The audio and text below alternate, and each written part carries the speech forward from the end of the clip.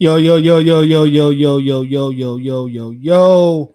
What's up? What's popping? What's going down, everybody? We in here for part two of Arthur Blank on the hot seat. Yes, we are back. We were not able to finish everything last night, but we back here tonight to kick up some dust and dissect this press conference that Arthur Blank and also Rich McKay had. So before we get to it, man, let's get these commercials out of the way. Everybody that's watching on YouTube, as we say each and every time, please make sure that you do hit that like button for us. It lets YouTube know that we are live, and that way they can send a video out to a bigger audience, and more people can come and check out the video. So yeah, definitely make sure to hit that like button for me. Facebook crew was happening. Everybody watching on Facebook. Also, make sure to hit the like button as well. That way, Zuckerberg and his crew knows to send out the notifications. So make sure to run up those likes for us. I do appreciate it. But yeah, y'all, we're gonna talk about it once again. The infamous press conference. There's been a lot of talk within the fan base, within the local media, and also the national media regarding this press conference. So we're gonna check it out. Of course, I'm Toddy. I got my dog in here, Slim Dollar. What's up, everybody? What's up, everybody?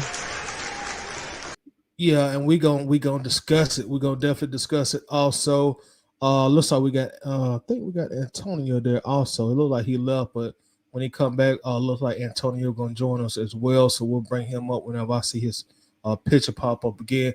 Before we dive into it though, Slim, you told me that you have watched the entire press conference. So before we dig back into this thing, tell me what you think about like the first part of it that we covered in the show thus far. What's your initial thoughts?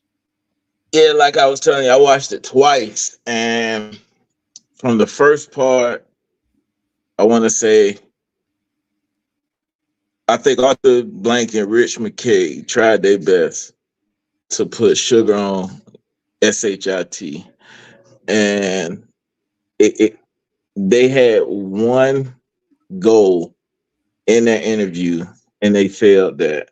So it's cringeworthy, but it exposed a lot of stuff, whether Arthur Blank or Rich McKay was trying to cover it up, but it did expose a lot of stuff.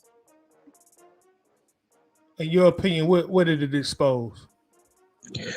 It exposed that Terry, I kind of feel sorry for Arthur Smith now, and I kind of feel sorry for the head coaches that came behind him, because it just felt like, how can you be a grown man trying to do your job, but you constantly got to keep checking in with Rich McKay? And it just kind of, that's, to me, you got to be at a level of that's a form of disrespect for me to be a GM and I have to check in with you before I make a move. Like that to me, that's publicly disrespectful. So it kind of opened my eyes to where a lot of the people that Falcon fans want, I don't even, as a head coach, to come here, I don't even think they're gonna come here because of that. So good point. Good point. Also, let's bring our dog Antonio back there, sitting in, checking in. Antonio, how you feeling, bro? Hey man, go ahead and eat your food, man. What's up, Antonio? What's good? What's good? Chilling, bro. How do you funny as fuck, bro? Why am I funny, man? I ain't saying that. That was Slim just talking. Nah, you know what you be doing, bro. I have no idea, Antonio, what I be doing. Making them damn posts knowing that ain't your for real feelings, bro. Because you know how the people out there be like, you know what Tidy said? No, honestly, what I do sometimes, Antonio, like that's part of like just being a conversation starter. Like sometimes I gotta even talk about stuff that may not necessarily be my opinion, just to get, kind of read the room, so to speak. And then when I read the room, I could come back here like on YouTube and then talk about, okay, well, this what the fan base saying. So That's what I be doing sometimes. Then sometimes I just I be trolling sometimes. Oh, I know, because that's what, as soon as I see your post, I'll be like, to the comments, because I already know what it's about to be, bro. I Yeah, already know. but Antonio, did you get the chance to watch the show last night at all? Oh yeah, I commented on it too. I watched it later on. Okay, so before we kick back into part two, what's your Slim gave us his thoughts. So what's your thoughts thus far in I'm going to call it an infamous press conference because this press conference may go down in Falcons history. So what's your initial thoughts so far? I don't know. Remember back week 4, week 5, we had the same show, and I told you then. I said Terry don't have no power. That man is a bookkeeper. Even though he's a bookkeeper, he's still making $2 to $5 million a year. Me personally, I think Terry understands his role more than we understand his role. Because even though we want to put that general manager title on him, okay, you're a general manager, but there's a certain role that you have as being a general manager. He could just be called the goddamn bookkeeper or the accountant to me. Facts. And I wouldn't have had no problem with it.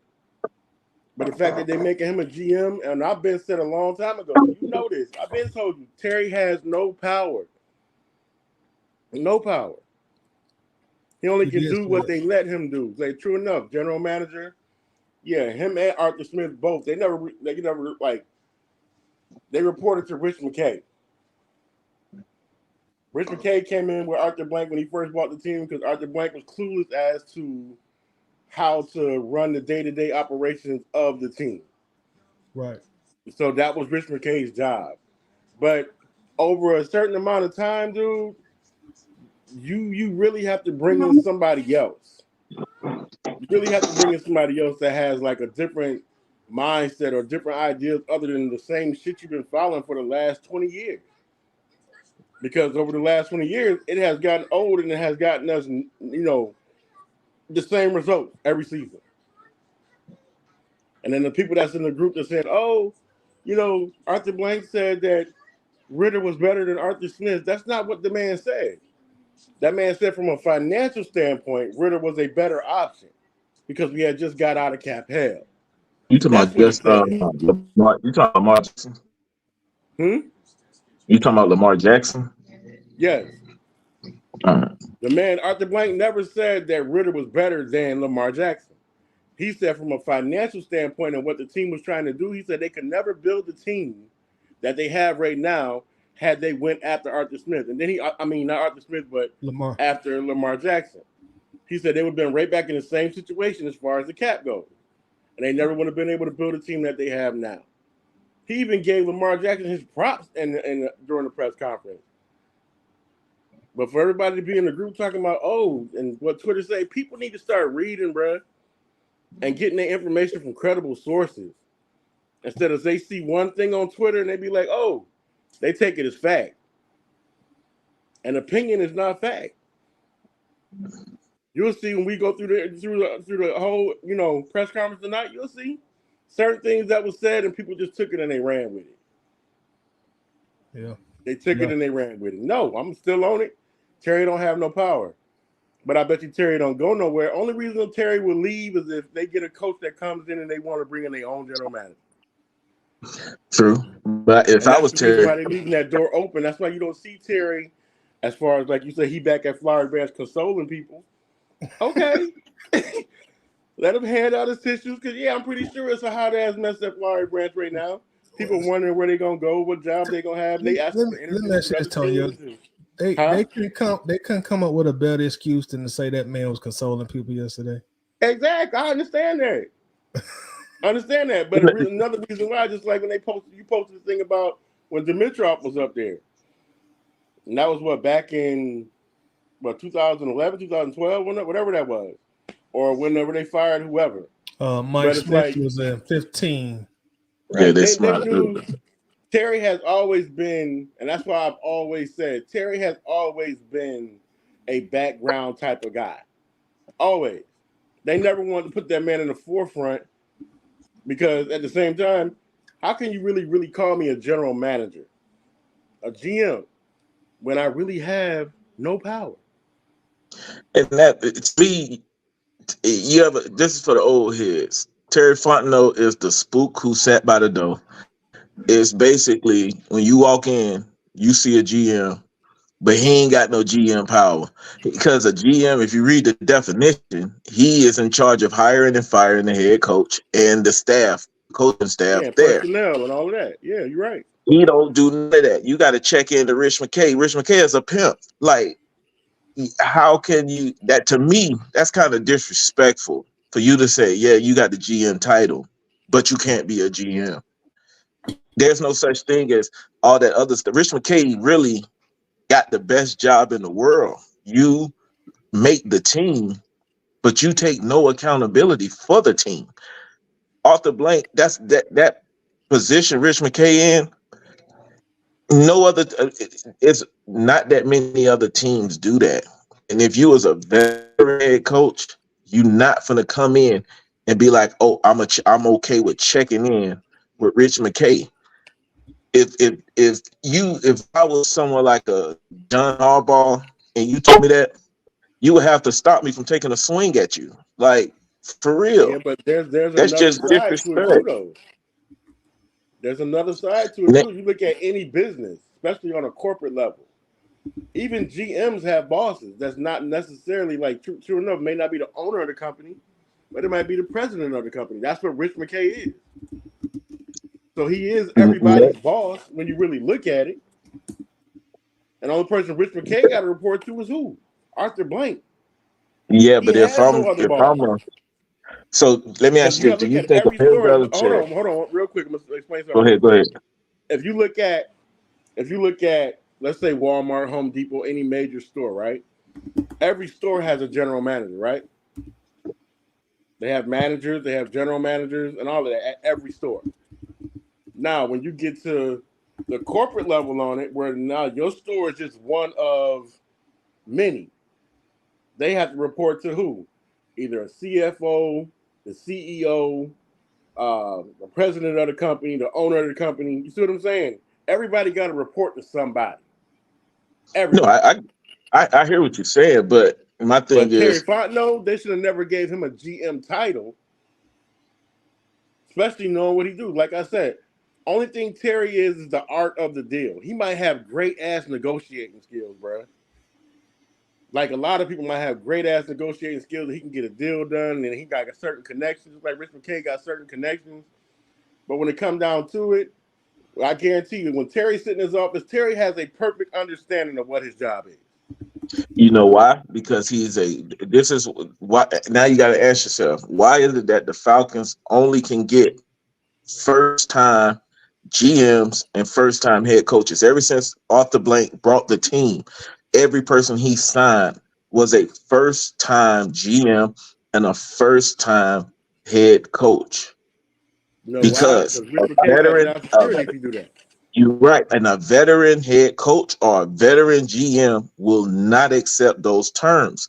It's just ridiculous. If I'm a Bill Belichick, I'm not gonna go check in to Rich McKay. I'm gonna talk to you, Arthur Blank. I'm talking to you. And then if I'm a GM, I'm gonna create the team how I'm gonna create the team. I'm not gonna check in to Rich McKay and so he can veto what I'm about to do. Because at the end of the day, you hired me to be a GM.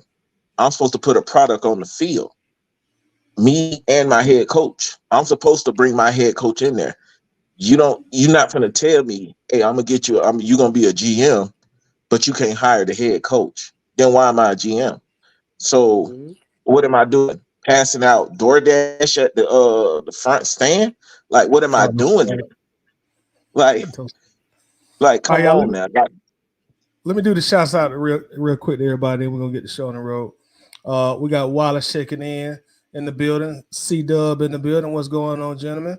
What's happening? We got John Kemp in the building. Says as long as Arthur Blank and Rich McKay are picking a head coach for the Falcons, we will always finish at the bottom. We really gonna facts. dig into that tonight. T Dub is in the building. What's up? Let's ring the bell for T Dub. What's going on, T Dub? Let me see what else we got in here. Make sure I talk to everybody before we kick this thing off. James in the building. I see you, James. We're gonna bring you up in just a minute also. Tony is in the building. Says, do you think Arthur Blank is gonna want to bring in Verbal to Atlanta? I hope not, Tony. I hope not. Hell nah.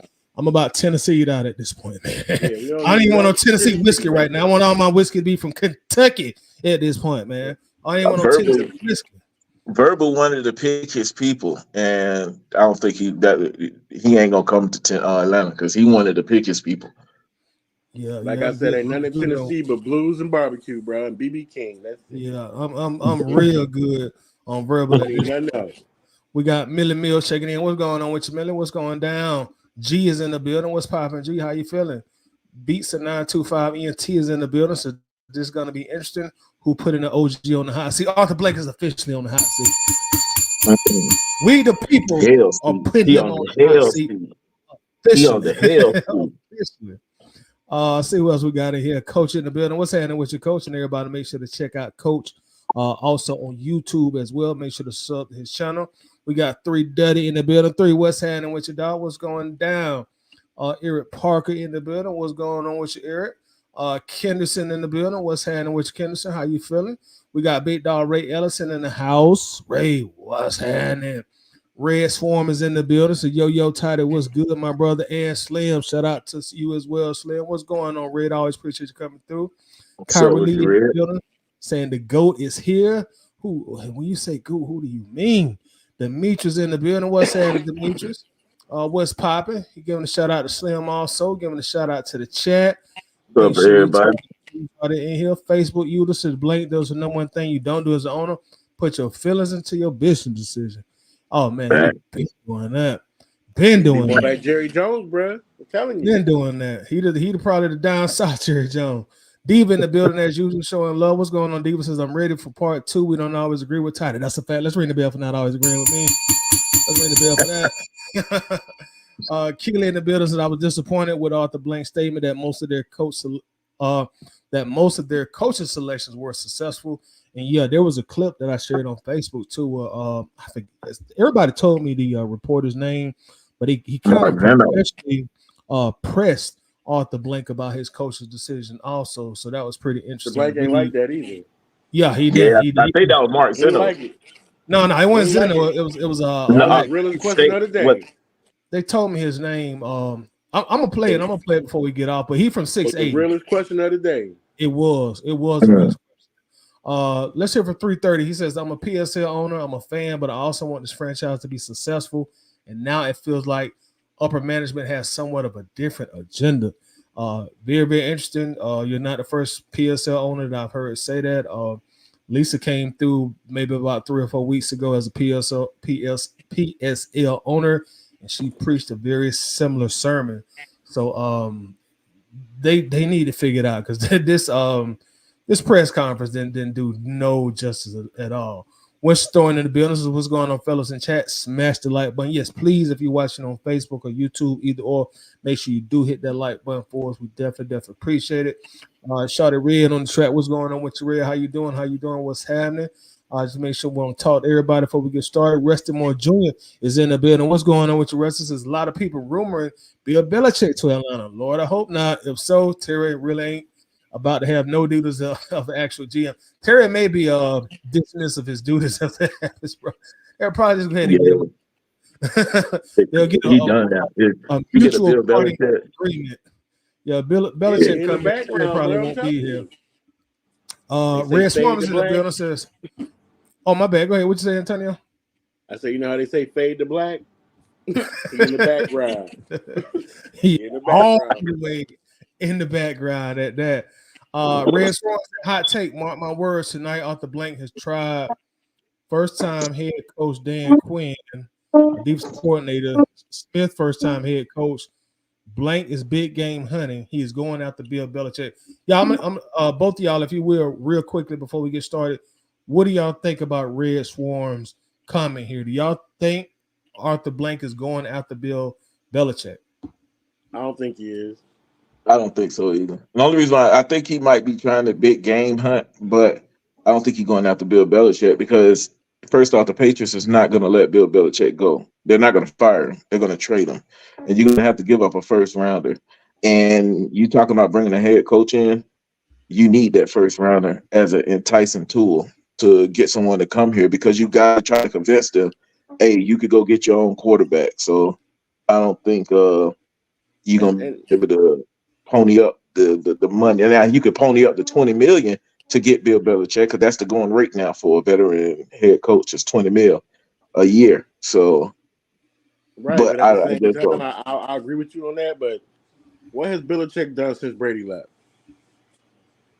Yeah, but it's name recognition. It ain't about what he done; it's what he did. You talking about filling seats? If Bill Belichick was to come here, people gonna buy out. People gonna buy out the stands. Like that's just reality. Because the man is a 6-time Super Bowl winning coach. Now, granted, he haven't. Since Tom Brady left, he has a losing record. But it ain't about. It's about what he already accomplished, and you give And him a the, and the, quarterback. and the only reason why I agree with you on that because I think that's what Arthur Blank is about. I don't think Arthur Blank. He keeps talking about us playing championship caliber ball, right? But how many teams got a new stadium without winning the Super Bowl? Mercedes Benz, that whole thing right there was a big business deal to begin with because the Falcons didn't do nothing to deserve that. Oh, that wasn't about the Falcons winning. That was about money, That's bro. about business, bro. That's That what I'm was that saying. was It a was about business, financial political move, bro. That's what that right? And was. it was about business, and that's all Yeah, it's really about to Arthur Blank. At the end of the day, yeah, we want to fill them seats. We want to bring, you know, bowl games here, soccer games here, SEC champion. We want to bring everything we can possibly bring, concerts, everything we can possibly bring to the stadium because it's going to bring them money. It's not really about the Falcons and them winning championships. It's about business. It's about that man making money. Yeah, that's true. all right. Money So ain't never been about. Because I'm sorry, if it would have been like, I would rather be back in the Georgia Dome with us winning the Super Bowl. At least I can say, okay, the Falcons, they deserve this shit. They deserve a new stadium now. But now it's like when you look at how Pop Warner football is set up nowadays, everybody get a goddamn trophy now. First place, second place, third place, fourth place, last place, everybody get a trophy. They ain't really work for that. No, they didn't really work for that. That was given to them. but as So you ain't say, gonna be Antonio, no. that the new stadium that really wasn't about like whether the Falcons deserved it. I A lot wouldn't of give that, it to them. a lot of that was about the revenue that Arthur Blank was not getting from the Georgia Yeah. Dome. And he That wanted This those is Super gonna be a Bowls. nice little civic center then. right, And I right, wouldn't he have gave wanted him those Super shit. Bowls hosted there. He wanted those Super right, Bowls hosted there, and you get a lot of money for that. You bring a lot of money to the city. You know what I'm saying? Like Arthur Blank is legendary when it comes to the stuff outside of the stadiums and stuff. Like he's right, legendary. You got to give him his credit for that. He got a whole building, that children's building, hospital, with his name on the side of it. I agree. But right. the thing And, is, when it comes to the team, oh yeah, that he's a and, rookie when it comes to that. Like Yeah, he's a yeah, and but not we joke. got what? and We not only only got that, what? We as got far as one like banner in there, one real yeah, banner in there. as far as that stadium goes, the city of Atlanta almost has to have new amenities because you're the city of Mhm. Atlanta. You And know you what I know what mean? else it It's was not too? it's not like we Green Bay. It's not like we Minnesota.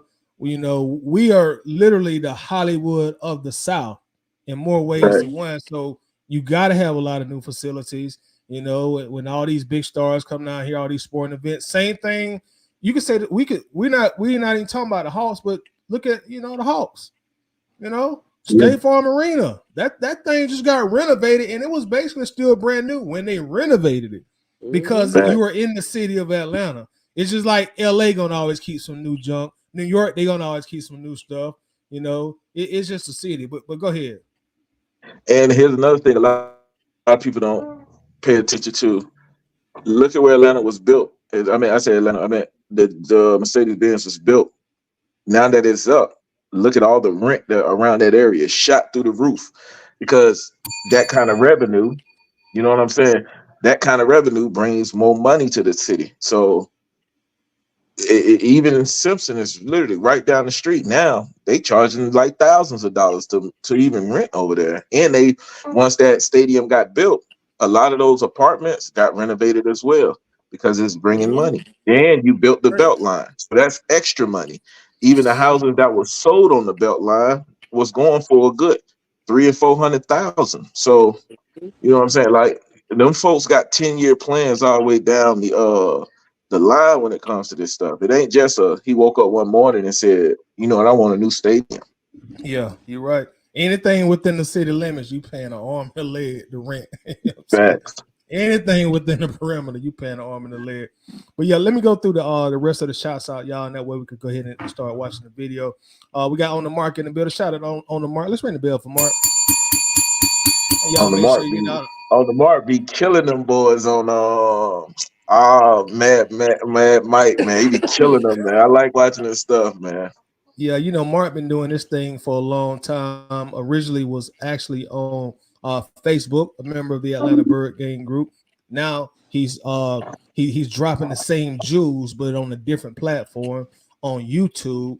You know, and like you say, you know, he be spinning the game. In fact, you know what I'm saying? In fact, give me just a second.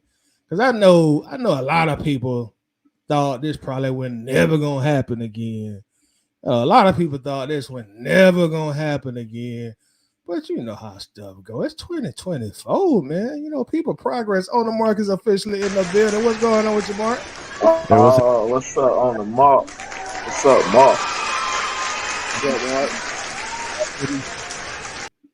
Hey, what's happening, brother? Welcome to the show, man. Hey, man, appreciate you having me on. I would get on Cam, fam, but I had me some bad Chinese food earlier today. I got a serious case of the bubble guts, fam, so I've been back and forth. So you still saying really not the guy, man? hey, man, listen. The one thing I'll say about y'all know I've always said I stand on logo business.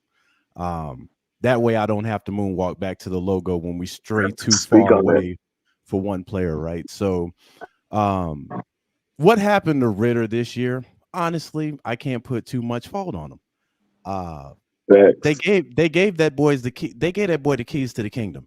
No challenge. You know, True. so you don't do that to a third round QB who's suspect at best. You just don't do that. So we had been screaming from the mountaintops, this boy gonna get Arthur Smith fired.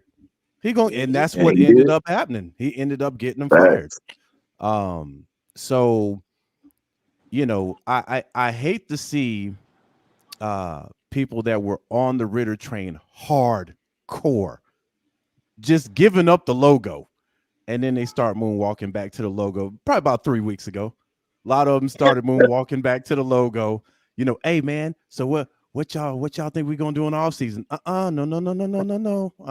No.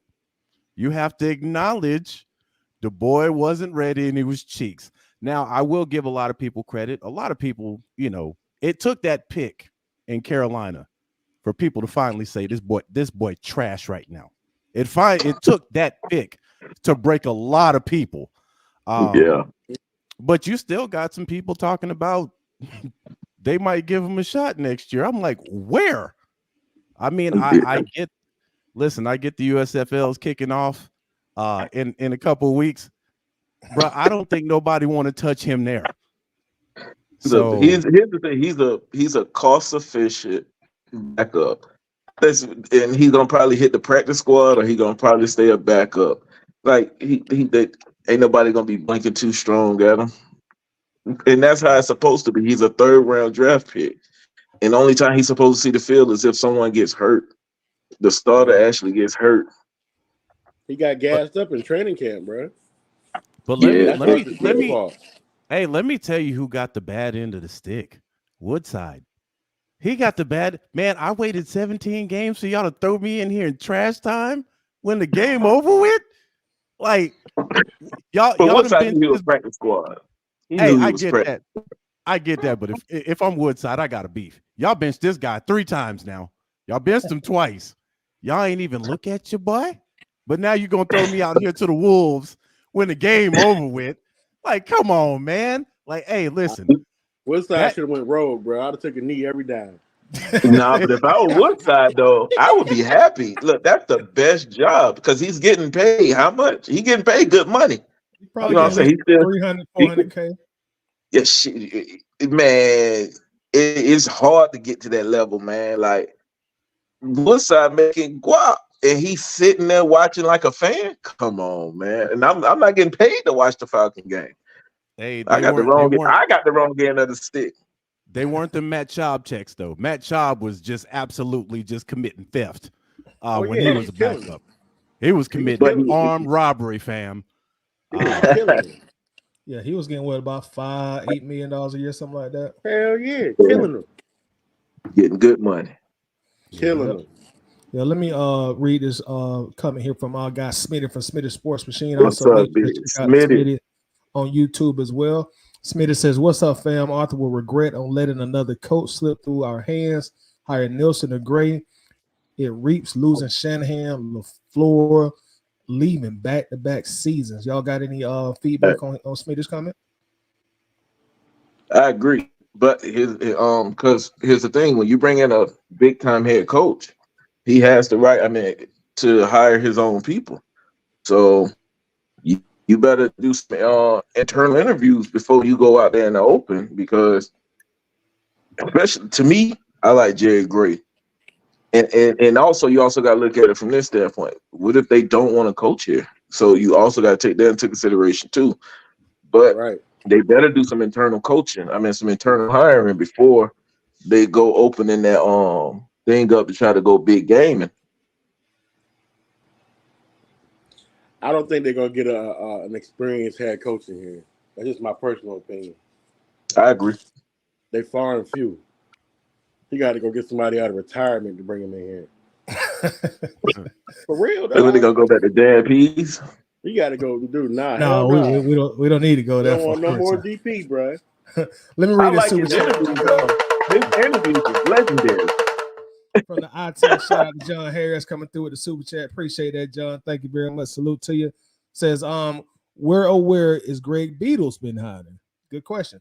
He is the president of the club. So where were the two pimps? Why were the new two pimps not at the players' ball? That's a valid question. Greg Beadle's being the president. He was not at the press conference. Of course, Fontenot was noticeably absent from the press conference. Either one of you gentlemen want to comment on John's statement, and also make sure to check out the eye test on YouTube as well. If you're not already subscribed, make sure to subscribe to their channel. Run up the comments, run up the likes, run up the shares. Excuse me. Go ahead, Antonio. Right about now, I don't think nobody's job is safe except for McKay. That's it. Say that. I think everybody can go, and I think Arthur Blank see that, and that's just Rich McKay. He know that. That's why they keep a lot of people in the background and stuff like that. They make all these excuses for Terry and Beatles and everybody else. But if I'm sitting in my office and I'm like, damn, they got me like in the background, I ain't doing shit. Is my job really safe? Because I guarantee they didn't ask themselves that question, bro. Yeah. Well, I agree I with you. guarantee it. All When right, you y'all. fire So a coach, everybody is at risk. Everybody. yeah, no doubt, no doubt. So we're gonna Because go ahead whoever and you bring in here, if you really want that coach to come in here and you're gonna give that man that type of control, hey, everybody can go. right. So let's go ahead and get the video going for the second half of this. Mark, everybody has already given their like input on the first half of the press conference. So I don't know if you watched last night's show, but like from the first 40 minutes of the first half of the press conference, Mark, we cut it off around the time they start talking about Terry Fontenot was in Flowery Branch consoling adults. And there was a lot of jokes about that. So if you can give us your synopsis on the first half of yesterday's press conference, what you like, what you didn't like, and just what was noticeable to you, and then we'll go ahead and look at the video. All right. Well, appreciate the subscribe, Red Swarm. We streamed it live yesterday. Man, listen, I've watched a lot of press conference. I actually watched Washington's press conference earlier in the day yesterday. Pretty boring, pretty straight to the point. Atlanta found a way to Falcon at the damn press conference, fam. Like, I mean, it got so bad. They were supposed to be on 92.9 at 5. The press conference ran till 5:33. And I knew once they got that first hard question through, once they answered that, they were going to throw the nukes at these guys. Now I'll give Art and Rich McKay credit for actually standing there and taking the shrapnel, but they lied on a lot of things in that presser. One being Deshaun Watson, another one being Lamar Jackson.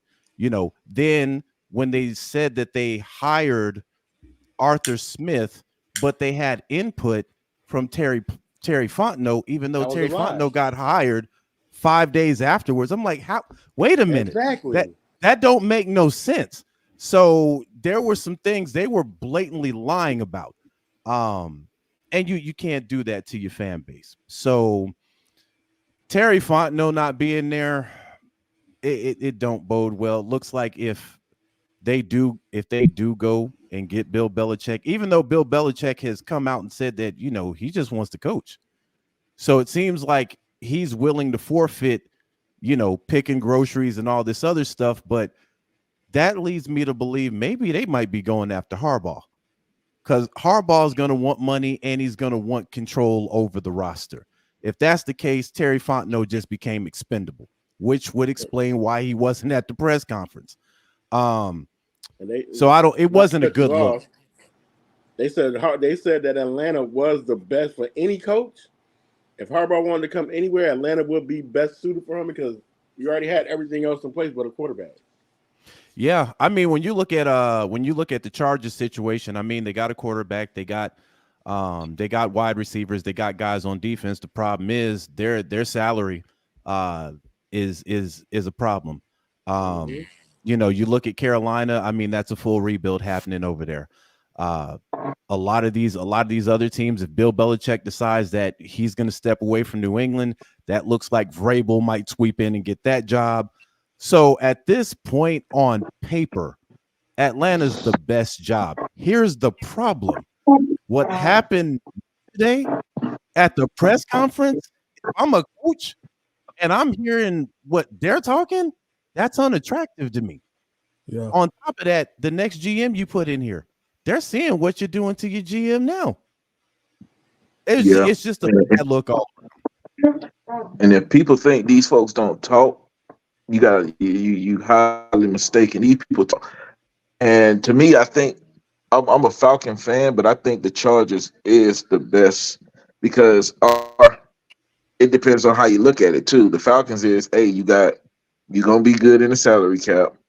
You got an 8th round draft pick. But to me, it's the leadership.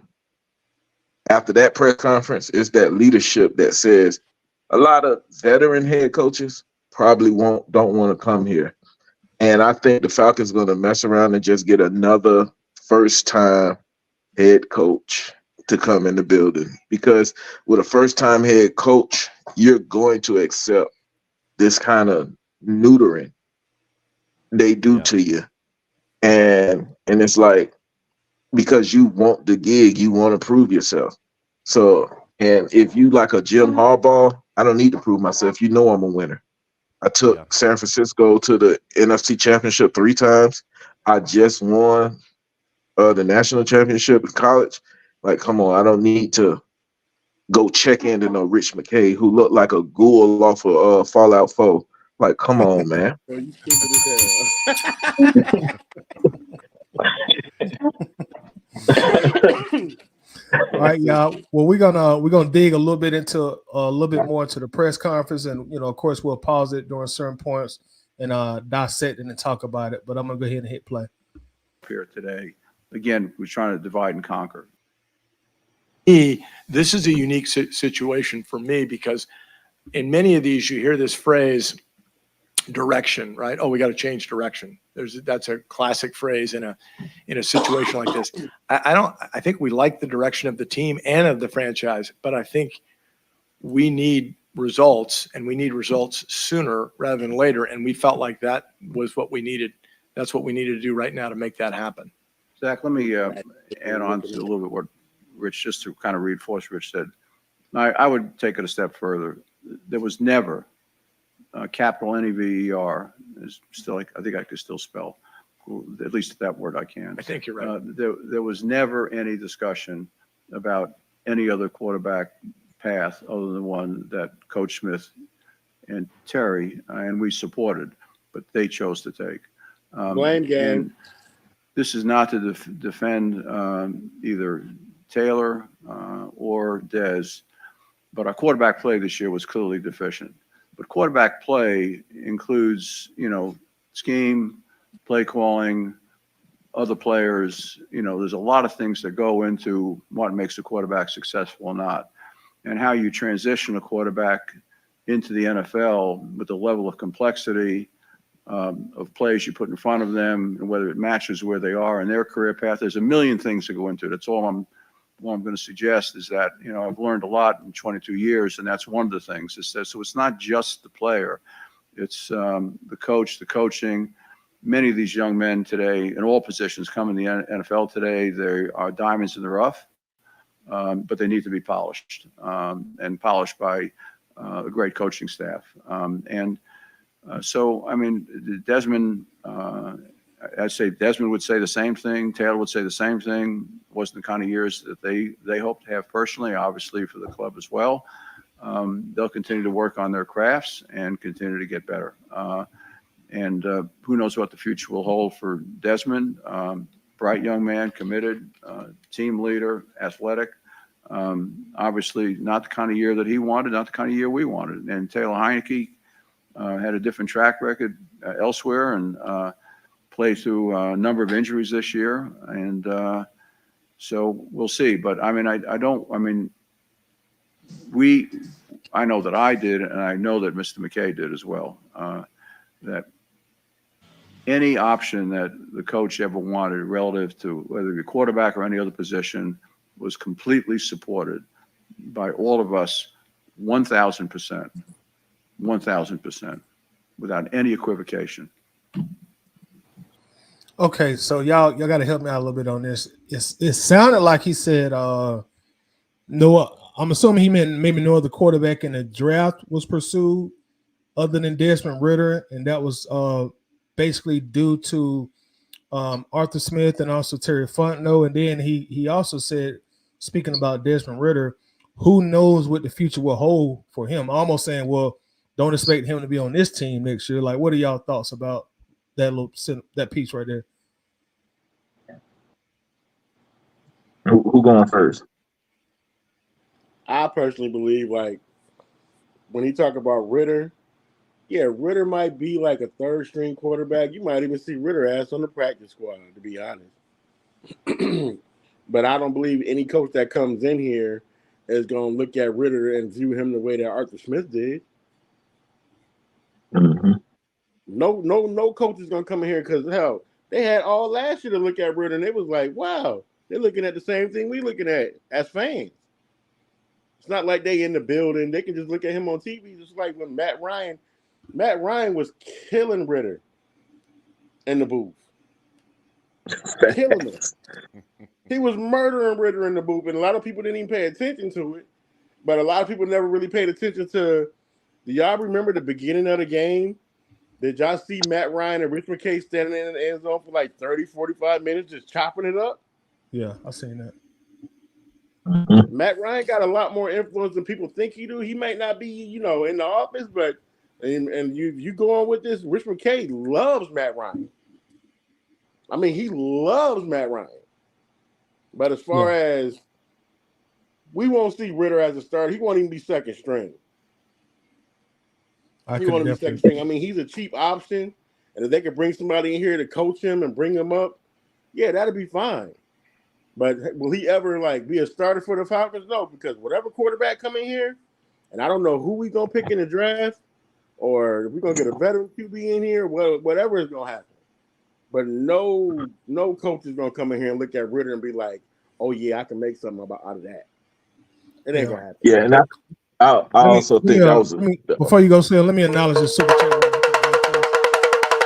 Appreciate you very much, John Harris. Thank you always for the support of the channel. He says y'all need to listen to what Blank said about Ridder and Heineke. He was not satisfied with their coaching, and he was remorseful about Ritter's future. And that might be the last part we just saw. Well, we just heard from him when he said he don't know what the future is going to hold for Desmond Ritter. So it's almost like they're kind of giving a foreshadowing piece of like he may not be on this team next year. He probably won't be on this team next year. Yeah, that's kind of what it sounds like. But go ahead, Slim. I think it's more of an open answer because I think Arthur Blank is not trying to technically stranglehold the next head coaches that's coming in the game. I mean, that's going to come on the team because what if he don't want Desmond Ritter? Then he got the right to get rid of him. So I think he said, I don't know what the future holds is. And then he made a play like, oh, he's still a bright person and all that other stuff. It's just basically saying even Desmond Ritter chances on this team might be slim. And then the way he did with Heineke, he said that's a different subject. You know, Heineke most likely is going to be cut because it's about the contract with that situation. And he came here to be a backup. So I think he knows more than likely they're going to probably replace Heineke. And then even if you do keep Ritter, like my man said, he's still under a rookie contract. The only pennies on the dollar. So he's a valuable, he can make good plays. He got an arm. It's just he's not accurate. And he's a third-round draft pick. So you're not really financially tied to him. Even if you cut him, you're still not that financially tied to him. You can't trade him. So you're probably going to either have to cut him or you're going to have to just let him sit here until his contract run out. Mm-hmm. And also, let's welcome James in the building. James, how you feeling, bro? I'm feeling wonderful and everything like that. What's going on, fellas? Mark, Good, what's James. going What's up, on? Jay?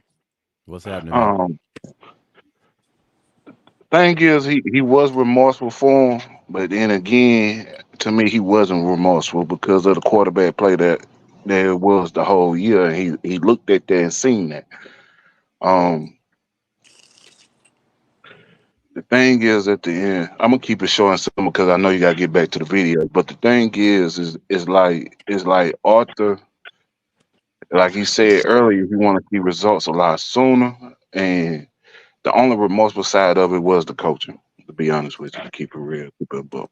Because Arthur Smith did a horrendous job with the quarterback play this year. So, All right, and James, while I got you here, we got everybody's opinion on Terry Fontenot being noticeably absent, and that really has been a topic of conversation, of course, with us within us Falcons fans, and also on local and national media. What's your thoughts on Terry Fontenot being, as they told us, he's consoling adults at Flowery Branch and doing a lot of paperwork? The reason that he could not make the press conference. What's your thoughts on that, Jay? to keep it short and simple, sweet, you know, title how you have that hashtag free Kyle Pitts. Free Kyle Pitts. Yeah, free Terry Fontenot at the same damn time. Hashtag free Terry. Oh, Because hashtag free Terry Fontenot. And the reason why I say that because for the simple fact it was, if I got a general manager that's just consoling people, that shows you what type that shows you what type of relationship and what they see Terry Fontenot as. As somebody said earlier, he's just a books boy at that point to me. I've been saying that Get thing all along, bro. He just a book boy at this point. Now, as you get in the interview later on, I'm gonna have some more when it comes to that because there's certain parts you ain't touch. Yeah, I don't want to spoil it. So Okay. I'm gonna leave it at that. All right, cool. Anybody else want to add on before we continue the video? Well, I just wanted to jump in and what it sounds like Arthur Smith is not Arthur Smith. Arthur Blank is doing is what a manager does when he's letting somebody go. You know, I didn't hire you. So he put that hire completely on Terry Fontenot and Arthur Smith. The blame we just got behind it. And when he says, you know, I don't know what the future holds, that don't sound like somebody that's about to keep you. I agree. Ritter's problems, if it was just footwork, if it was just mechanics, anything like that you can fix. But we've been saying this for months now. your boy Desmond Ritter suffers from a case of the whoops. He's at stage 2 whoops right now. And you can't really fix that. Don't believe me? Look at Jameis Winston. You can't fix the whoops. He's throwing into James double. Winston is just an idiot. Yeah, listen, fam, he's throwing into double and triple coverage. This man is throwing phantom interceptions at this point, to where there isn't a guy in sight that plays for the other team. So when we got guys on the field, we got 10 men, they got 12. There's playing for the other team in a lot of these games. So that's what the whoops will do to you, fam. And I don't know if you can bring in a quarterback whisperer and rehab him and get him down to stage 1. If you put the boy back out there again, this man's liable to die out there with a case of the whoops. And I don't want to see that for the boy, man. I don't want to see that for the boy. So I thought, and I'm gonna land my plane here. I thought when they benched him the first time, that was the best thing for Desmond Ritter. Just let Heineke ride out the rest of the season. Heineke gets hurt. We don't know the severity of the injury, but it didn't seem like it was bad enough for them to keep him out because we went on a bye after that. This is why Arthur Smith's gone, because Arthur Smith could not wait to get back to Desmond Ritter. And I'm like, man, this is a mistake waiting to happen. Now you've tanked his stock. He had no choice. Yeah. I think he's gonna get another offensive coordinator job. But let me defend Desmond one time, even though I think he was horrible. But Desmond was a 3rd round, so that guess what that means? He has to have work. There's a lot of things about Desmond that is clunky, and Matt Ryan said it during the game. He don't have a quarterback coach. You basically emailing him his plays to learn. He was doomed to fail. And Arthur Smith wasn't developing him. He was doomed to fail from the jump. So even if you draft the 1st round quarterback under Arthur Smith, he would probably fail. Because when you don't hire a quarterback coach and you just basically letting them out there flailing in the water, that's like giving your 10-year-old child a grocery list and telling them, hey, go shopping for me. They're going to fail. And Desmond Ritter was lost in the sauce, and there was no way out of that. And the thing about playing the quarterback is one of the hardest positions. And once you get in your head, you done. Like once you get all the way in your head playing quarterback position, you're done. It's over with. Get him out of there. And he wouldn't get him out of there. He should have got him out of there, but he didn't. And Arthur Smith, to me, his ego was Desmond Ritter gotta work. And like you said, Mark, he was itching to put Desmond Ritter back in there. And because that was his job. Because and I said this before the bye when they benched him the first time and they said it was going back to him. I said 2 weeks is not going to correct what Desmond Ritter was doing. He's going to come back out there and do the exact same thing. And once that pressure, and then here's another thing.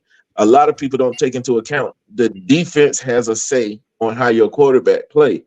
They played him up close and they didn't give him a ball. They put that pressure on Desmond. And then once that eternal clock starts going fast in your head, oh man, you done. You're going to throw an interception. You're going to fumble the ball because now you're jittered up. And when Matt Ryan was critiquing his feet, he was trying to hear him get that ball out of his hand. He didn't even turn his feet to where the ball needed to go. So he's trying to hurry up and make a. Hey, fam, if we being honest, that could have easily went for a pick too. Yeah. That could have went for a pick too. It could have. But then again, every play could go for a pick. Every play could go for a pick. Yeah, but when it come to Dez, more than plays could have went for picks. I think at the beginning of the season, even last year, there were some picks that I think the defenders were just shocked that the ball came directly to him. Yeah, he was throwing that ball with he was throwing that ball with some zip. That's what it was. Yeah. And when that ball bounced off for you, it's bouncing off for you. But this season, they were like, listen. Sooner or later, this boy gonna throw the ball directly to one of us. He gonna throw it directly to one of us. Yeah. You That's how know, they play. The one Hey, thing you're gonna get your chance. Just hold on. yeah. So that's what the whoop when people know you've been diagnosed with the whoops, fam, that's what they look at. He gonna give us one.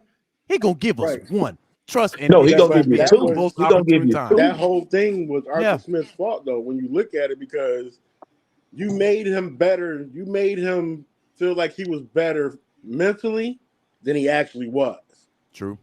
Yeah. Because you brought in a vet quarterback and let Heineke know from the get-go, hey, there ain't gonna be no QB competition. So if I'm Ritter and I'm sitting over there, I'm like, oh shit, it I'm ain't gonna be gambling no with the QB house money. competition because they think I'm better than Heineke.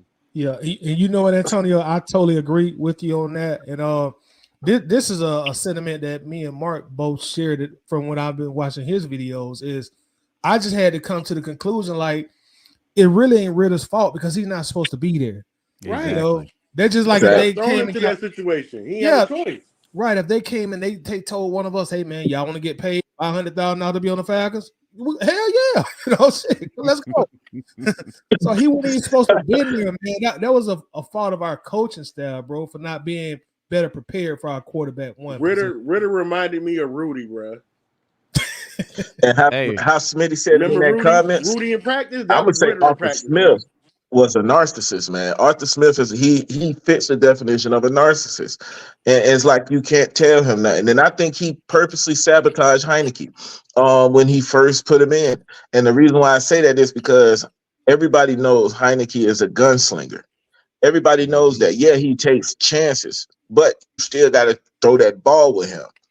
None of your balls, Tidy. none of your passes was over 10 yards. Come on, What like what have I that's been Yeah. not. saying for the longest, Tidy? I What's said that? the Ritter project, that is gonna be Arthur Smith's job. I said as soon as that shit is exposed, that man is out of here because Blank came to that man and asked him, is Ritter our guy? Because Blank ain't out there looking at no quarterback and being able to evaluate no quarterback and telling Smith, hey, I like this guy. No, he's not doing that. I He's like going by that. what Smith tell him. So you don't think Arthur Blank's sitting there week in, week out? He'd be like, this motherfucker keep telling me every week that this dude is our guy. hey, He is not our man. guy. Desmond Ritter is the Jordan Poole of football. Hey, there you go. it's There you it's go. Desmond Ritter. every game you can But expect something to go wrong.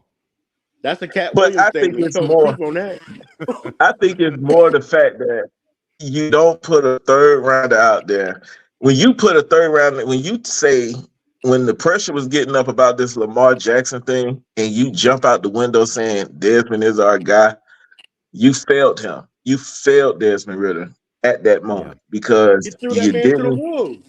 You should have said we have two people and we're going to do a quarterback competition because that's what Terry Fontenot was always saying. But after watching And his Heineke interview, would have beat him. he would have been, yeah, Heineke would have destroyed Ritter.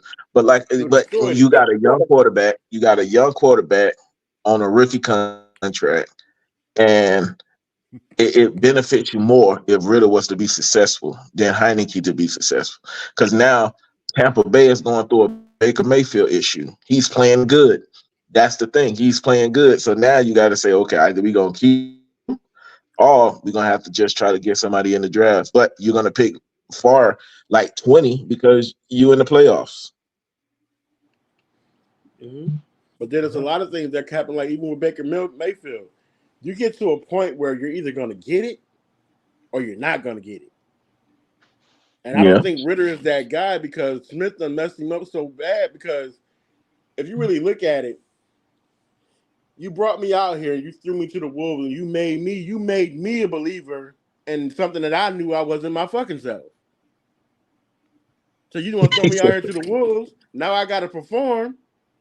And James, you still on here? James Holloway? Yeah, I I'm don't even still know. on here. Hey, remember I was on the live with you the other day and I said, we talking about that first half, and I said, here come Ritter. I said, watch this. What happened? That man threw a pick. Go pick. He I was just sure waiting, I was did just do waiting for the that. real Ritter to show up. He Because it's just did. a You He talking matter did of do about that. time. It's a matter you of time with talking about him. against One, the he can't Saints? take pressure. He don't go through his progressions. Smith got that boy out there trying to pull out, miracles like he, Mahomes or somebody, and he's just not that guy. Yeah, that's true. He's But just not that guy. Remember he was early in the lost. season, he was like, "Oh, Ritter's he's a second half quarterback." Oh, then he became a first half quarterback because he was playing for his life. Come fourth quarter, the pressure on him, guess what? He gonna fail every time. And that's not his fault. That's Arthur Smith's fault. Arthur Smith is not a good coach. Period. Yeah. He's a coordinator. Period. He's not a good coach. Yeah, like Dan Quinn. And not to mention, yeah. But Dan Quinn, he's considered a hot commodity now in the head coaching position. That to Why? me Because is he that coaching to a me bunch is of superstars. that's fool's gold, fam. Exactly, If because he coaching a you bunch know, of But superstars. I gotta say, here's the thing about now after watching this interview, look at a lot of the head coaches that left Atlanta. They didn't leave Atlanta thanking them. They left Atlanta on a bad note. How much control did they actually have? And you have to ask yourself that now after watching this, because if Rich McKay is making all the rules, Rich McKay is one person. So there's no change. This is why we constantly see the same thing over and over. There's no change in there. So what's the point of bringing in a new head coach, a new GM, if Rich McKay signs off on all of it? If I'm a GM and I'm trying to bring in some people, I don't need to go to Rich McKay and say, hey, I need you to agree to these folks. And then he got the right to say, yeah, I see what you're saying, but how about this? Like, come on. No, that's to me disrespectful because now you're not letting me do my job. I shouldn't have to, Right. I should come and tell you what I did, not what I need to do. Right. Pretty much asking I permission. know And also, something. Go let me ahead. acknowledge this super chat right quick from John.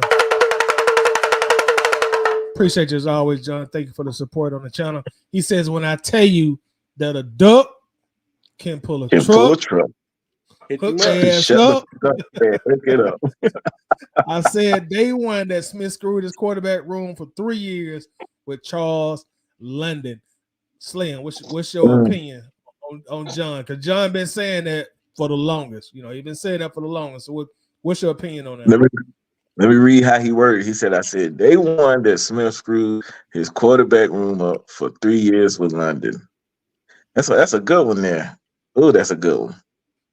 Yeah, and that's former quarterback coach, I believe. Y'all correct me if I'm wrong. That's a good one. Go, hey, let me ponder that one for a minute. Hey, this super chat made me think about something that Shannon Sharp said the other day. You know how he has all those sayings and stuff, right? So and I'm probably tearing this up, but he said something like, Ocho, when I tell you it's raining cheese, you better start hustling crackers. I don't know why. Well, y'all don't know that saying right here, man. That's Martin, man. That's on the Martin. See, that's on the show. What's his name?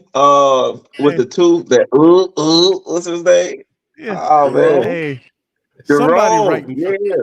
somebody He say is writing for Shannon Sharp, fam. His granddaddy ain't tell him all that, dog. Yeah, I ain't man, you never know in my funny as life crap, though.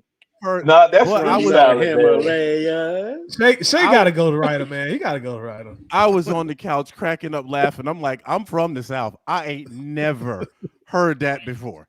And you know how Ocho is when he laughs for real, his head starts shaking like a bobblehead. Oh boy, that was classic. Yeah. But I don't know why that comment just made me think about that. My saying is they'll steal your wallet and help you find it. And that's a fact. All right, y'all. So I'm gonna keep going in the video a little bit longer and see what else we pick up. Gentlemen, Jared, how are you? Good to see you pretty again. good. Good to see you too, Arthur. Thank you. Wondering how much weight you will put on previous head coaching experience. And, Rich just talked about needing to, to win sooner rather than later. You talked about, Arthur, the demands on the head coach and how it's changed. Given the fact that you've never hired a head coach, a coach with head coaching experience, NFL head coaching experience outside of Petrino, does that change now? Yeah, so I would say, Jared, that for me, I think I've hired 2 coaches in Tampa, and then I've been part of the ones here. I think I I would say that I am inclined to say that the where you look should be incredibly broad, and it should include head coaching experience. And I think there is something to head coaching experience, but it's got to be the right head coaching experience. And that is not so easy to find because it's not been easy for me to find over the years. But I think if you find one and you should consider it, absolutely. Why wouldn't you? But I think also you have to, on the coordinator side, you just have to take your time and make sure that you're paying attention to what is their experience, how many years have they been a coordinator. There's a lot of studies that have been done on that, and I think you need to pay attention to that. So I'm not going to sit here and say that you shouldn't have a prior head coach, but I wouldn't also say that you have to be, biased towards it. I think you just got to take I think the one thing that I knew back when I first started in this league was this process used to be a race. That's what it used to be. It was a race. And all you did was get on the phone and race, and you pulled the trigger. You might have interviewed him for an hour, but you were scared. That is no longer the case. And therefore, to me, it makes it way better to do just what you described, which is bring all the candidates in, former head coaches and current coordinators, and let them, have an opportunity to speak and talk to you about your football team. Jared, I would add on, I know you've been around the league, been around the game longer than I've been. I don't know how many years, but very long storied career as a reporter and a journalist. Don't want to, salute you for that. I do think today being a head coach in the NFL is more demanding and more complex. Players, I think, are coming into the NFL with a different set of life experiences today, often expectations. And so I think a head coach part of his job is to, sometimes be a psychologist along with everything else, putting a team together with the right kind of chemistry. He's taking shots at millennials. So I think you either have to working with coordinators and bringing them in. There are examples of coordinators like Sean McVay or play calling, or Kyle Shanahan. Obviously was part of our franchise and great success here, and moved on. Obviously even greater success elsewhere. But those are both play callers. But they've surrounded themselves with a structure that allows them to either get enough coaching on the other side of the ball or enough support in their role as a head coach where they can maintain the focus on the football side of the business the way they have to. So I think if you bring in a coordinator today, I think any coordinator would say is that I'm great at one side of the ball, the other side of the ball, but I'm going to need some work to help frame out my job as a head coach and to make sure that my time and attention gets balanced on both sides of the ball, because one side of the ball, the other side of the ball, they're both critical. There's no question the league is leaning more to an offensively minded play these days, the number of points being scored versus in the past, et cetera. But you got to have a great defense to be able to play competitively. We had a very good defense this year. Wasn't consistently great. Certainly had its moments of stress in the last 4 or 5 games. I think that I think as Richard said, you want to cast the widest net you can, and then because of the process we go through today, for all the right reasons, slowing things down. Ambassador Rooney was right many years ago, 17 years ago, when he told me, breathe, take it easy. You'll find the right guy, and obviously he did, and I know we will too, and we have. Just not somebody over that period of time, but we want to make sure that whoever we bring in, we make sure that he has all of the tools in their toolbox that they need to be fully supported so they can be fully successful. That's a Home Depot commercial. It is a more demanding job, I think, than it was 20 years ago. Rich could speak to that. He would tell you about, I don't know what his dad, I don't know how his father would feel about that today. But I suspect, in many ways, even more demanding than when Coach McKay was at Tampa or, prior years at USC. Does that mean that your philosophy has changed just in terms of how you weigh head coaching experience? It just kind of seemed like to me, like the way this organization is structured from Arthur Blank to Rich McKay and kind of how they muddled down, obviously, the general manager, it just seems like it would be difficult to get a top tier head coach who has previous head coaches and experience. Because if I'm looking at this press conference as a non-Falcons fan, if I was a head coach, I'd be like, I don't want to really go there. Y'all got too much going on up top for me. What y'all think? They're not really talking about bringing in a veteran head coach either, though. They open to all the options. Even they talk about coordinators. You see, they don't leave that out, right? They said, but as long as that coordinator has everything in his toolbox to be successful, we'll give him a try. That's basically what he just said. It's not about a veteran head coach. It's about whoever they can get in here, they think they can get the job done. So don't look for it necessarily be Harbaugh, Belichick, or nobody. It could be another OC, which I would be cool with an OC, as long as he's a good play caller, and they let him bring in some good people with him.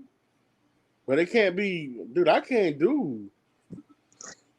I'm about to start taking medication behind this Falcon shit. To me, that was media. That was a good version of media talk. That was basically asking Arthur Blank, do you really think a seasoned head coach or GM is going to want to come in and answer to Rich McKay? This is why that last question before you paused it, he said, do you think the changing the philosophy of the team? What is the philosophy? The philosophy is Rich McKay, you got to go answer to Rich McKay. So the reality is, I think the way they worded the question is, oh yeah, we'll go question these people. We're gonna have a big net, but the thing is, will you be able to accept the terms the Falcons organization have? A lot of senior head coaches are not going to accept that term. They're not going to say, "Oh, I'm okay with checking in with Rich McKay." No, you better hope I don't swing on Rich McKay. Like, I shouldn't have to come tell you, "Hey, I'm thinking about drafting this person. I need your opinion on it."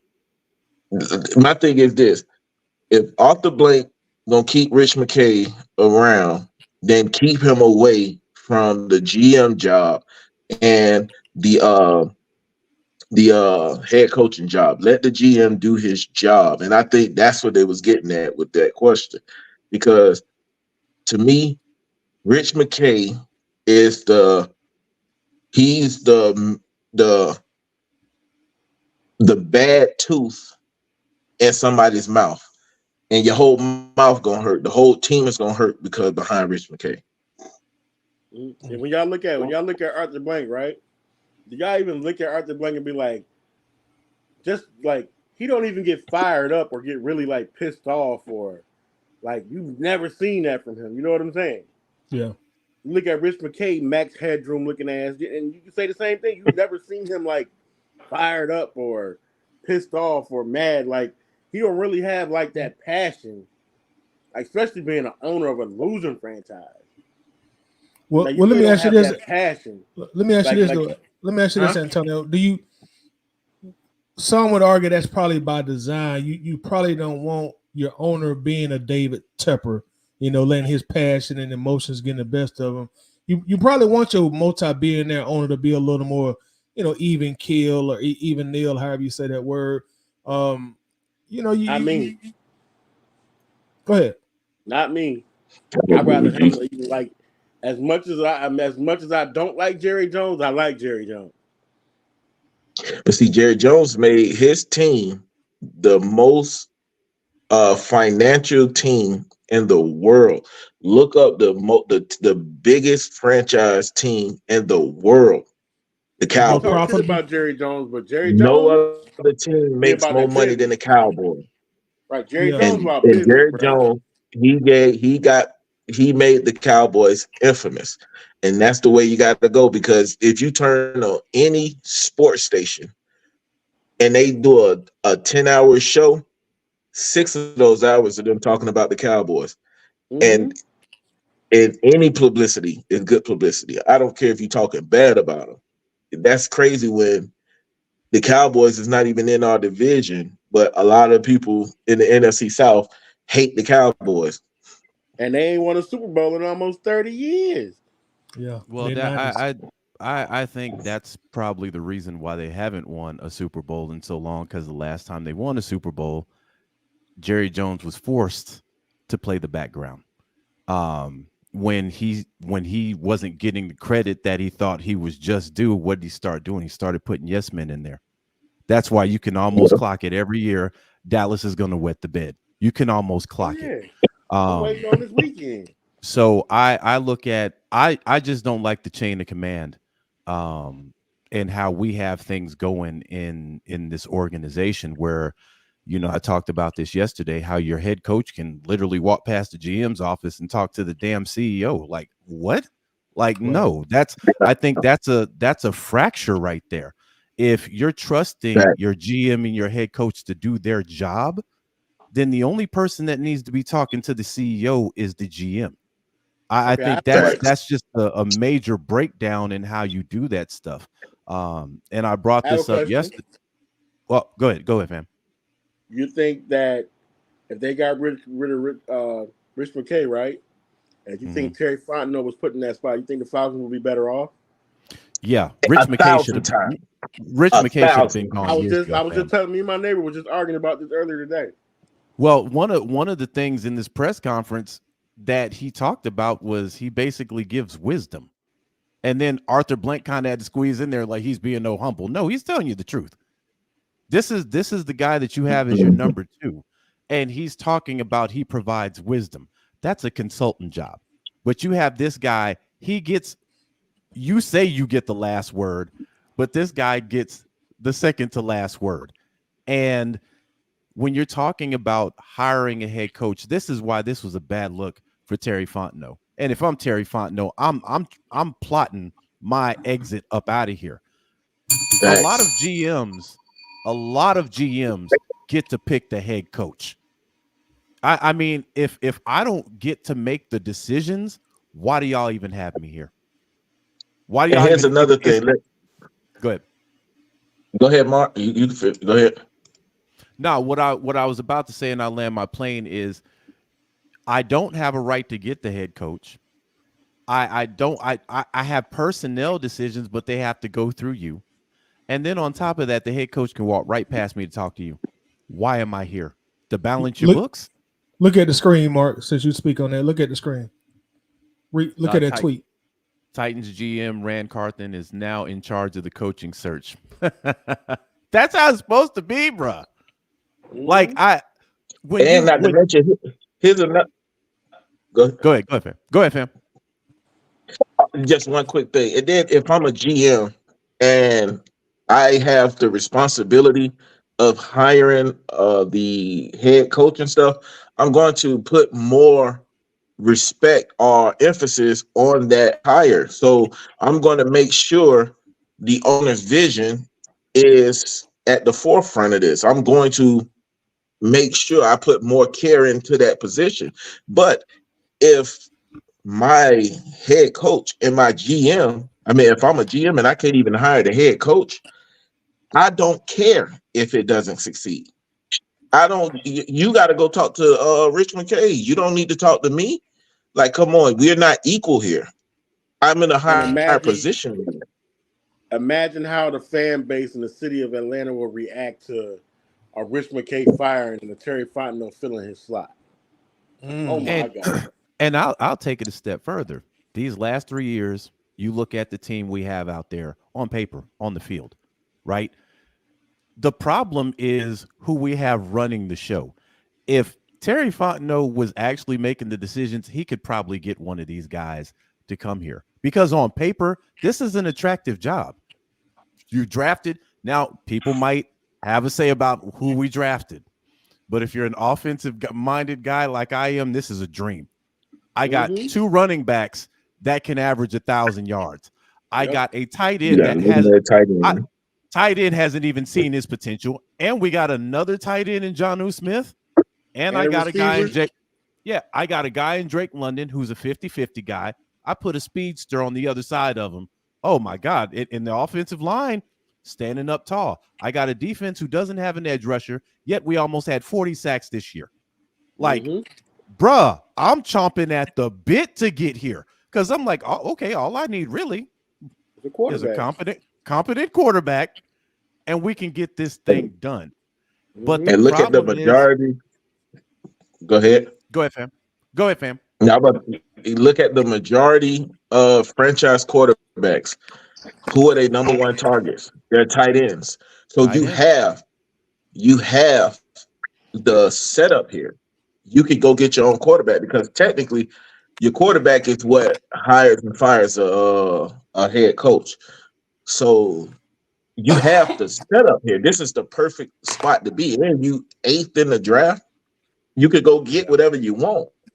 So, but the thing is, I think it's a hard sell to tell a person, but you gotta go check in with Rich McKay. Yeah. Or you gotta check in with him 25 times a week. Yeah. It's like, bro, I'm not calling a chick 25 times a week. What I look like calling you 20 to talk about what? Like, what are we talking? Like what type of shine you put on your bald head? Dude, think about this for a second. I'm a head coach. I got to run the 52 guys on the team on top of personnel. I got to make sure everything's good. I got to holler at my GM on top of making time for my family whenever I can. Right. What we talking about 25 times a week? Like if I see you in passing in the hallway, hey, what's happening? We winning this week. What's going on? Yeah. Look, did y'all listen? Did y'all listen in the interview where during the press conference, Arthur Blank was like, "Yeah, I've talked to Terry 4 or 5 times a day already."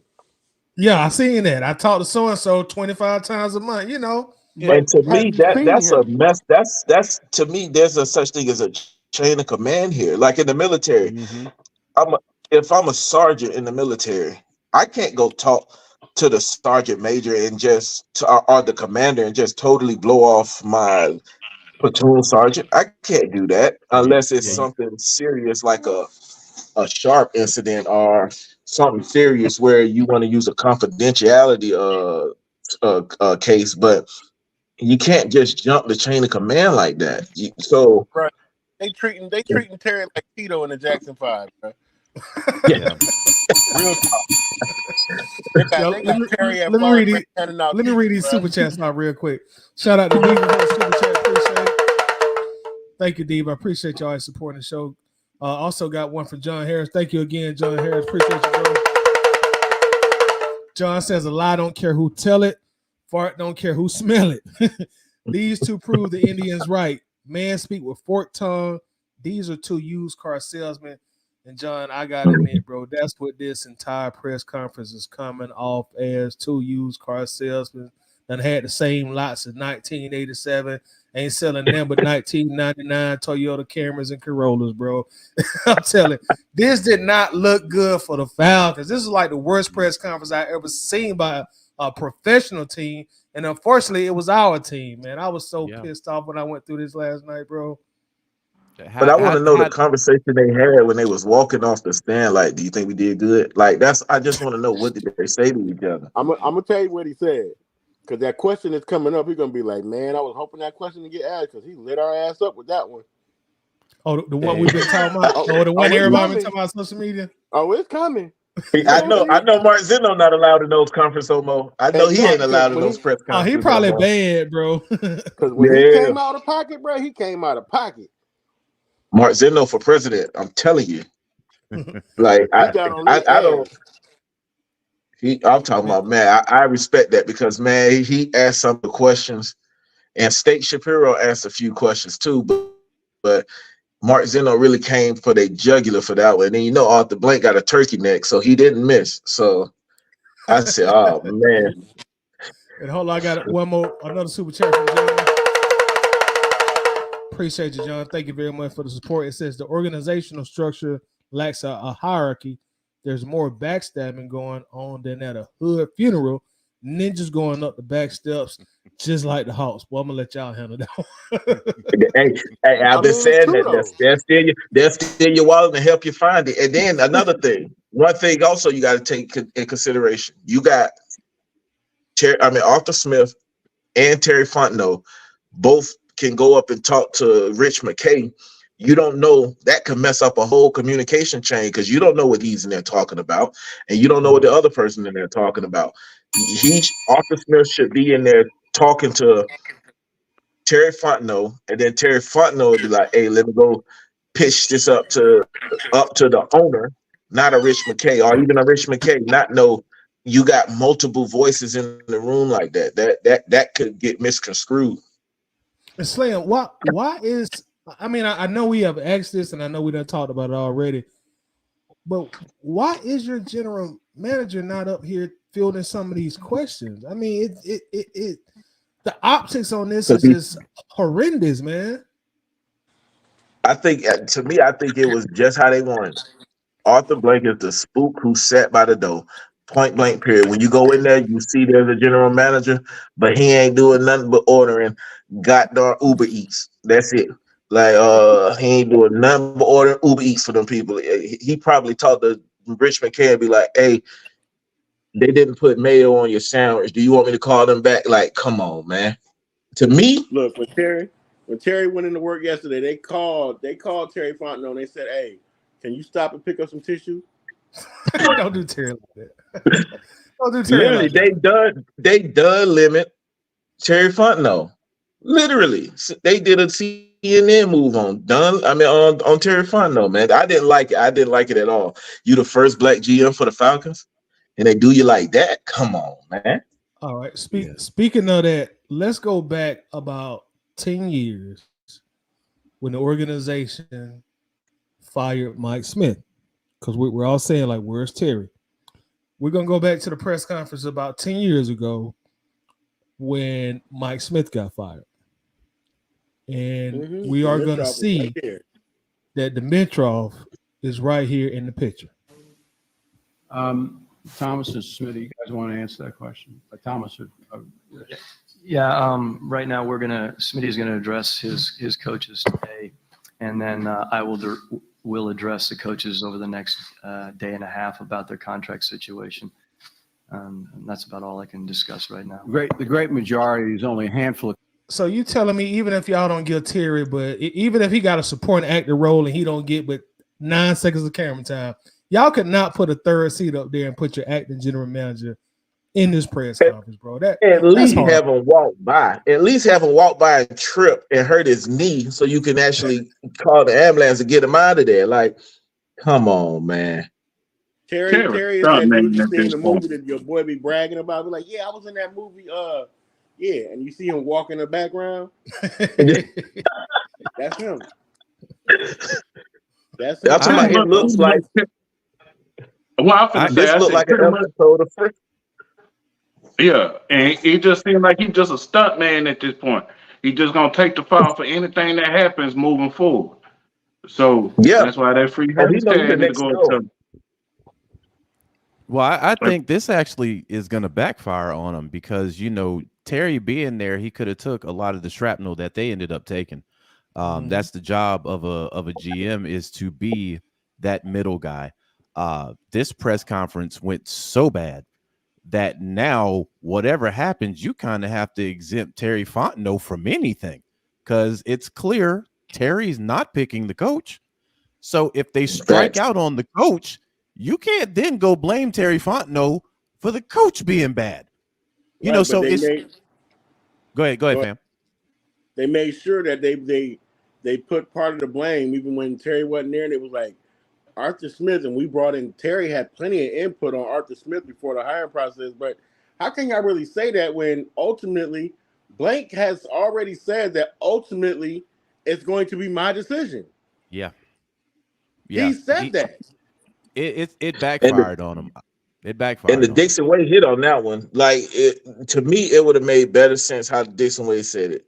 Terry Fontenot right now is out interviewing coaches or setting up interviews with coaches. That would make more sense. Like, he's serious about his job. No, you consoling a grown man? Come on, man.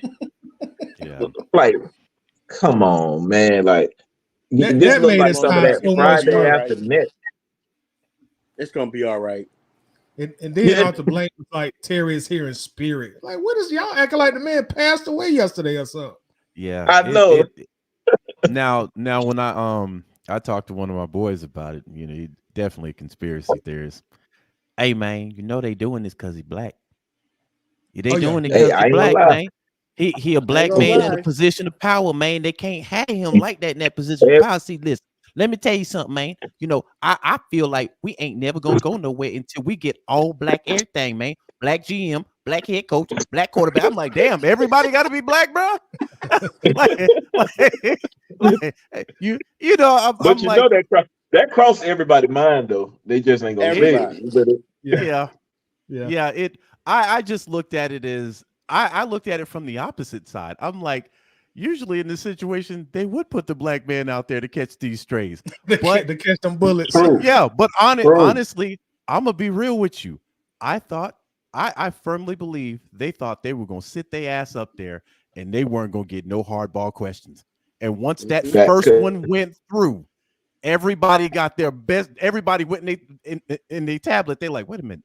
They let that question fly? Oh hell no! Nah. They Mhm. probably had 25 questions. Oh, we asking Fact. all the tough questions now, and Because I the believe media that's what they get happened. together. Because Yeah, the media people get together and they say, "Hey, what you gonna ask them?" So people don't double talk each other, and they be like, "What you gonna ask them?" I ask them this, but I think Mark Zeno had that question hid in front of other folks.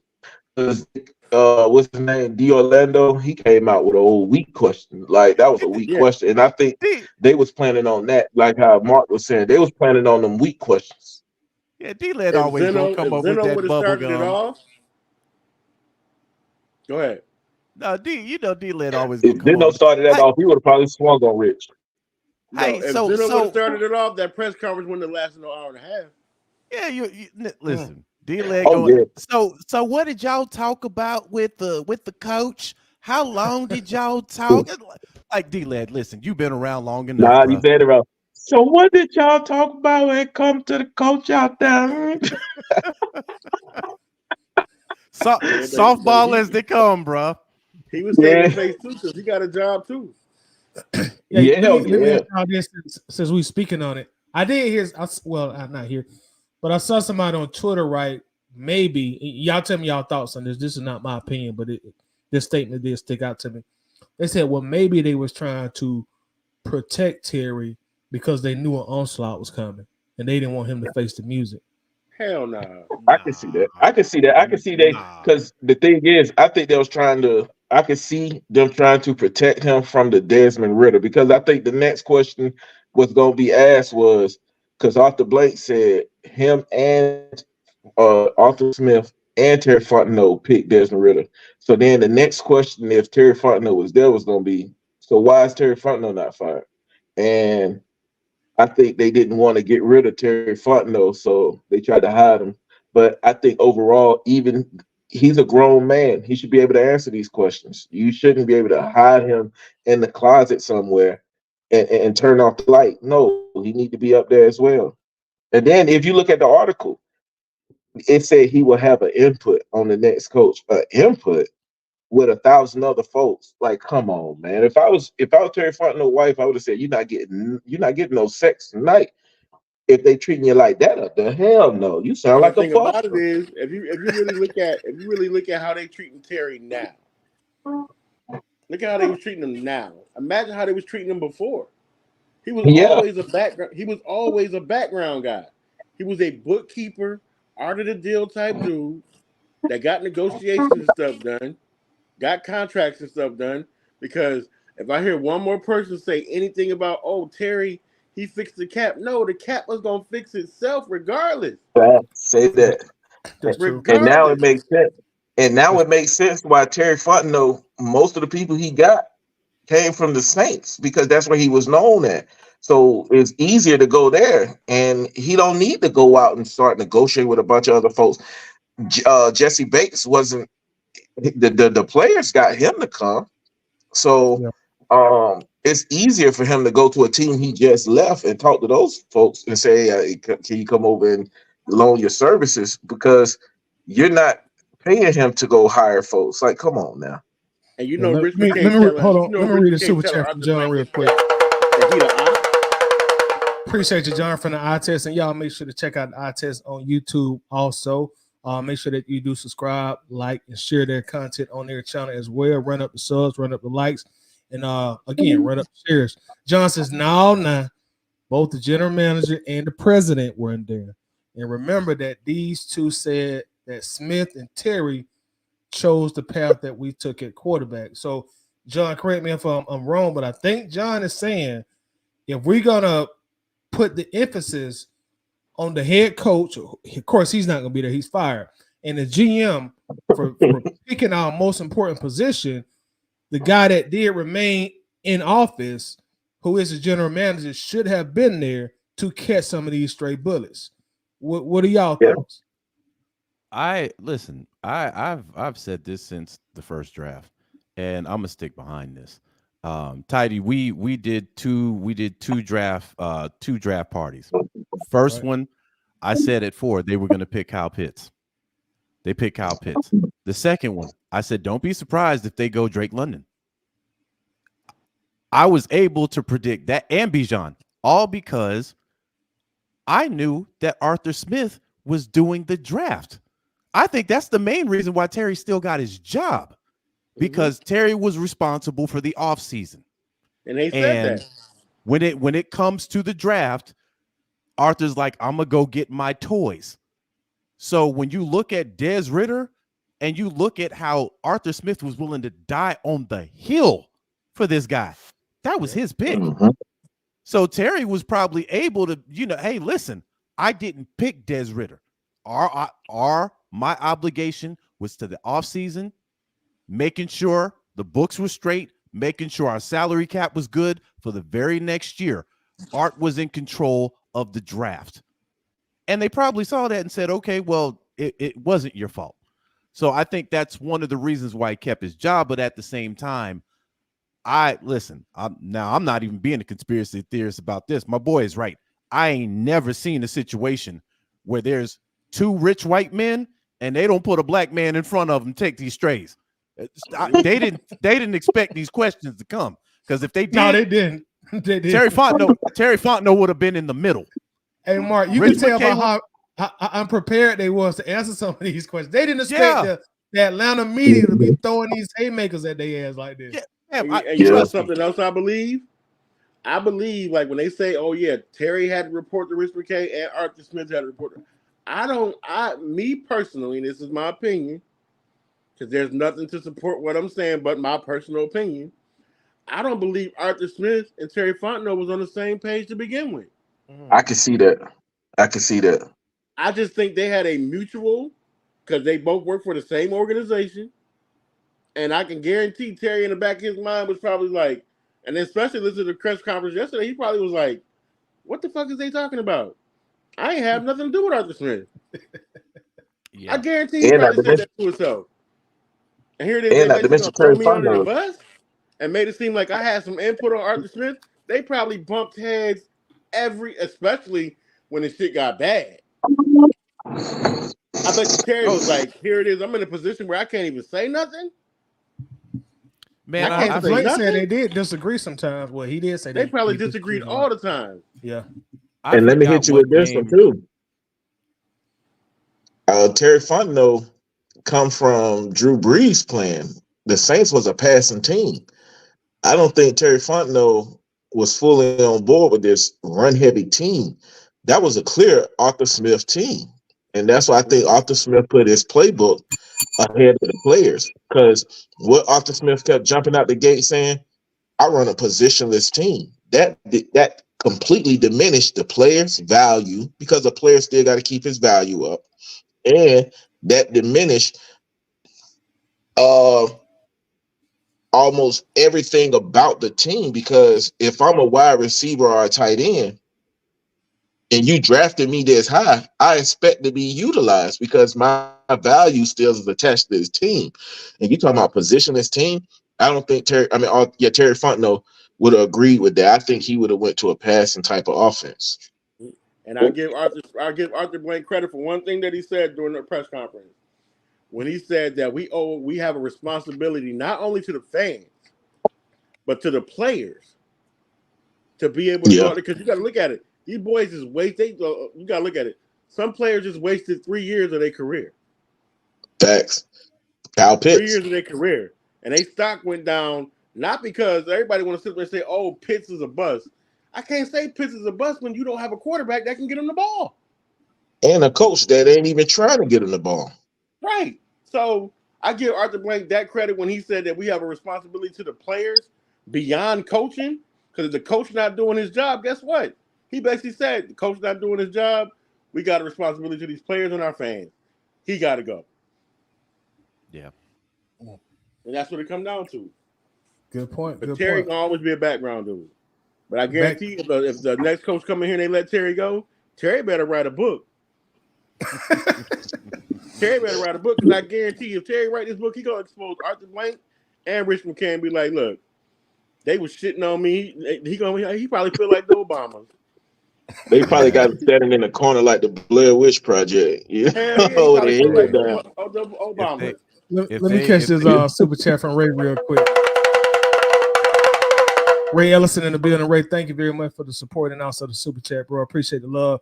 Since when they said Terry Fontenot was there in spirit, they were telling you he had Angel South with him because Solar Stafford. He was like the funeral director, man. Hey, boy, listen, y'all a real man. crowd. If Terry Fontenot gets let go, that man need to be on Club Shay Shay telling it all. And I Tell he need to pull a cat. He need to be up there like Cat Williams. Yes, sir. Explain to me this. How in the world are they gonna tell you that I was in Flowery Branch? I was at home. Like exactly. He need to tell it all, dog. I'm telling you. I was still in New Orleans. I will over exaggerate. I would say, man, they told me my black ass ain't shit. I was wow. He said I was at Drew Brees' house. Now the owner gonna tell you I had input in the hiring of Arthur Smith. How dumb when they hired me 5 days after. Riddle me that. Like that should be what he does when that man. He said they hired me to play Money Mike. Yeah, exactly. But really, I'm playing Santa Claus. I got the Ricky Smiley role. Oh my God! Hold on, we got one more. This from Dr. Gunja. He says Terry really gonna be thrift shopping with Bill Belichick here, so they have throwing no shots at my boy Terry. Boy, God, leave y'all around crowd. Appreciate you, Dr. Gunja. Appreciate that. Thank you, man. But let's go back to a little bit of the video. But y'all got me by the tears over here crying. Let me get back to the video a little bit. Let's see what else we got. Me personally, I think it's a greater recognition. I think, and this gets back to the question that Nick or one of the gentlemen were asking before earlier, is that you refine as an owner. I think you refine your definition of what it's going to take to help a head coach become really fully successful. What is everything that we can do to give them the resources, and the resources is the culture, the environment, financial resources, all of those things, and to make sure they have all the piece parts that they need around them so they can produce the levels that represent the very best of them and represent the best for the franchise. And that will vary a little bit from person to person. So if you hire somebody who's got tons of experience as a head coach, they probably need less of that in certain areas because they have that experience. You hire somebody else, you have to figure out, well, how do we make sure that they continue to stay focused on what got them here, which is great football results, but how do we make sure they don't become diluted in terms of their results on the football field, and make sure they have everything else around them so they can be fully successful. And I do think that most coaches in the NFL would probably say their job compared to 10, 15, 20 years ago is more complicated today than it's been in the past. So we need to recognize that and fill in the blanks for them, help them.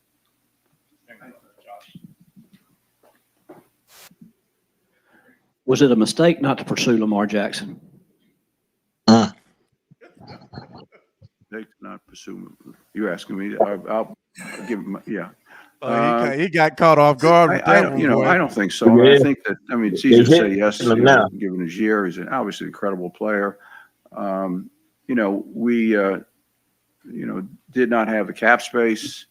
I think the coaching staff felt, coaching personnel, all of us felt collectively, but certainly Coach and Terry, that we felt we had an answer in in Ritter, a younger player without, that kind of contract that would have kept us from actually building the team we wanted to build. What's happened to us too often in the past, Josh, and you've seen this, and many people in this room can remember players that we've drafted well, brought them along, got to year 4, year 5, we had to let them go because we didn't have the cap space. It's not a question of cash; didn't have the cap space, so we had to let players go. That's not a good formula. We want to be able to raise our own children and keep our own children. Hey, hold on, Ty. You could pause it one time, just one real quick. Yep. Let me read John's super chat, then I'll let you go. John from the eye test, and again, y'all make sure y'all check out John and Winston at the eye test on YouTube.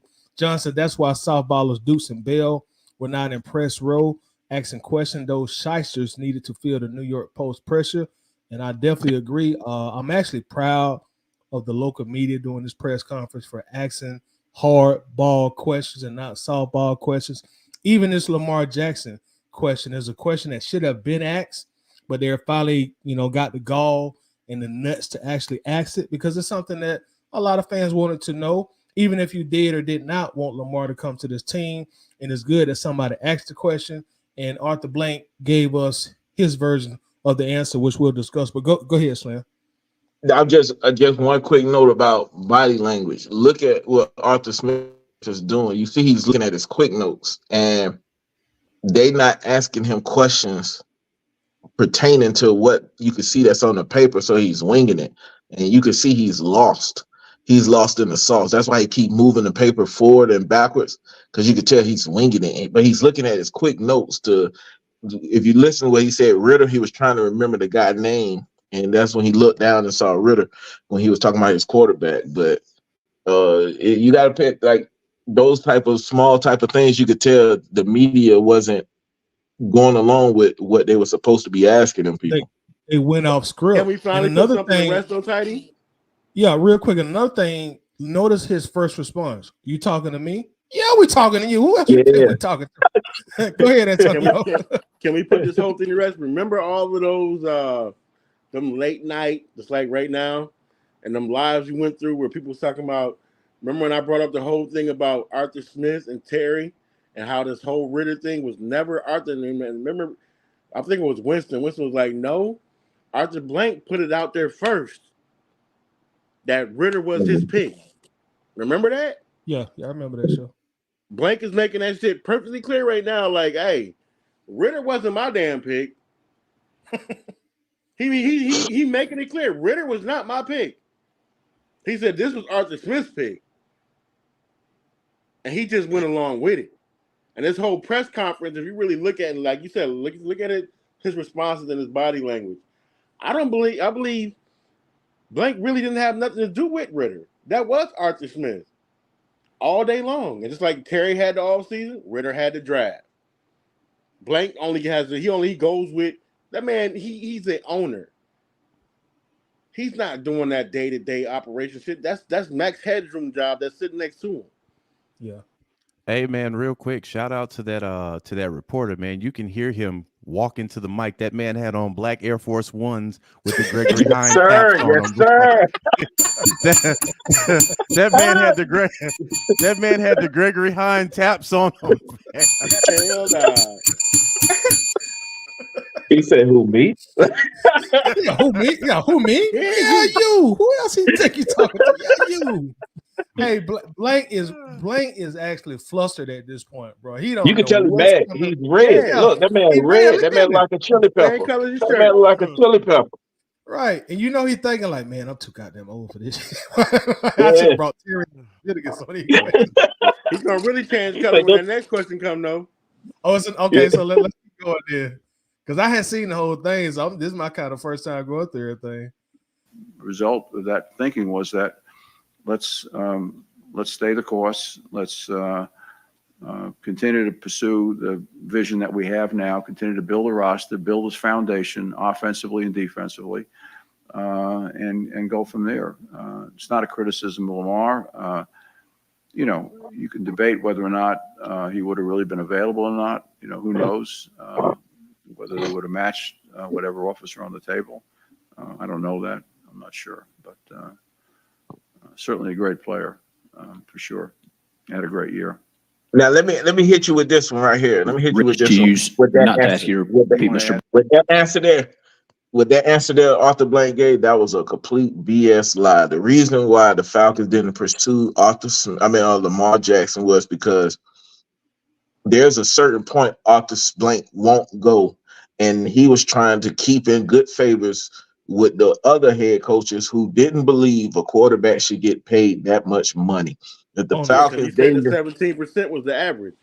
yeah, and they even had on NBC, I forgot my man's name. If the Falcons would have signed Lamar Jackson, he wouldn't even get to no 20% or even 17% of the contract of their salary cap. They could have signed him for a good deal, especially that the salary cap for quarterbacks is going up.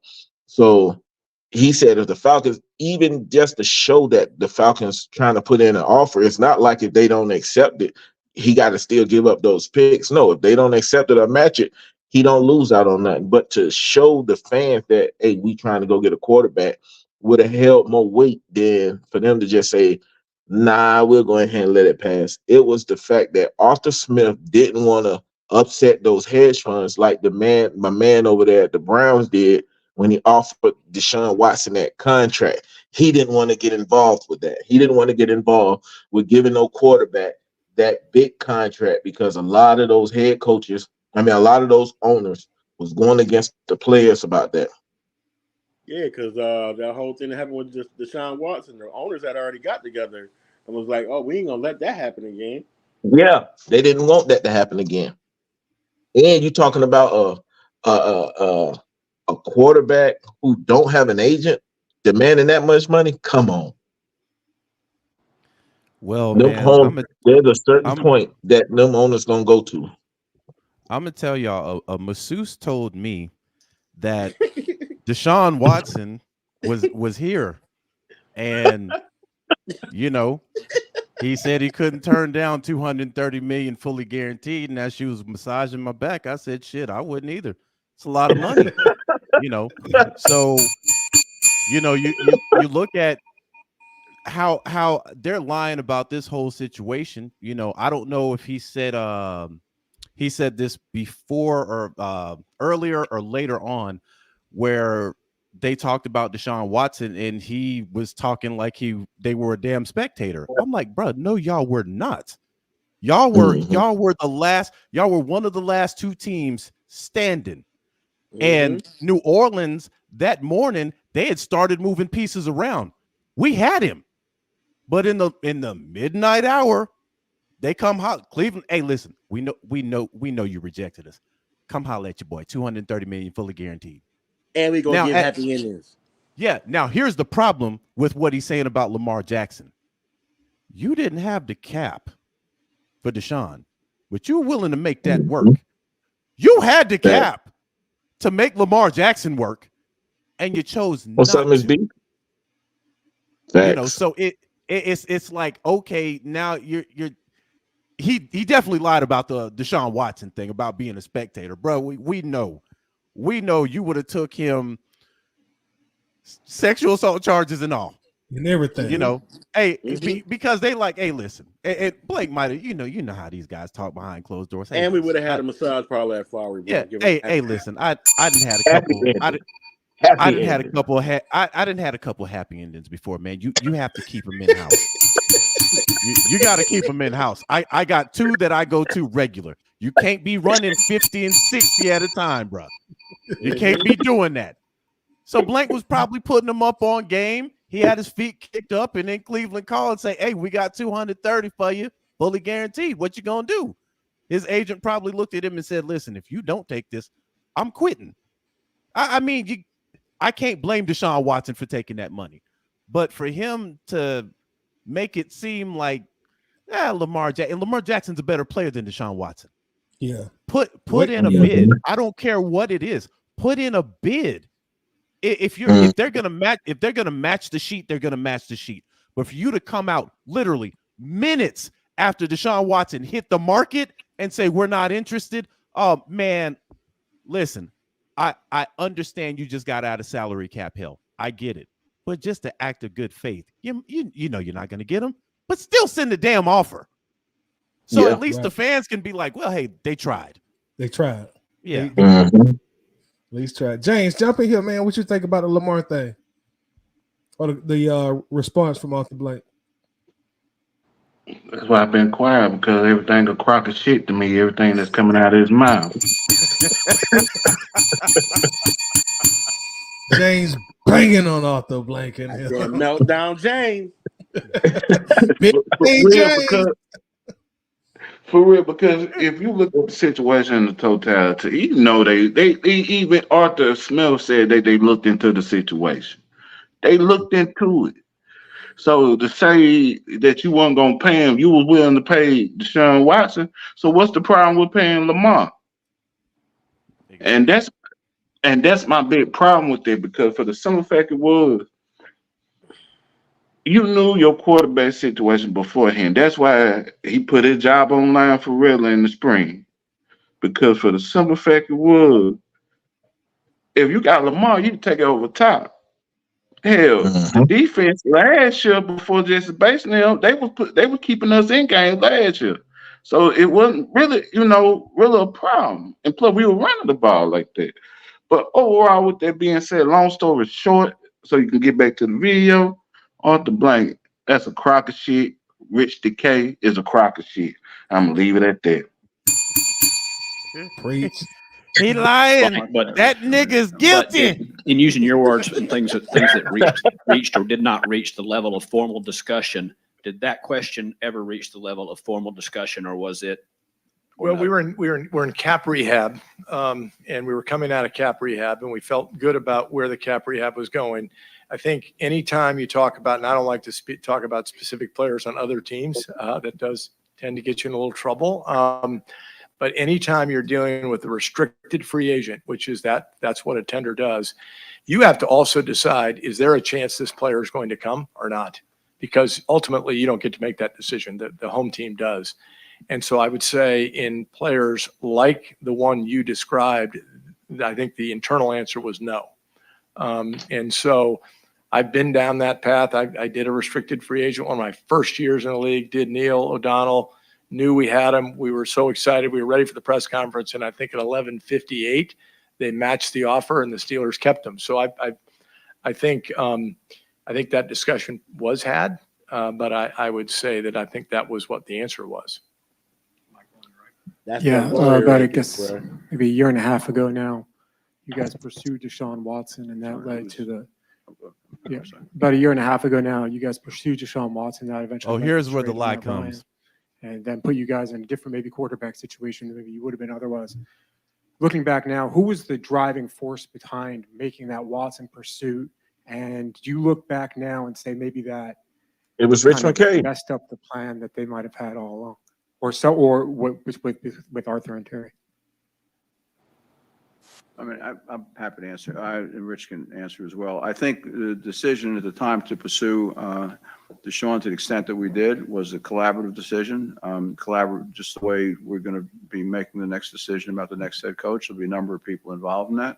That's not to say. We pursued it to a point, and at some point it didn't make sense for us, and so we became just an observer. I think that Matt. Let me start out by saying this, and Rich and I have talked about this. I mean, Matt, he's certainly going to end up in our Ring of Honor, whether he ends up in the National Football League Hall of Fame. He's certainly one of the greatest players and greatest quarterbacks we've ever had in our history.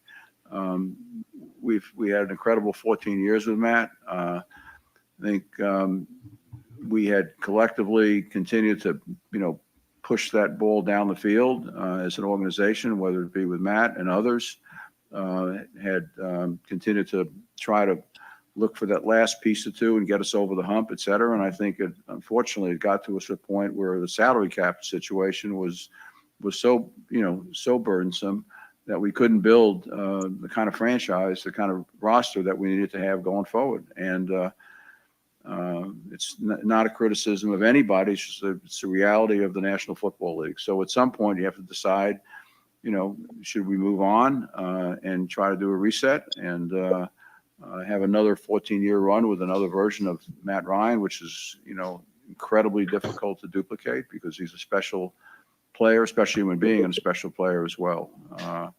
So I don't think, looking back at that decision, I don't think, even looking back with, with hindsight, I don't think we would have done anything any differently at that time. It was not a long discussion we had about Deshaun. We went through a little bit of the process with him. Then, we decided for a lot of reasons that we didn't want to continue pursuing that. Do you want to add to that, Rich? Now, listen, Matt Ryan is one of my favorite people in life and one of the greatest players that ever played for the franchise. Will definitely be in the Ring of Honor whenever he's ready to get in the Ring of Honor. In the pursuit of what was talked about as a potential franchise quarterback. I understand it. We all sat in the room and talked about it. And it became apparent that it wasn't going to work for us. And the consequence of having Matt then move and go to Indianapolis, we understand it. Hate seeing him go anywhere else, but respect the hell out of Matt, the person and the player. And for us, we had to get the salary cap moving. It had to move because Matt was occupying, over 20, 25% of our cap. And so that was going to happen at some point. And it had reached a point where just remind everybody who may be aware of this or not, but I mean, last 20 years in the Super Bowl has never been a quarterback who's been more than 70% of a team's cap, and Matt was approaching close to 25% of ours. It's nothing to criticism of Matt, it's not a criticism of Thomas, not a criticism of our coaches involved in doing that, or Rich or myself, et cetera. We all signed up for it, and we were thankful, going back to 2008 when we drafted Matt, that he had an incredible career with us. But at some point, you have to make a transition. At some point, you're forced to make a transition, whether it's related to compensation or it's related to annual performance. You have to make that judgment and move on. And, teams have done it extraordinarily well over the years. You look at what's happened in Green Bay. They've moved on with, from Brett Favre to Aaron Rodgers. Aaron Rodgers, apparently Jordan Love is now playing at a very high level. Whether it'll be Aaron Rodgers or not, time will tell. But, he's playing at a very high level as well. So, that's ideal. And that's kind of the direction we hope to move in ourselves. Did they even answer the You can pause it question? like that. I got 2 quick points.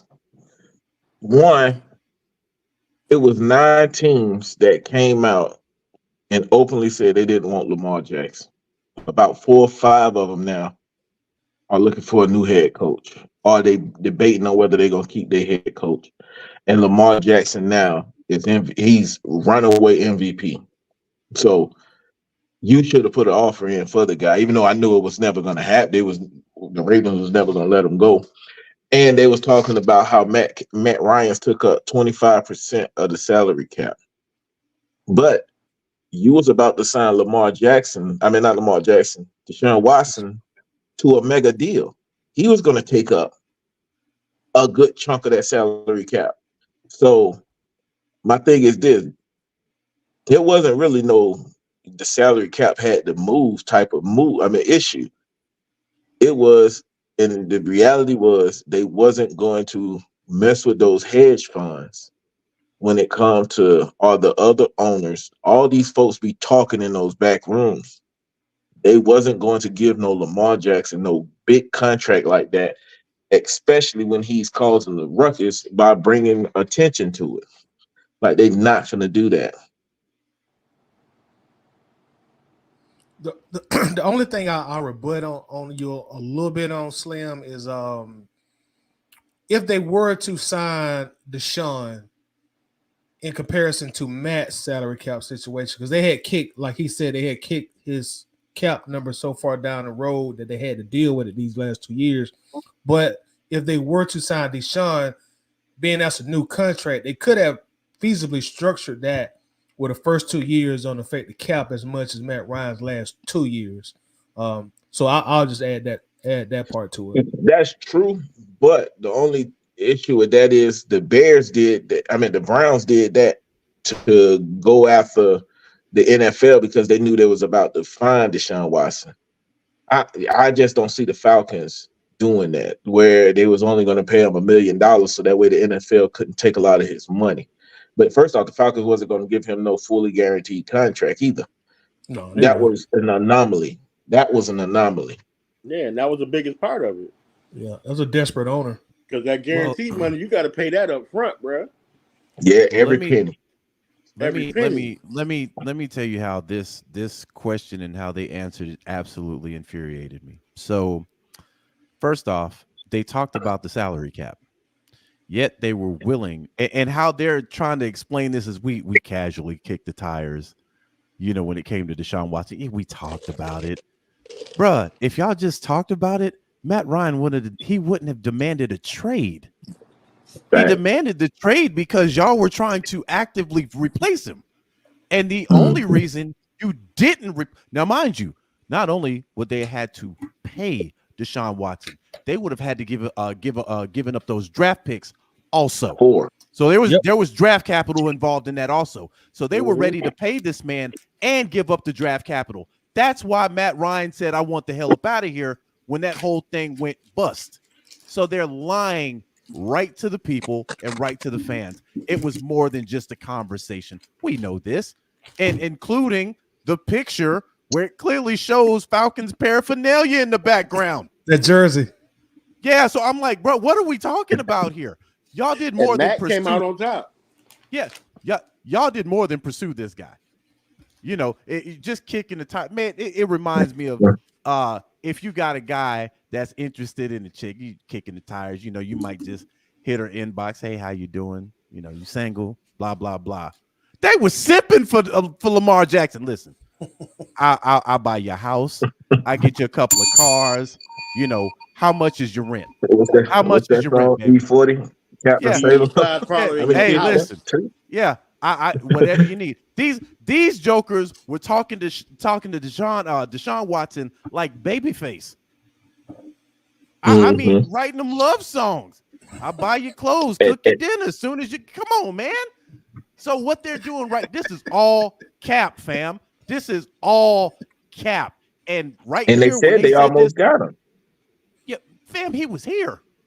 He was here. And they said in the 11th hour, the Browns made that call right at the 11th hour. If you pulled out the deal, that's why we lost. If you recall that morning, the Falcons and the Saints were in the runnings for Deshaun Watson. Deshaun Watson was here that morning. This was before Cleveland made the offer. That morning, New Orleans started making moves on their roster because they knew they weren't getting him. And then all of a sudden, we hear just out of nowhere, Cleveland's offering $230 million fully guaranteed. That's the only way they could get Deshaun Watson, because Deshaun Watson had told him no, thank you, weeks ago. I'm not going to Cleveland. And another thing, I could have swore I read it somewhere.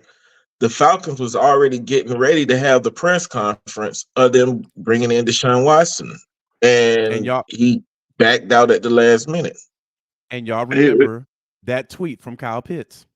That fully guaranteed. Scary hours. And then he had to delete it.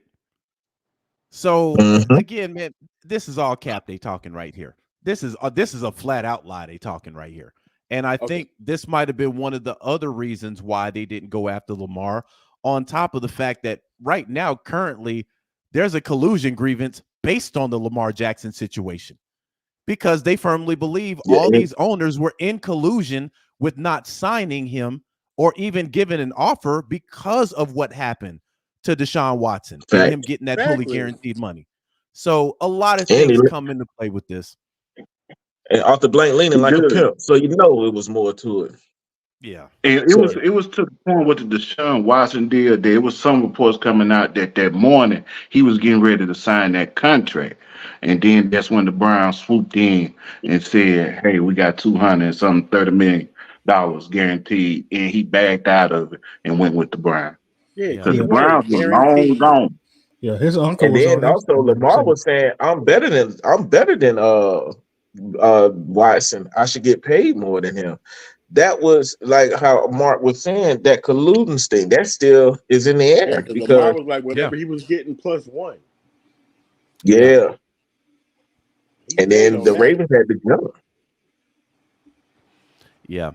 And I'm not not bagging on Lamar or Deshaun. If I was Deshaun, listen, I'm a diehard Falcons fan. You give me 230, bro, I'm going to Cleveland.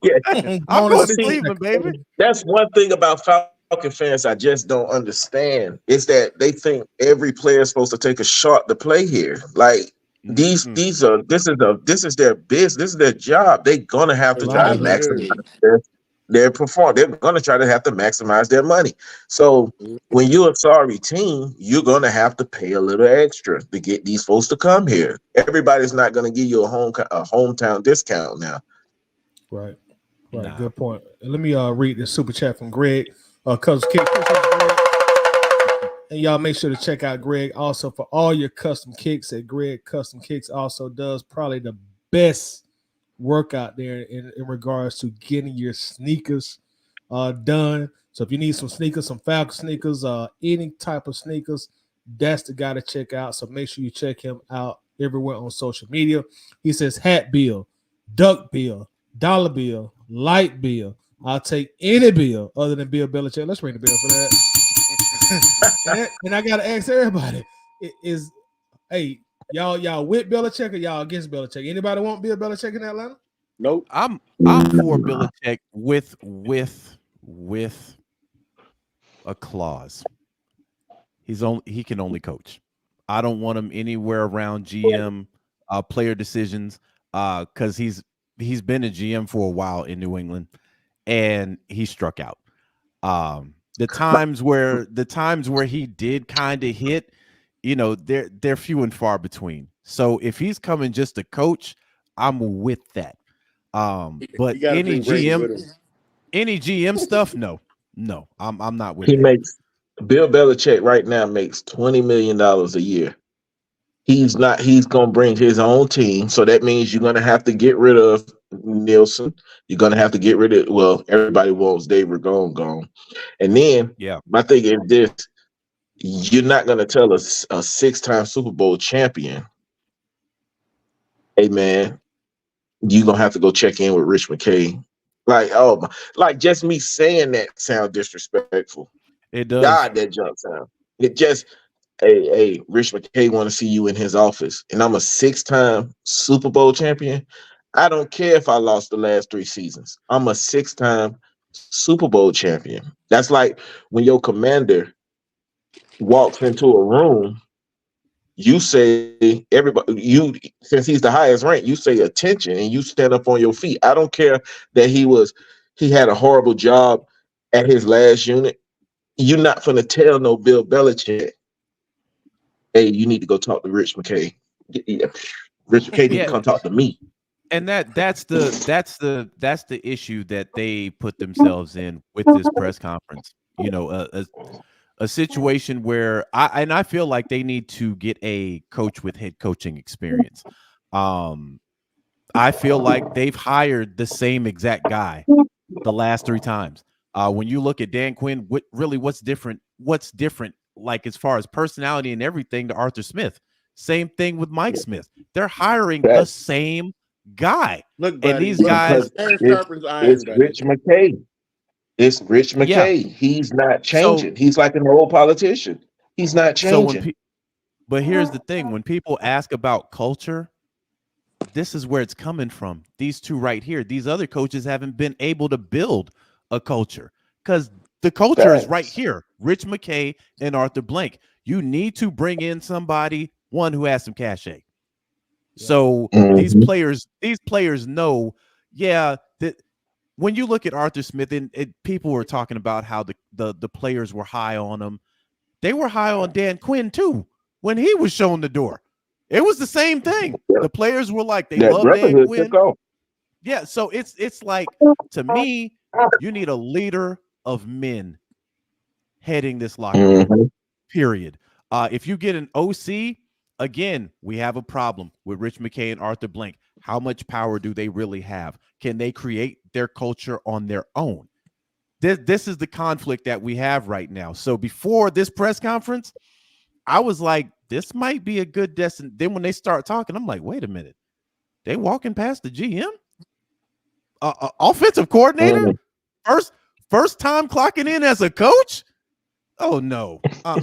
I talk to him 25 times a day. What? Like some of this stuff that started coming out, fam, I'm like, this is not healthy.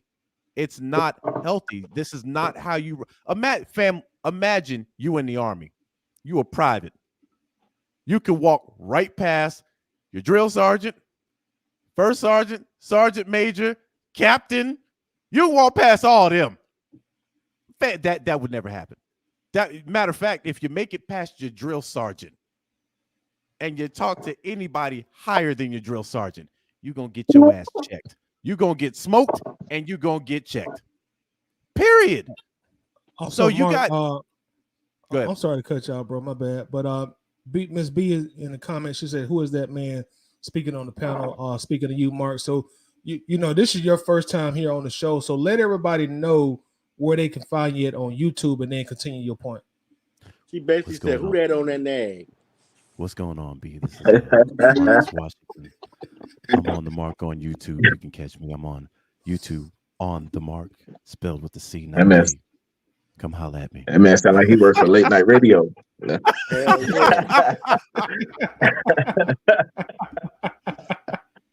Y'all know how I get, man. I talk too much, so I'm gonna shut my mouth for a little bit.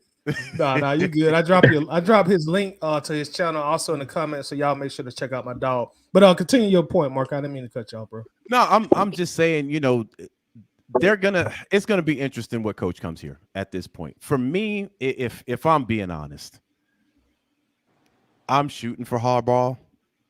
I'm putting everything on the line for him. You know, if you got to pay the man, pay him. If you got to deal with the personality, damn it, deal with the personality. The man just won the Natty. Last time he was up here in the pros, that man was a pass interference call away from a Super Bowl, which should have been a pass interference.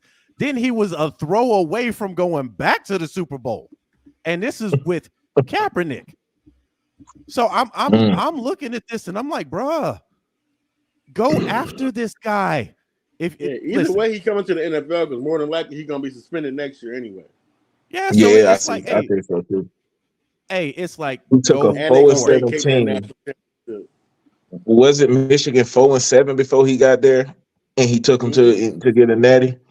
So it's like, come on, man. Like I'm going for Harbaugh as well, but to me, I think a first-time head coach is what they're gonna probably lean on. So I'm leaning more towards Eric Bieniemy because I feel Eric Bieniemy is not no Terry Fontenot. He's not gonna just let them run over him. He gonna stand up, and those players gonna fight for him like they did for Raheem Morris. And I would love to see him back here because those players would go through a wall for Raheem Morris. And but I really think Eric Bieniemy will probably put a spark on this team, or even a Keith Armstrong. He the one who a lot of people don't realize he may have been a special team coach, but the players at the Falcons organization loved that guy. He was getting on what's his name, Devontae Freeman. Well, you know, when I think about Raheem Morris, there's a couple of things that come into mind. The guy does have, you know, that experience. Plus, I don't think he would come in and kick Nielsen to the curb. I think he would come in and keep Nielsen. Yeah, and that to me is kind of like the main piece I don't want gone. But I don't think they bring him back knowing that he was already here. I don't think they want to go back. Nothing he already had. Yeah. So I think they'll probably give him. I think they'll give him they'll give Nielsen the option of staying. Let's say if they did hire Raheem Morris, because you know a lot of head coaches have their people, they have their guys. So I think Raheem Morris would probably say, "Hey, do you want to stay?" Because that's a top 10 defense. You can't. That's hard to just come by. So. Yeah. I want the best person here. And you know, even if you don't get Harbaugh, just if we hear that Atlanta went after him full speed ahead and he decided to go somewhere else, I can dig that. But this can't be a Lamar Jackson situation where Atlanta didn't even try. I want everybody to take note of Arthur Blank's face and his color, because when that question comes, he's gonna be the same color as his shirt. What question? Yeah. I'm gonna give Oh, it's y'all a hidden coming. note. Arthur Blank wasn't wearing a shirt. That was his skin. He was heated. Don't own it like that. Don't do Arthur. That was his skin. Don't do my own like But to answer the question, to say this, if you go after Harbaugh, it'll be no more free Kyle Pitts. I can tell you that from the get go because he'll be schemed to get open and to carry the ball. He will legit quarterback because Harbaugh gonna bring in a legit quarterback, and you got to look at the work he did with Vernon Davis when he with the 49ers and everything like that. So it'll be no more free Kyle Pitts at that point. So I want them to go get Harbaugh. If they can't get him, go get Ben Johnson from the Lions. He's a good ass coordinator. I watched a couple of that game. He's a good ass coordinator. Yo, let me ask Johnson is the next upcoming this coach. real quick. Speaking of coaches, like how concerned are y'all in losing Ryan Nielsen? Because it seemed like most of the fan base hated Arthur Smith, but it seemed like everybody loved our defensive coordinator. So how concerned are y'all about losing him? Because he probably gonna be gone with a new head coach. True. Part of the business, bro.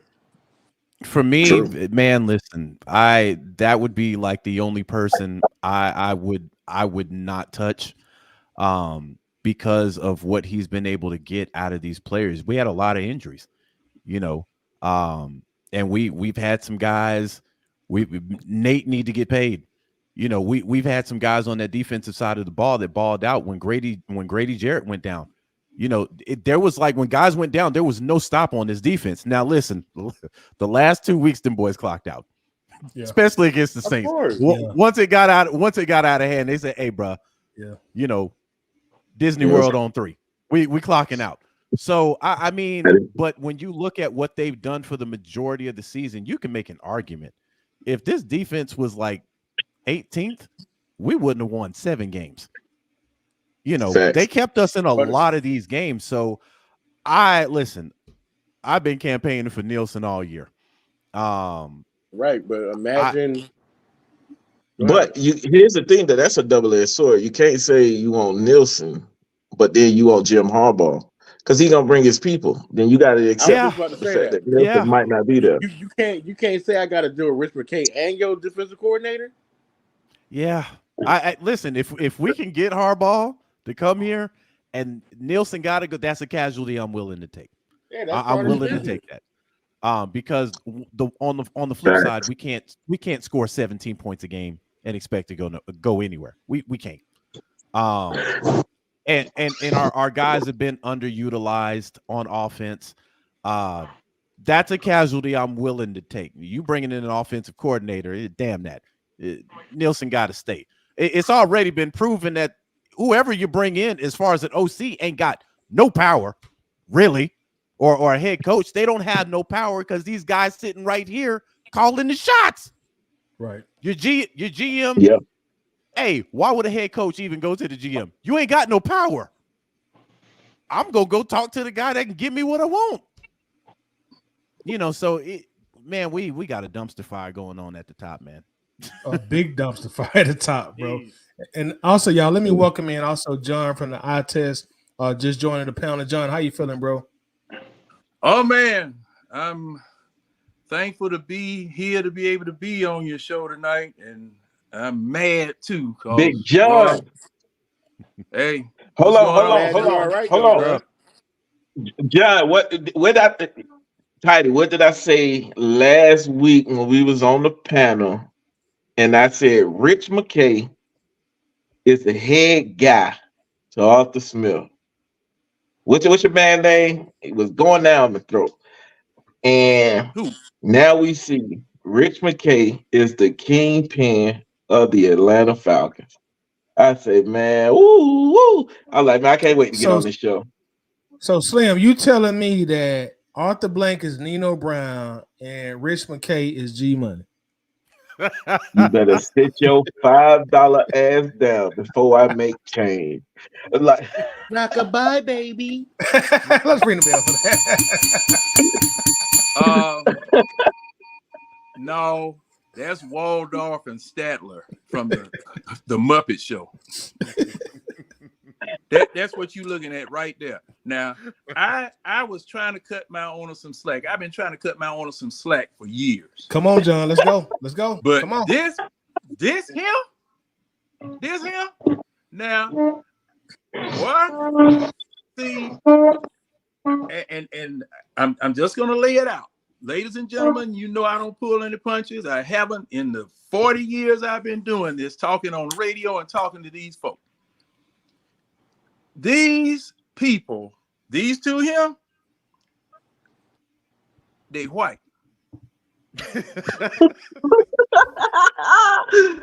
Okay.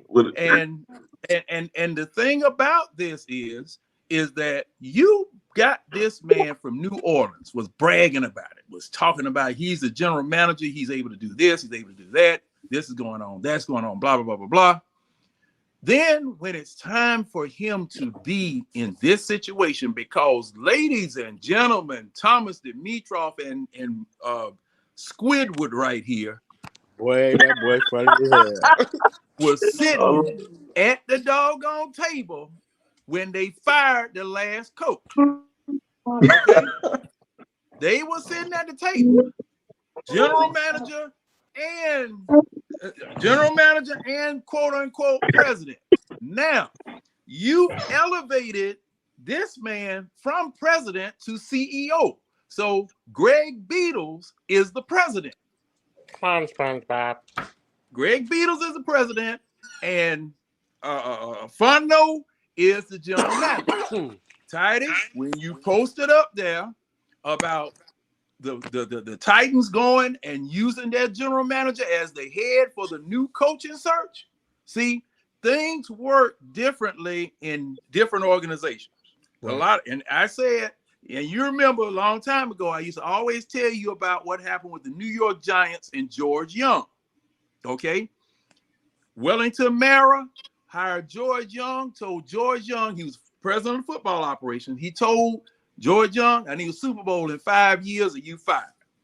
George Young went and hired Bill Parcells and told Bill Parcells, same thing. Okay. You know, Tommy Turd always rolled downhill. I ain't never seen Tommy Turd go uphill in all the 64 years I've been on the planet. Tommy Turd rolled downhill. So if something happened to me, guess what? Something gonna happen to you. And Facts. the buck stopped. The buck stopped at George Young. But you had to come through Bill Parcells first before you even went to George Young. Wasn't no doggone going up the back steps, backstabbing like you Atlanta Hawks are doing here when, you know, you had a man, Travis Slink, that was hired to do a job, and then the young'uns, the Whiz kids, went all behind the man's back and got DeJounte Murray. So you got two short guards here that couldn't shoot drugs with a fat needle and a skidding vein in them. Oh, no. I'm talking about, man, you don't see that certain folk, if you don't know what you're doing, you do not need to be in positions of authority. And this is what I'm seeing what's going on here. You remember when we had 7 general managers? Y'all remember that? Yep. Now that told me, now it was a warning. It was, hey, Harris, something wrong with these fools up here. But I ignored it. I act like it didn't happen. I said, it's going to be all right. It's going to be all right. Look at where we at now. Look at where we at right now. Just stupid. I mean, and then get on TV and try to insult our intelligence by telling me that a general manager is a psychiatrist now, allaying fears, making hotel arrangements, making sure that the baby gets the daycare, make sure gas in the, and guess him. Well, maybe y'all don't understand what I'm talking about. Him. I was waiting for Terry Fontenot to bust in the door like Django. Like I said, now the optics were bad. The optics were bad, and the narrative that people are trying to say that, okay, maybe he was sparing him this, son, it's just like Super Chicken told Fred. You knew the job was dangerous when you took it, Fred. So you got to stand out there in front of them, take those slings, take those arrows, because that's why they paying you the big bucks, son. I mean, and this shielding and not having him there, man, this stinks to high heaven. This stinks to high heaven here. And then, okay, my main point that I wanted to make was about what Arthur Blank said about Desmond Ritter and Heineke. He said, and you go run it back. He was not satisfied with what the type of development that Ritter was getting. And he was really sorry. To me, it sounded like, man, I wish he could have worked out, but you have diamonds in the rough. When he was referring to diamonds in the rough and people are needing to be coached a little bit more, because as Slim brought out, hey, 3rd round draft pick, same thing you too, Tidy. 3rd round draft picks, those are projects. And you saw these two, threw them under the bus. I didn't have nothing to do with Desmond Ritter. Arthur and Terry, they are together, and they made this decision, and they decided that this is the path we were going to go down because we couldn't afford Deshaun Watson, and we couldn't get Jackson. Man, see, I mean, boy, you couldn't lie this good. You could not make up a lie this damn good. And look and see, y'all treat my football team like it's a damn job recruitment center. You go and get the people that don't know what the hell going on, put them down here. Well, we like to give all of the young people an opportunity to prove themselves, and we want them to go ahead and stretch their wings out and fly. And take on off, and we'll sit back and we'll not be involved in it. So if the plane crashes and burns on the runway, we won't be on it, and we won't be responsible for it because we ain't involved. Man, y'all good for nothing, no good lying ass Mickey Fish. Let me touch on 2 things. Let me touch on 2 things you said, John. One. If these 2 people here are the ones who's bringing in the coaches, and they are so clueless on how the optics look by not having your GM there, what in the world makes you think they're going to make the right choice on the next coach that come in? They don't even realize how foolish they look sitting up there. And let me stop you right there. Let me stop you right there, and I'm gonna let you go. Something else that just happened today. You fired Mike Vrabel, the place where these folk came from. So and he was y'all, this search committee and whoever the hell else was responsible for this, y'all got rotten turkey egg all over your face. Y'all, I mean, they done fired. Look. You got Arthur Smith from up there. And matter of fact, you just sent Charles London, the no good quarterback coach, back up there, and he got you fired. Mm-hmm. Go ahead, Slim. Man. Ooh, you can't make up a lie like this. You can't make up a lie. And one quick thing, what Mark was saying is, look at all of our head coaches. They all are very similar to each other. And that's because Rich McKay is the one who's picking him.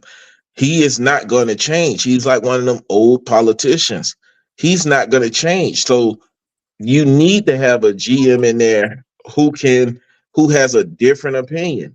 Think about it. I don't think Terry Fontenot would have hired Arthur Smith if he was in control of the hiring process, because that's his job. You don't take his job away from him and then turn around and be like, well, you're responsible for the team. You're responsible for the offseason. What am I responsible for the offseason for? Y'all at the house. Y'all chilling. So what I'm what's just crazy is the fact that they took the authority from him but blamed it on him. Yeah, that's what I don't like. Like you took all his responsibility away from him. And Then blamed you it on turn Young around and Penn be State. like, it was him and Arthur Smith. I kind of feel sorry for Arthur Smith. To me, that's kind of a blessing for Arthur Smith to be gone, because it's like you can't thrive under those type of conditions. And I understand this is $1 billion business, but if you hired me to do a job, let me do the job. Let me mess up. You know what I'm saying? Don't tell me you a GM and then say, well, I'm taking here's what you're supposed to do as a GM, but I'm taking all of these away and letting this crazy looking guy handle the job. That dude look like a band-aid. Come on, man. You shouldn't be up there making those plays. Okay, now I'm gonna say this. I'm gonna say this about this. I have been asking ever since probably when Mike Smith got hired. What is McKay doing? I've posted, I've asked, I've got on radio, I've gotten here. What is McKay's real job? Oh, well, he's president of the football operation. All right. As president of the football operation, in a situation like this where you have an owner that knows absolutely nothing about football, you are supposed to be hiring, firing, determining the direction of the organization, all of this. That's your job. You just supposed to report to the owner and tell the owner what's going on. Because see, thing is that it might be the biggest curse of them all that Arthur Blank does not have Home Depot to occupy his time and has nothing but the Falcons. Because you sitting up here dipping a chocolate spoon in some grape Kool-Aid, thinking this thing is supposed to taste right, because you don't know what you're doing. You don't know what you're doing. You've got families like the Rooneys up in Philadelphia, up in Pittsburgh. That's a football family. They know what they're doing. Okay. When they hired Tomlin, when they hired him, you gonna be a coach here until you reach retirement age, because they ain't have 3 coaches up there. Okay. All right. Chuck Noll, Bill Cowher, and Mike Tomlin. That's it. Okay. That's a football family. They know what they're doing. Just like I've had the example of Wellington Mara. Wellington Mara don't even show up until it's time to present the trophy, and then they got to go to his suite, put the camera in his suite, because he's not even at the football game. Well, I'd like to thank George Young and the organization to for the Super Bowl that they won. And then you got, like Mark said about Jerry Jones. Jerry Jones could have had 4 more Super Bowls if he had learned to keep his ego in check and his mouth shut. Yeah, because Jimmy but you gotta realize it though. You got to do one or two. You got to put that money. I think, to me, if I was Jerry Jones, that's a perfect trade off. I may not got a ring in 30 some years, but I'm the most richest team in the world. That's a good trade off. So Cowboys ain't gonna fall from that. Now, and the thing is, okay, now in addressing the valuation of these teams, remember the stadium is included in that valuation, not just the team itself, the stadium and the properties, and they revenue share now. They revenue share. So if I buy a Cowboys jersey, guess what? All 31 other teams get a cut of that. If I buy a hot dog down in Mercedes-Benz Stadium, all 31 other teams get a cut of that. So everybody is sharing, and your valuation goes up. Your valuation is calculated on your team as well as your stadium. So, and the thing was, the reason that the Mercedes-Benz Dome was built is because the Georgia World Congress Center Authority, man, they got the parking, they had the concessions, they had everything. That's why it took so long for the Super Bowl to come back here. We had to build a new doggone stadium for the darn Super Bowl to come back here. Arthur Blank wasn't getting his cut. Yeah, Arthur Blank, the league. It's Arthur Blank / the league, because everybody shares that. Okay. Now, if you have a bad franchise, if you got a bad franchise, say like a Cleveland Browns franchise, okay, if you start losing money and you're not pulling your weight to a certain extent, oh, they coming to see you. Hey, bruh, what y'all doing? And just like you guys pointed out a few minutes ago, hey, those owners, and the reason why the Lamar Jackson situation was the way that it was, is because they did not want to create a model like the NBA and Major League Baseball. They did not want guaranteed contracts. The NFL does not want guaranteed only contracts. sport that don't guarantee contracts. Right.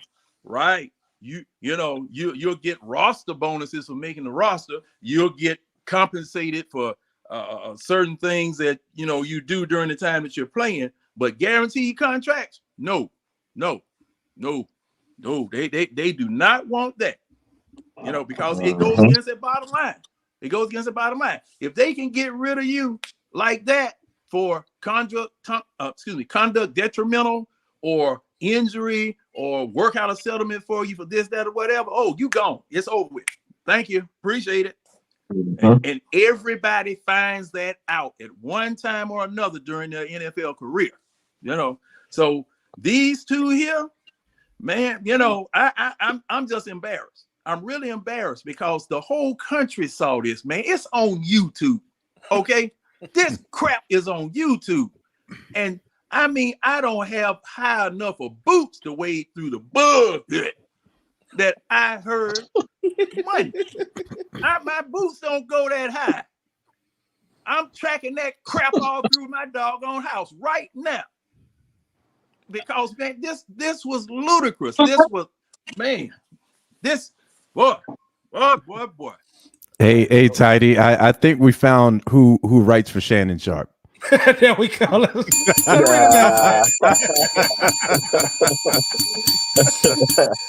John going off, man. Man, I thought I was mad after the Super Bowl, but this right here, I mean, this tops everything, man. This explains a lot, and looking forward to where we're supposed to be going, just like you said, Slim. How am I gonna trust you guys? Yeah, you this unholy alliance to get this thing right. Anybody who is a season ticket holder, I salute y'all. Anybody who has a PSL, I salute y'all. Y'all must don't have nothing else to do on Sunday. Y'all don't have nothing else to do on Sunday because hey, Tidy, I'll tell them, hey, but once the game get out of hand, I'm going to Washington. I said, look, man. Wait, hold on, John. Just for the people who don't know, John, I've asked you this plenty of times, but can you please tell the panel who may not have heard, or the people that's watching the comments, tell them about the time you called the league office in New York and why you called the league office. Tidy, why you keep wanting me? Because everybody don't know the story. Look, the Falcons were about to be on. It was either Sunday Night Football or Monday Night Football, and we were sucking. I told him, I called the league office. I said, can y'all find another game to put in this slot here? Because the rest of the country does not need to see Falcons football. They do not need to embarrass this city on national television. Can you put somebody? Is it too late to flex a game? I've always thought, I call them just about every year. Because see, if we don't deserve to be on prime time where we're the only game. We the only game on. You remember when Monday Night Football used to be an event, okay, where you had the best teams on Monday Night Football? I think it was year before, about 3 or 4 years ago, the other franchises were complaining about the fact that they weren't getting national exposure. And you remember they were putting anybody on Thursday Night Football. Yep. Okay. But they stopped that because see, now Amazon don't want no junk. Okay. Amazon don't want no junk. YouTube TV don't want no junk. They're in bed with gamblers now. So go ahead. I'm sorry. Now, I'm about to say they just in the bed with the gambling system now. So, you know, a lot of those prime time slots are made for like who gonna bring in the most money when it comes to this gambling. Well, also, look, Amazon paid a pretty penny for Thursday Night Football. Damn and sure they did. don't want no jump. because let me see. Who was that? Troy Aikman and Joe Buck announced. Is it Amazon or is it No, it's not Amazon. Who is? But they all I know is left Richard Fox. Sherman be on the front panel. Richard Sherman, Tony now Gonzalez, they'll be on the front panel. Yeah, These folks Ryan left Fitzpatrick. Fox. Yeah. They left Fox and went over and Al Michaels left old Chris Collinsworth by himself. Because Buddy that's with him, that Joe couldn't call an auction with one bidder and one price. I mean horrible commentation. Hey, John, they spent Amazon spent $11 billion for an 11-year deal. That's $1 billion a year. But they got the money. Amazon's what? They got the Yeah, money. That's that's throwaway money for Amazon. And I know. Now listen to this. I think I told you guys this once before. You know, Arthur Blank is leasing the stadium from himself. Because that's good for tax write-offs. Yeah, I can't do that. That's old money moves, man. That's old money moves. Yeah, I was about to say, hey, you can't get mad at the system now. Get like the system. I'm mad because I can't get in it. I'm mad about that. But see, the thing is, you know, you built this stadium without taxpayer dollars, okay? And you know the you said without or with? That type of, say what now? You said without or with? Because I was about to say, without. Yeah, they did tax. No, they taxed the citizens. Some of that money came from the citizens. They voted on that. Motel tax that the citizens don't use. Everybody that comes from out of town pays that motel. Excuse me. Y'all might have used it. Y'all might have got taxed, depending on what y'all do. Let me real quick say thank you to MW, the franchise player, for the $4.99 super chat. Appreciate you supporting the show. He says John in his bag today, so John really did come in here to bang on Arthur Blank and also man. Look, I'm done. I'm done. And see, I should have been done when they made all of the Falcons fans pay the high price PSL prices and let them soccer folk in there for $35 a ticket. Now that was some straight. The soccer people did put up a banner though, didn't they? Yeah, they did. But they put up a banner. But see, the banner, CBS Sports. Your own local affiliate, when they won the championship, I was working. Yeah, I think it was during the Christmas time. I was working. So I was up around about 2:30, 3 o'clock in the morning. Now, I'm listening to the CBS Sports break, and here's a CBS Sports break. They were talking about everything except Atlanta United winning the cup. I called up there. Excuse me, y'all been talking soccer for 4 or 5 months, during the whole soccer season. Didn't the MLB championship get awarded tonight? Yes, it did. I said, well, who won it? Atlanta. I said, well, why y'all not saying nothing? Why y'all not saying nothing? Okay. I said, we here in Atlanta want to hear our name called. We want to get our kudos. We want to get our accolades on national radio. Well, it's coming. John got more than one cell phone. After damn come. Hey, John. The new stadium cost the Georgia taxpayers $700 million.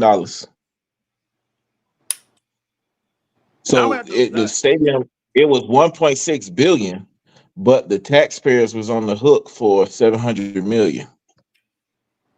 I'm gonna have to look at that because, see, from what I was told, the hotel and motel tax paid for that. So see,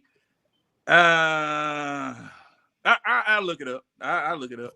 All right, You know, y'all. But and hey, Let me start a little bit more of the video real quick because I think Okay. there's somebody told me there's one part that we really need to talk about. Oh, So it's coming up right now. Oh, it's coming up now. All right, so let me start it up real quick. Guys, we're going to move on. So just to be very clear, you guys were going to plan on moving on from Matt Ryan, regardless of Deshaun, based off of the way you guys talked about the salary cap, or No. or so Matt could have been if you guys had not. Matt could have been the quarterback last year. Could have been, but there was going to be that discussion was ongoing as to what the timing was going to be, because at some point you have to exercise the June 1 rule and put the dead money into the next year, and that. For us, it turned out that that's what we did. But no, I would not. I'm not trying to tie those two together. Thank you. I don't know if it behooves anybody up there to say it or not, but with all the data points as wide a net as you're going to cast, all the lists, all the 20 plus years of experience you have, is it unfair for someone like me to say that hiring a head coach is nothing more than a crapshoot now? Or do you feel that's not the case? Yeah, I would say, I would say the day it becomes a crapshoot is that I definitely don't think that I ought to be the owner of the franchise. He didn't sell the take a team. great exception to that. On behalf of myself, on behalf of everybody who's involved in the process, it's absolutely not a crapshoot. I don't think that Mike Smith was a crapshoot. Dan Quinn was not a crapshoot. Jim Moore, for a period of time, was not a crapshoot. Coach Smith, really, in fairness to him, year 1, year 2 was really not a crapshoot. It was highly, Arthur Smith, when we recruited him, was probably the most demanded, one of the most highly demanded coordinators that were available at the time. And his record in Tennessee was not good. It was impeccable. They led the National Football League 2 years in a row in red zone success and goal-to-goal success, et cetera. Not in the top quartile. They were number 1 and number 2, basically number 1. So it's far from a crapshoot. But you plan on certain things, and a lot of it depends on it's not just the head coach. It's who he's working with, the general manager, players. You make the right bets on the right players. Do you draft the right players? Do you invest wisely in free agency? Do those players return on their investment? There's a whole variety of things that come into play. Do you have injuries? Don't you have injuries? I mean, there's a million things that come into play. So it's absolutely not a crapshoot, and certainly not with this franchise. And I can't speak for every owner in the NFL, but I would say most of my partners in the NFL would feel the same way. But you can only measure it to a certain extent, and there's many factors then that come into play. But I guess I'm looking at league-wide numbers of how many years guys are getting in these cycles. And if it's a 3-year turnaround league-wide, not just here, but is it something that with everything that it's almost like picking a quarterback. It seems that there are going to be factors that are going to come into play that make the cycle as vicious as it is.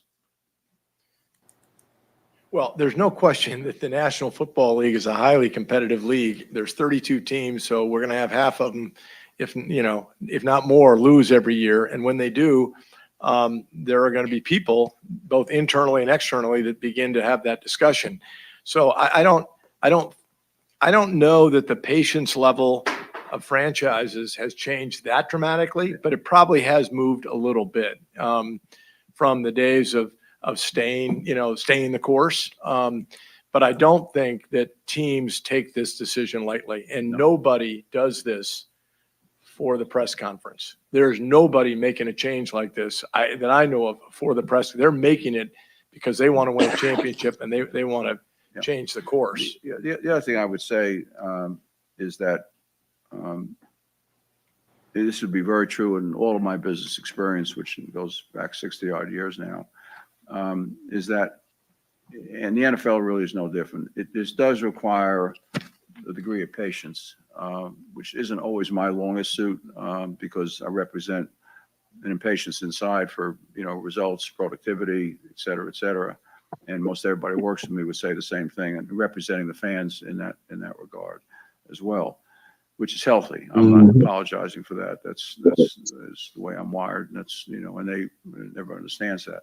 Having said that, it does take time, particularly as you go through and trying to answer a little bit what Mike was asking and what Zach was answering. It takes a little bit of time because, you know, this is not an open market. You have limitations called salary cap. I mean, and it's not a loose salary cap, it's a hard salary cap. So you have limitations on what you can do and how quickly that you can do it in.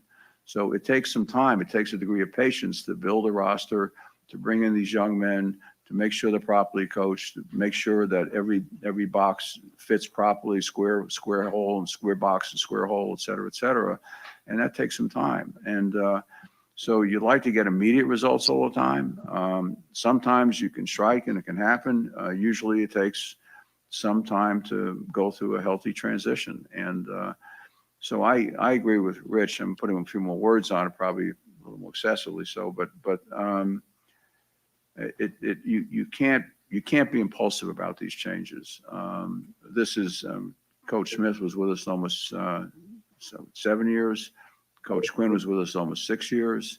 I mean, you want to give these coaches time to do their job and working in conjunction with the general manager. Give them time to do it, and it does take time.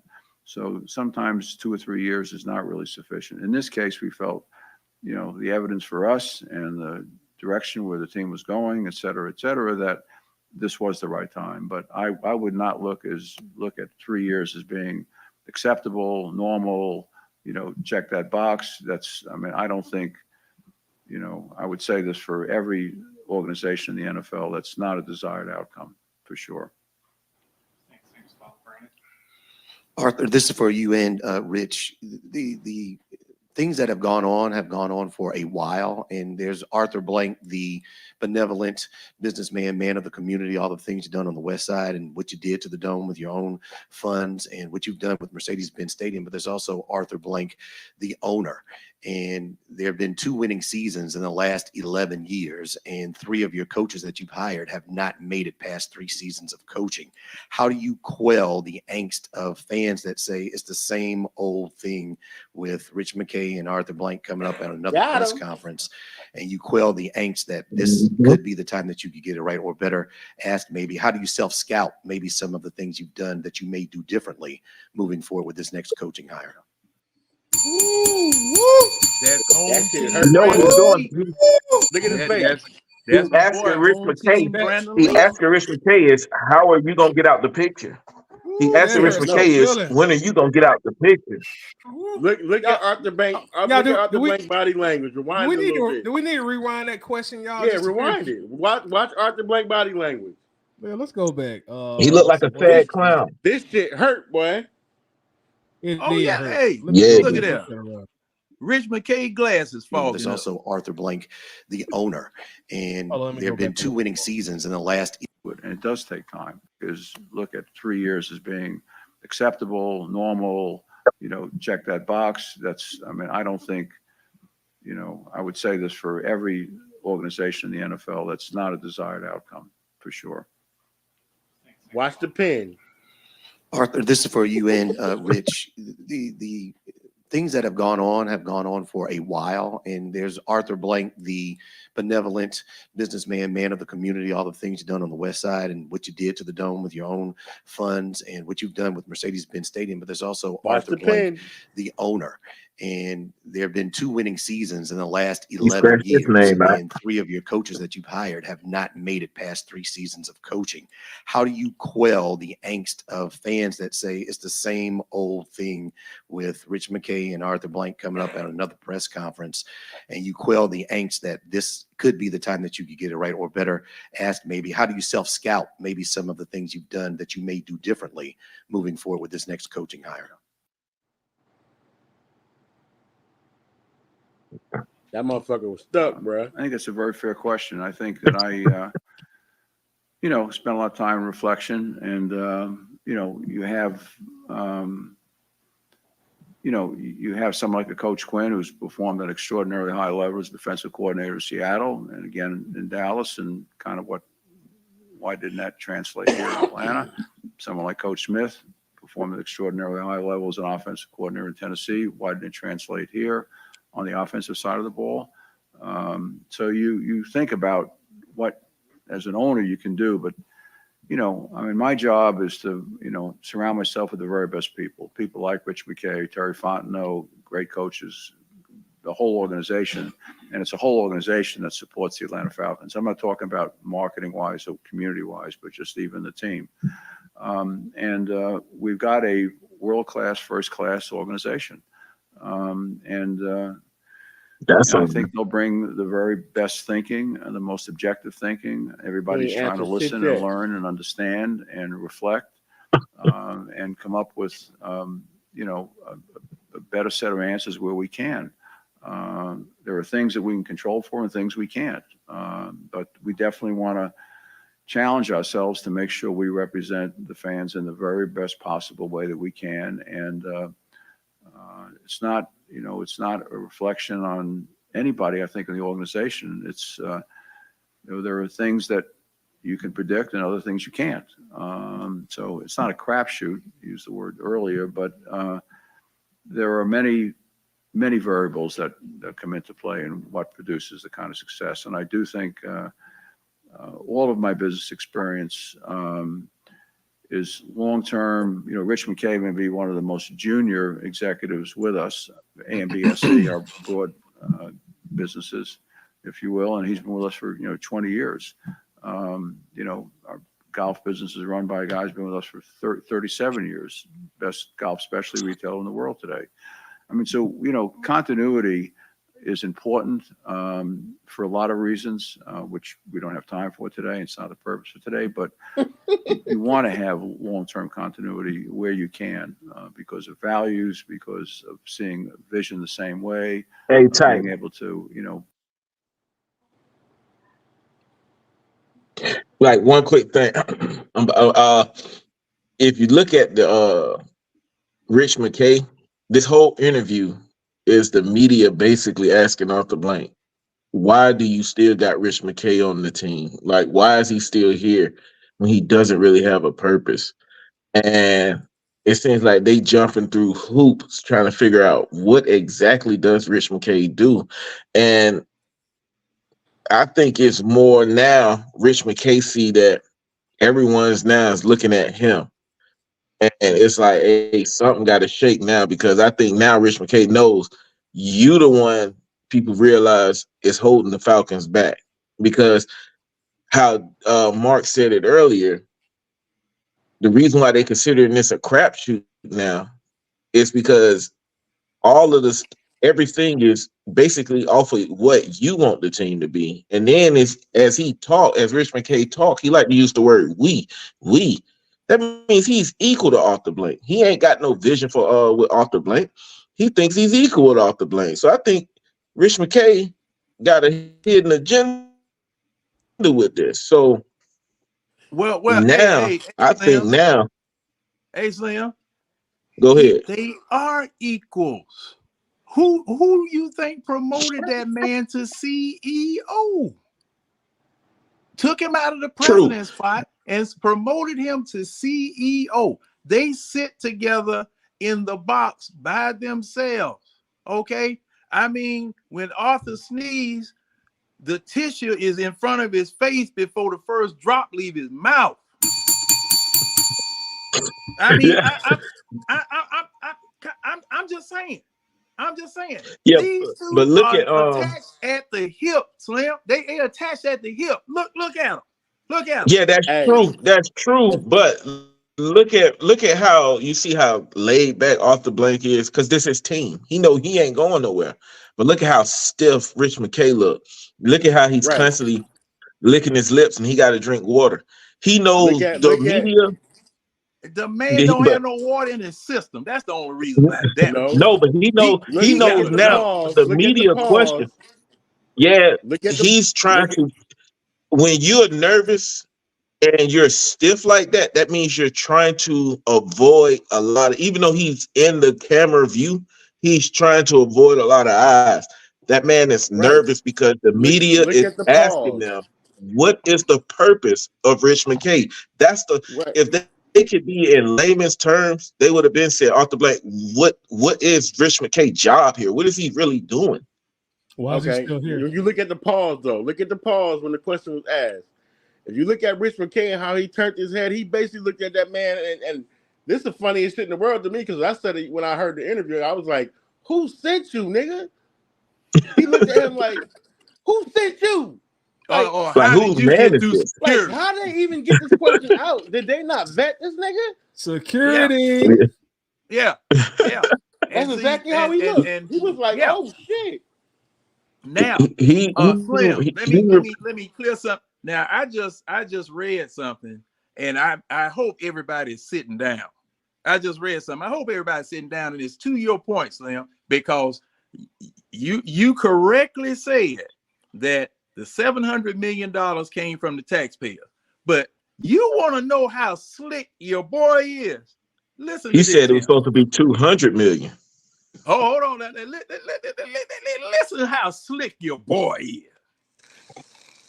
And I'm reading from The Guardian, and it's their NFL section from The Guardian back in 2017. It says the Falcons story begins in early 2013 when team owner Arthur Blank was seeking $300 million in state hotel tax money toward a new stadium to keep up with the Dallas Cowboys' recently opened $1.15 billion home, itself aided by $325 million in city sales taxes. Running into public criticism, he announced a compromise. He'd settle for a mere $200 million, covering the rest out of his own pocket. But hold on now, and don't leave, and don't let nobody tell you that they drug you in here just in case they start trying to knock folk off and stuff. You know, y'all just hold on right there. But there was a catch. Thanks to a clause buried deep in the stadium agreement, Blank would get to convert this initial subsidy into a gift that kept on giving. Any hotel tax money collected after the first $200 million would be put into a waterfall fund that the team could use for future maintenance, operation, and improvement of the new stadium. Since those would normally be team costs, this meant Blank would get to stick taxpayers with the bills for future upgrades to his new playpen. Blank eventually acknowledged that the present value of all of this future money would be close to $700 million. Adding a handful of other goodies, $30 million in sales tax rebates on construction materials, $24 million in city provided land, a pedestrian bridge that was supposed to cost $12 million, but ended up coming in at almost twice that, and the final public tab that ended up clearing $750 million. Man, I told y'all these jokers wasn't nothing but some damn used car sales. These jokers slick. And see, that's what I was saying about that hotel and motel tax money. Now you saw he covered the rest with his own money above the $300 million at the beginning. Now this is what this article said. Okay. So he got a slush fund coming from that hotel and motel tax money that's constantly rolling in. So the taxpayers are on the hook. The thing is that those at $700 million could be used for something else, and the taxpayers get on good. Now you remember your governor is giving rebates this year. Oh, it's going to probably give some more rebates here. He gave rebates last year and gave rebates the year before that. Okay, then ease the gas tax, so the state tax coffers aren't hurting. They're not hurting. So thing is, he's able to get away with this and nobody saying anything versus what happened in Cobb County with the Atlanta Braves stadium. Them folk got bust upside the head with a 2x twice and they couldn't do nothing about it. They jacked those people's taxes up just like that. Because you remember when the announcement came that the Braves were moving to Cobb County, it was one Monday. Whoa, Braves going to Cobb County. What the hell? Yeah. And guess what happened in Cobb County? The prices of the houses in Cobb County shot through the roof because the Braves was going up there. So it's all about money at the end of the day. And not to mention how Trump said, hey, when you're making that kind of money, don't get mad that they finding loopholes on the tax system. So well, the loopholes are up there at the top. You don't get loopholes. You don't get loopholes. I remember when we used to have income averaging for federal tax. Say, for instance, you started out at a job making $20 an hour, and the next year you started making $100, $200 an hour. What you could do, you could income average the 3 years, that year, the previous year, and the year before that, and whatever the average salary was, that's what you would pay tax on. They got rid of that. You used to be able to write your car off and write credit cards and all that stuff off. Got rid of that. You used to be able to go file Chapter 7 bankruptcy and not even go to court. Got rid of that. Man, shoot, this thing here ridiculous, man. This is ridiculous. Oily ass. I'm sorry, Terry. That's why sometimes it's good to be in the military, man, because some of that stuff you avoid. That's good. It's good being in the military. Yeah. I'd have shot a commie. I would have gone shot a commie if I had known about all that mess. Shoot. I mean this thing, man. When I read that, I was reading that while you all were talking. I was reading that while you all were talking, and I saw this. I said, "Good God Almighty, man! This Joker's." Well, there's an old saying. They was protesting the stadium, but it wasn't just because they bought out the church. They was protesting it because here's the thing: when you build in these type of mega stadiums and all that other stuff in the heart of the city, no matter what state you go to, the state gonna want to know, hey, that thing needs to hurry up and come up, because you don't want to have it constantly being built for a long period of time. So you wants to, and guess who's going to help you build that stadium? The state is going to help you build that stadium. And how does the state get their money? From the taxpayers, and the taxpayers on the hook for that. Well, see, thing was they slicked them. This is the thing. They didn't directly. Yeah, but here's the thing: when it first got approved, though. Yeah, but when it first got approved, Arthur Blank said, "Your state legislature." Because see, the thing was, that's how. Let me see. It's something else here. Something else here. But here's the thing: Arthur Blank his first proposal to the city was it was going to cost the taxpayer $200 million. But then after all of that stuff and all the little green zero and all that other stuff that they was doing, it brought the bill up to $700 million. And here's the thing: as a taxpayer, you don't have to pay it. There's no ifs and buts about it. See, it's not coming out of the taxpayers. It's not coming out of the existing coffers. Okay, collected taxes is not coming out of the collected taxes.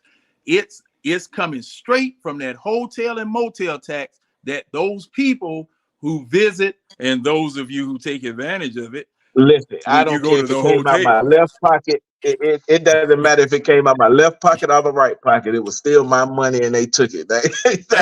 Look. Hey, like I said, they'll steal your wallet and help you find it. You know? Slim, you never saw it. It never got to you. That's the thing. They slicked you. It never got to us. Listen, they stole my wallet and they helped me find it. So there's all that. And gave it back to you empty. Hey man, just like the old folks say, they used to ask him, is he lying? His mouth moving, ain't it? But back to that interview, man, you could tell the media was going in on Rich McKay. And I think Rich McKay is like, if I could disappear right now, I would. Because now, if the Falcons fail next year, who are they going to go straight towards? The media going to want to interview Rich McKay. Terry was there. Yeah. About halfway through there, he wanted Terry to be there then. Yeah, they wanted about an hour into this. They were about like, an hour into it. Oh, they wanted Terry to be there then. He said, "Somebody go get that Piccadilly." Oh yeah, because see, man, look, they thought it was gonna be some softballs lobbed up here. Right. They thought some softballs gonna be lobbed up here, but man, they was hurling that high heat, Jack. Zoom. Yes, sir. That stuff hit that glove. Tired, man. Everybody tired. They were hitting that. They were bringing that high heat, Jack. And in 10 years, you only had 2 winning seasons, but then you turn around and say, No, we 11 years. The AJC, yeah, okay, 11 years. The AJC put out an 11 years article you had today, and they 2. said that Arthur Blank has lost the fan base of the Atlanta Falcons. And he should sell the team, because what did he say? What did he say?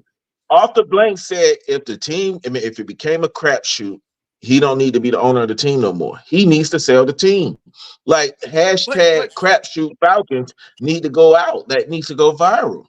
Because See, the dude lost this is the thing though, Slim. Like Arthur Blank is so entrenched in the Falcons and the community and now Atlanta. He's not gonna sell the team. Now he might step down and let Junior, one of his sons, step in. But that he not gonna sell the Falcons, man. He too entrenched. He ain't gonna. He needs people. Once he becomes too still, he gonna fall off real quick. Well, but now, if Arthur Blank do a Donald Trump and say, "Tell that son of a to get off the field, you're fired," talking to Rich McKay, you're gonna put the people in the fan base is going to get hyped back up, like literally. Rich McKay is holding the team back, point blank. Period. You can't say off the blank because he's the owner, but it's Rich McKay.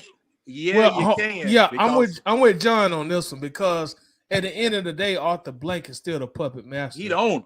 Yeah, he the owner. Yeah, but I mean, here's the thing. He's using pretty much what he's doing is he is using Rich McKay as a buffer.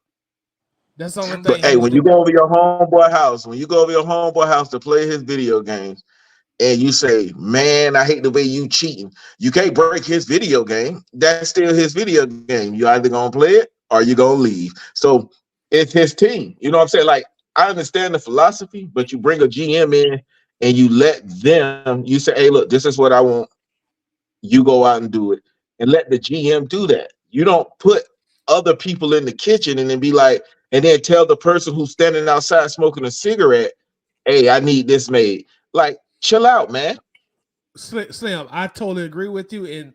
In hindsight, it would have been better to actually make Rich McKay stay at home and bring Terry to sit beside Arthur Blank.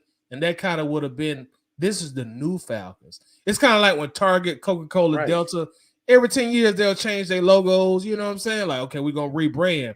This is really the time for the Falcons to rebrand, but they stuck with the old 80s logo. They didn't change nothing about their logo. And that's still the same old Falcons. This was the time to bring Terry Fontenot up there. But they still run the same run-heavy offense. You put Terry Fontenot in Rich McKay's shoes. Y'all let Terry Fontenot run things. I guarantee breakdown, Titus first breakdown of the first part of this situation here told me everything that I needed to know. The very first part of this thing, because these people knew they were rebuilding and told that lie that they weren't. We hit first thing out of Arthur Smith's mouth, first thing out of Terry Fontenot's mouth. We hit a win. We here to win. We're not rebuilding. Yeah, but see, that's a business move. That's a business move. You're not gonna get a veteran to come play here when you telling them, "Hey, we rebuilding." That's a business move. Just don't say nothing. Keep your mouth shut. Yeah, but you gotta tell them. You got here's the thing. You can't publicly say we rebuilding because when you publicly say we rebuilding, that means you're saying to the fan base and to the players.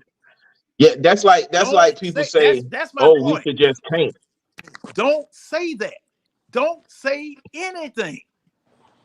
Keep your mouth shut. Well, what's the plan? We plan on winning football games. But the players know. The players know when you rebuilding. Now the players know. I mean, look, all them folk on them $1.50 an hour contracts. Oh yeah, they know. They know. They just very happy to be here.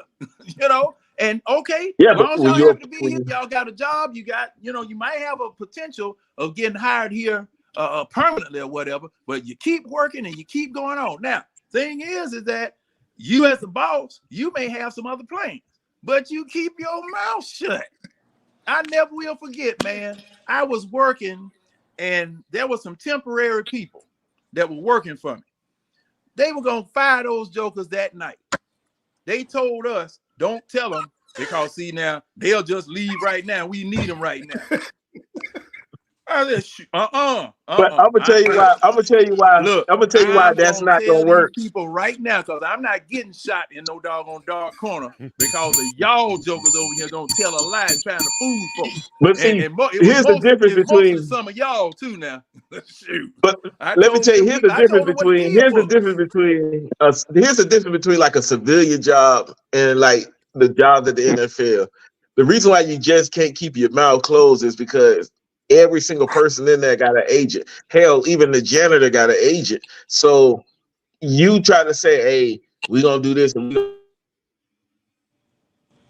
do that." Once that agent get wind of what you're doing, you know he's gonna go to the public. Like here, those are not just somebody waking up one morning and say, "You know what? Let me try to start something." No, those are from agents getting wind of certain conversations. Like some of those rumors are true. It's just that they're not confirming them. Okay. Now, thing is, Flip Wilson said a long time ago, and it's a real old saying: "Loose lips sink ships." Okay, keep your mouth shut. That was just like that situation. That was just like that situation with Danny Ferry and the Hawks. Okay, they read off a sheet that everybody around the league had put up about Luol Deng. Okay, his report came from multiple sources. Okay, about what type of person he was, all this type of stuff. All right, he read the report over the phone because they all couldn't get together. And some of the things in the report were termed as racial, controversial, whatever. Giron, one of the owners who wanted Danny Ferry out, he leaked it to the media, trying to paint Danny Ferry as a racist. NBA looked at it. No, that's not right. Danny Ferry didn't do anything wrong, because the thing was, if you're going to get Danny Ferry for reading it, you need to jump on the joker that wrote it. And they never said anything to them. So see, a lot of times these meetings, just like when they were going on strike, just like when the NFL went on strike, okay, they locked them jokers out. Those owners got together and locked them out to change the salary structure. You remember how the salary structure was prior to the strike, right? Where first round quarterbacks were getting these big signing bonuses and getting big contracts just coming out of college. Okay. In order to change it to where you had to do a rookie deal first and then get your big money after your rookie deal was over with, they had to lock them jokers out. They had to lock them jokers out in order to change the dynamic. So this is the thing, man. You as management has meetings where they discuss among themselves, just like those NFL meetings and stuff. When they get together, when them jokers get together, hey, Rudy Poot ain't coming in there, okay? Because ain't no telling what them jokers talking about, all right? Union has meetings with all of the agents and all of the players, and the agents have meetings. So everybody is guarding their little turf there to keep certain secret and release little things just to satisfy and titillate ears and tickle ears and stuff, so that people are not saying that, well, they ain't telling us nothing. So, hey, man, but the little drips that you get, people ain't dumb now. They know what you're most likely leaning to. So even if it's a small, because agents get paid 3% of, here's the thing, as an agent or somebody who's representing a player, my fight is not for the team. I can care less about the team. It's about that player. No, your fight is for your client. Yeah, and so who's paying me? And if I get some information that's going to help my client or expose a team for trying to mistreat my client, trust me, I'm going to put it out. Like, because I agree with you 100%. I agree with you 100%. So a lot of that information that comes out, the Falcons are in cahoots, or the Falcons want to talk to Bill Belichick, that could be true. But good and all well, it was one of the people at the tops gave that information out. Even Rich McKay alluded to that. He said, we not gonna tell you who we interview, but even though y'all might get the information before we do. So there's people up top who's gonna talk. That's just reality. Yeah, And all of that as stuff soon as isn't they find necessarily out. true either, though. You say what? A lot of that stuff don't necessarily be true, though. Yeah, true. But it's lot good. of It's good rumors. for media. It's good for media. But Oh some of yeah, that the stuff, media. That's where a all the lot of it rumors come might from. not The be true. media. Yeah, a lot Let of me- it might not be true, but some of it Let me might ask, be. let me ask y'all a question. You know, after everything that has transpired the last 48 hours, do you think it would hurt or help the Falcons to have Terry Fontenot speak publicly at this point? It will hurt them. Jump. Let Go ahead, me Mark. jump. Let me jump in real quick because I said yesterday, Terry Fontenot needs to speak within the next 48 minutes. Or not 48 minutes, but 48 hours. One of the reasons 48 minutes would have been yesterday, but one of the main reasons why they need Terry Fontenot to speak is because they kneecapped him so bad yesterday. Yeah, exactly. They need to establish his role back as GM, because right now what everybody's gathered is he has no power. He's a glorified accountant. But that's just it. How do you do that though when they done kneecapped him so bad? Yeah, because now if he come out and talk, if he comes out and talk now it just looked like a hostage video, and then people not gonna really take what he says serious because most of the questions he's gonna say is just to rebuttal what was already been said. Like, and then this coming from the owner, so And they gonna tell him what he can and can't say anyway. Well, here's the thing. I think whoever is in charge of their media coaching needs to be fired. When they put Terry Fontenot in front of a camera, I guarantee you he's not gonna get any of these type of questions that Blank and McKay got yesterday. So they do need to establish some type of citing. You can't just have him hiding because it gets worse. So they do need Terry Fontenot in front of a camera to say, hey, listen, guys, when they ask you, where were you? We were back at Flowery Branch. We were doing some scouting. We were looking at some candidates for coach, and he can kind of doctor this up in a way where it didn't make it seem like he was a damn team counselor.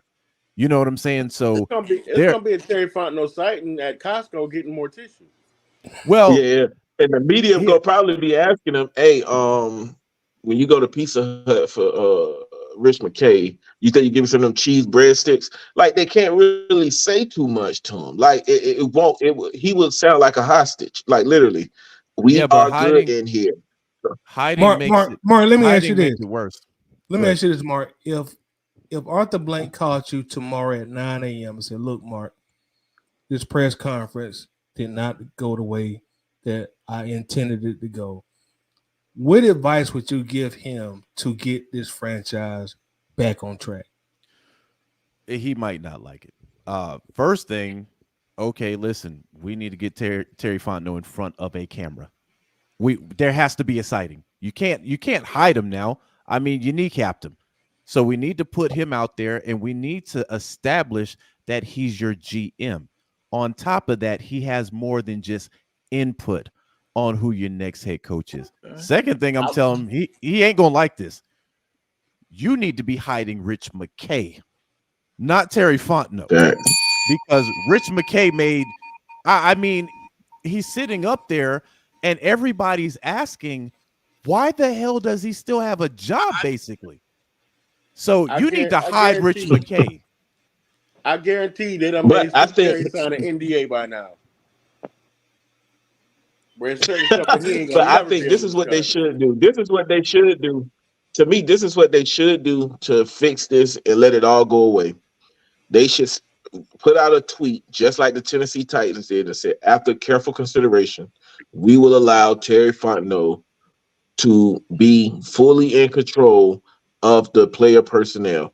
And then people will be like, the fans will go back to, okay, now, even if they don't allow him to do that in the forefront, because I'm pretty sure he get a good check to say to just sit on the sideline. But even if they just put that out and tell the fans he's over the personnel now, people would be like, okay, finally we got a team going back the right way. People will believe it. So I think they should just put out a tweet saying Terry Fontenot, just like the Tennessee Titans did. Because when you put out something saying you got to go check in with me, nah, that just makes it look I hear what bad. you're saying. Just like you said, the people will believe, but will you believe it? Yeah, they've been running Well, I this. believe it, but here's the thing though. Well, I believe it don't matter. It's about the majority. As long as 51% believe it, that's all that matters. Because here's the thing, it doesn't matter if people believed it or not. Once the next season start, people won't even care. Until if they started losing, then people are gonna be like, well, it was Rich McKay's fault. But if they started winning, people won't care. Well, here's the thing. Nobody's gonna believe it because of what happened yesterday. So That's my whole point. if they came out and they sent a tweet, they know it's just damage control. Right. That's my whole point. What they need to do is put Terry Fontenot front and center and hide Rich McKay. That's what they need to do. Because right now people are questioning what the hell does Rich McKay even do now? But if they do it that route, Terry just look like a hostage. They might as well put the gun to his back. Like, hey, smile. There are things that you can't undo. Right. You can't undo yesterday. Right, because Terry should have been there from the beginning. No matter, but you can damage control it. I'm just gonna say meats. And see, the thing is, us five right here talking, we not gonna be fooled. They're not gonna pull the wool over our eyes. They're not gonna pee down our back and tell us it's raining because we know better. And with every passing day, your Falcons fan base is getting more and more educated, getting more and more smart. Stuff that y'all used to blow by them long time ago when you first got here, we question it. Because see, these questions here that Zeno and State Shapiro asked, Atlanta media wasn't asking them questions. They would tell me, because the first thing I would say, hey man, why didn't you ask that man about this? Why? Well, we don't want to alienate the man. Look, man, I'm spending money to go down here and watch these bums. They're taking money out of my cable bill to help pay the league. They taking my tax money that y'all could be using somewhere else and putting it toward this stadium. You know, look, when you got to look at it from this point too. You got to look at Atlanta is Chocolate City, right? Chocolate City. It's a lot of us, whole lot of us. We make up a large majority of their fan base, right? But when you look at it, Terry Fontenot was a black man too, so we looking at that side of it too. Yeah, and see that's why I said you got to. That's why I said you can't ignore that part of it because hell, you had the Wittrock up there. Well, see, that's why I said what I said. Because see, and then not to mention, you can't take back what already happened. Only thing you could do now is just damage control. And a tweet nowadays, tweeting is the cash king now. So like Tennessee Titans did, they didn't have to explain what they just tweeted. All they said was this guy will be taking over. Nobody questioned it. And then if you look at the tweet, it was a darn near 1 million likes on it. So just imagine if they put that out there for Terry Fontenot. First off, we, the fans, like black folks, we'd be like, okay, cool. You know what I'm saying? Now, because let's be honest, if he's shining, sometimes black folks feel like we shining too, because that opens the door for other people who look like us. But well, let me ask this question. Since you said that, let me ask this question. Can Arthur Blank look like he's kowtowing to Chocolate City? He already did that, John. He don't. No. I mean, with what we're getting, what you all are suggesting that he do now, can he look that weak by taking back what he said and assigning Terry Fontenot to do this? Too late. And I'm saying no. I'm saying no. Arthur Blank. I mean, Arthur Blank is the owner. So my thing is this: too late. But no. I know Arthur Blank is the owner, but thing is, ego, just as was displayed in this press conference, plays a huge part in an owner's psyche, and they making them look weak. especially when you're going to put this black man out there and power down McKay for this black man. To me, And McKay is it the felt like CEO. it I felt don't like he see that happen. castrated him. It felt like he And see, castrated him. that's why I'm saying. That's why I'm saying you can't take some things back. You know, Well, just like a lot of other people are saying, hey, I'd be looking for another job. Well, if let I me was Fontenot, I'd be looking for another job. John, let me say this. They've been hiding the president. When's the last time you saw the president? What? Which president? Which one are you talking about? Of our organization. Beatles? Yeah. Beatles? Yeah. And see, that's why I said, that's why I So called his name. I asked where were both of them? Yeah. So if they can hide the president, they damn sure can hide the CEO. Because let's be honest, who the hell cares to see Rich McKay? To be honest, nobody cares. Nobody cares to see him. So this is why this is imperative to put Terry Fontenot in front of a camera and hide Rich McKay and just be like, this is how I would run it. Honestly, I would have Terry Fontenot sitting there talking about coaching prospects. We're in the middle of a coaching search. You know, I've been doing this, X, Y, Z. You have to make it seem like he's been putting in work to find a coach. Now, here's how people forget this. When you find your coach, fucking hire him, make it a grand thing, especially if you're able to bag one of these whales. If you're able to bag one of these big guys, or you're able to bag a quarterback that people might look at and be like, hey, he might work here. You grab a Russell Wilson. Ain't nobody really thinking about the press conference if you hit a home run on the coach and the damn quarterback. Nobody's thinking about this press conference. But for right now, yeah, but you also got to say this. You said if you bag one of these big games, then most likely Terry Fontenot is out the door. So if I was Terry Fontenot, I wouldn't even bring up the press conference when they spot me and I do my presser, because he's going to have to do a presser before the draft. They got to do that. I wouldn't even bring up. I would say, look, I wasn't there. You like how you were saying, Mark, I wasn't there. I was doing this. This is what I'm going to do. These are the people I'm looking at. I wouldn't even bring up that press conference, because the media is going to keep asking him about the press conference, or they're going to question everything he does now, because really they castrated him. And if I was him, you can't take back, but you can show on, try to do some damage control and just ignore the thing. And if you ignore it, most people would just let it go fall by the wayside. Fam, let me be honest about something. The former petty in me, I couldn't have been the GM. I'd have been on Twitter. I'd be putting Where's Waldo pictures with my ass in there, like literally, like you see, I'd be taking pictures. You know how many ghost accounts I would have, bruh. I'd have a picture of me in Magic City and be like 100 strippers. You got to find me, bro. Flat out, like where was Marcus Washington? You got me in Paris, fam. I would be hella petty with this situation, and I'd have fun about it. Hey, I'd be blowing it off. Honestly, if it were me, hey man, it ain't really that serious, man. They wanted to do the presser. I wanted to get to work. It was one of those situations. What do you think about Arthur Smith? It was a joint thing, man. It happens. I'm sorry for him. I rock with him, and I'm going on about my business. I ain't catching none of this shrapnel after the fact. You got me completely messed up. Yeah. If you wanted me to take some bullets, because people feel sorry for Terry Fontenot now. Yeah, well, Terry is safe. Yeah, because I think people more feel sorry for Terry Fontenot. They're not mad at him. They just feel sorry for him, because people feel sorry for Arthur Smith now.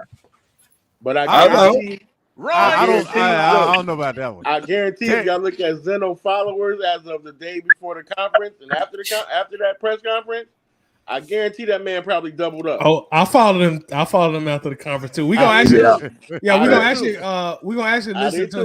listen to his comment in just a moment. But we got two new members to the panel. We're gonna welcome Ron, and we're gonna also welcome a familiar person to the panel, Mark. So we're gonna let y'all go ahead and talk. Then we're gonna go to Zeno's statement also before we get out of here. So go ahead, y'all two got y'all. I've been saying we should have fired Rich McKay a long time ago, but nobody listened to me though. I've been saying he trash. The man trash. My pit bull to do a better job than him. And my pit bull 1 year old. Get him wrong. The man trash. Fuck that shit. All that nice shit, that out of the window. Get him wrong. It took us way too damn long not to do shit.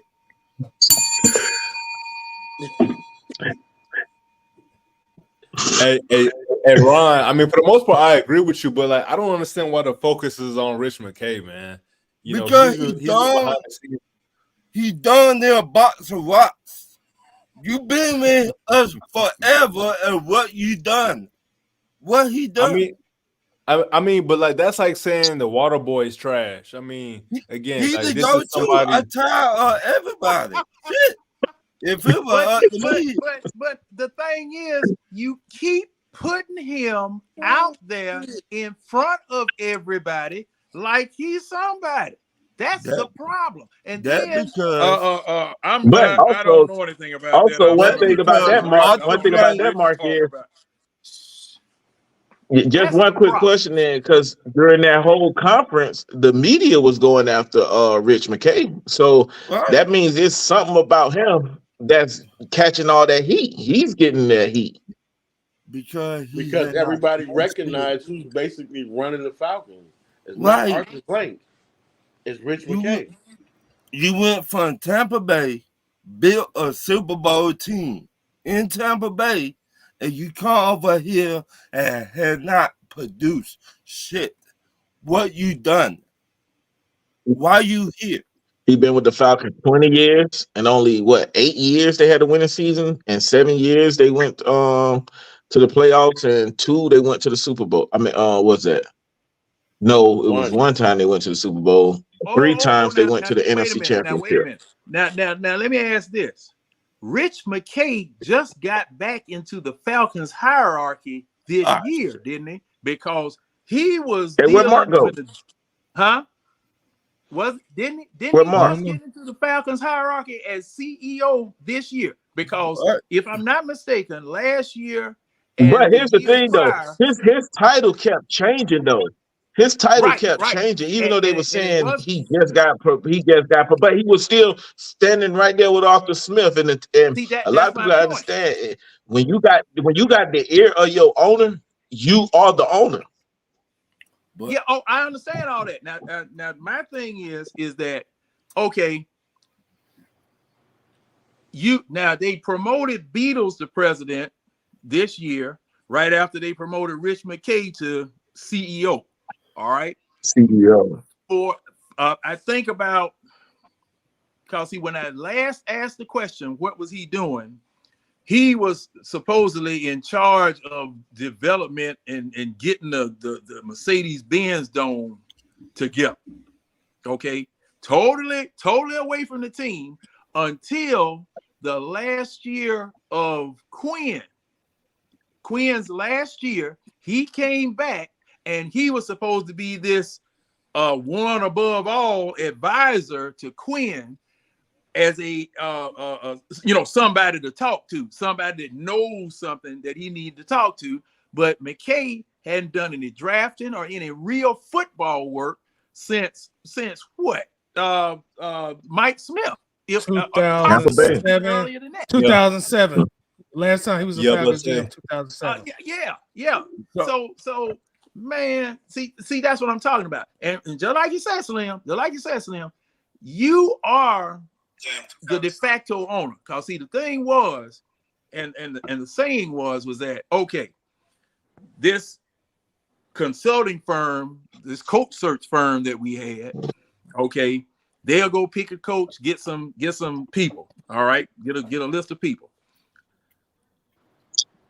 They would interview them, McKay and Arthur Blank, even though McKay wasn't even involved with the football operation. All right, and possibly Dimitrov or what's his name? Well, yeah, Dimitrov. All right. Now, the sealer was if you got invited to the mansion and that lady cooked for you and they wanted you to sign, you signed. Because see, that lady, whoever that was in Arthur Blank kitchen, it was a done deal because it was in the cornbread. I was always told, don't eat the cornbread. That's who John Abraham vouched for, and that's who he said got him to sign with the Falcons. With John speaking on. Also, I'm gonna pass the mic. We got 2 marks on here, so I'm gonna pass the mic to Mark Cheney, who said that Rich McKay. We're gonna listen to his insight because he's saying Rich McKay is not the issue, but Arthur Blank is the issue. So go ahead, Mark. Yeah, I mean, obviously Rich McKay is part of the issue because everyone that's been part of this organization the past 7, 8, 9 years, hasn't been productive. But I feel like the big picture is Arthur Blank, man. He's the common denominator since he's bought the team. He struck gold with Dan Quinn. He struck gold, honestly, with Mike Smith. But I think like that should be the focus. I mean, I get that we want to point the finger at somebody. I don't understand why we want to point the picture at Rich McKay. We all don't know his role. His role has been very fluid the past couple years. I mean, so it's like, how can we point the finger at him? We all know Arthur Blank has been the owner. We all know Arthur Blank has, made that pursuit for Deshaun Watson. It's pretty obvious to me that if we're going to point the finger, it should be Arthur Blank. I think it's all lazy takes. And honestly, I just jumped on. I didn't hear what y'all been talking about as far as Rich McKay. I hopped on a couple of days ago when Arthur Smith was fired, and a lot of people were talking about Rich McKay. But again, fellas, like, come on now. Let's be realistic. The issue is Arthur Blank. Me and Toddy had talked about this before. He's continued to hire these new coaches, these rookie head coaches. He's continued to make questionable decisions with the pursuit of Deshaun Watson. Even keeping Arthur Smith this long. I mean, come on now. We all know that he could have been fired weeks ago. He could have been fired after the Carolina game. He could have been fired last year, if you ask me. So, I mean, I'm just curious. I mean, maybe I'll pass it to Tidy, maybe to Slim. Kind of Slim's vocal about this. Maybe even John, the OG. But why are we so focused on Rich McKay? Oh, hold on. I have a question. So, if we don't know what Rich McKay does, right? Why do the head coach and the GM have to report to him? Because he's the senior advisor to Arthur Blank. But we don't know what he does, though. Well, So if we do, Mark. Yeah, we do. Yeah, so that my point is yeah, we do. My point is this: if his position keeps changing, we don't know what the hell he does, but both the head coach and the GM have to report to him. You can't get rid of Arthur Blank; he owns the team. But right. the guy that's the question mark here, the guy that's been here the longest, right? Why do you need him if we don't know what the hell he does? If we don't know what the hell he does, he should not be the CEO. Period. Well, I guess my thing is Arthur Blank. And let me add on to that too. Go ahead, Slim. Yeah, but here let me add on to that. Arthur Blank and Rich McKay both said Rich McKay's job is to give Terry Fontenot and Arthur Smith the resources to be able to do their job. They're not hired for chicken scratch. They know how to get the resources to do their job. They don't need a Rich McKay to do that. So when you give a person that kind of power and it subtracts from the GM, then what do you need a GM for? Because now if the GM definition, the definition of a GM is a person who is over the players, basically the players, and that includes hiring and firing the head coaches and other staff members. You took basically the job of a GM You gave it to Rich McKay, and now your head coach is reporting to Rich McKay. He don't even have to report to Terry Fontenot. So why do you even have a GM in the first place? So somebody got to be held responsible for that there. But the normal way is you hire your GM, the owner hires the GM hires the staff that goes onto the field, such as all like your training staff and all that other stuff, because now you have different ideas in the picture, and now your GM takes more responsibility for if the head coach doesn't work. So now if the head coach doesn't work, didn't hire him. It's the person who hired him. Who is that? Rich McKay and Arthur Blank. But the problem is Arthur Blank is the owner of the team. So that means not Arthur Blank, Arthur Smith, because he's fired. So someone has to be responsible for that. And not to mention, Rich McKay can veto any decision that both of them make. And that ain't cool, because now my job here is pointless. Oh, now look, the more I dig, the more worms I uncover. It's just John, like getting ready to go fishing. John then turned into Sherlock Holmes over here, man. Now, look, now, I just want to read off this list of folk, because see, now I'm leaving people out. You got Arthur Blank, owner and chairman. You got Steve Cannon. I didn't know nothing about no Steve Cannon. He's the vice chairman. You got Rich McKay below him. Then you got Greg Beatles as president. And then you got Terry Fontenot. That makes up your front office. Now, all of them asses were supposed to be in that press conference. All asses were supposed to be in them seats up on that board. That should have been a doggone murderer's row all the way across. Hold on, John. Hold on. Okay. I'm gonna rebut on you on that. I really feel like the only two people, because you can't have in this kind of situation, I don't think you need to have too many people representing the team. I really honestly feel like you only need Arthur Blank. I agree. And Terry Fontenot.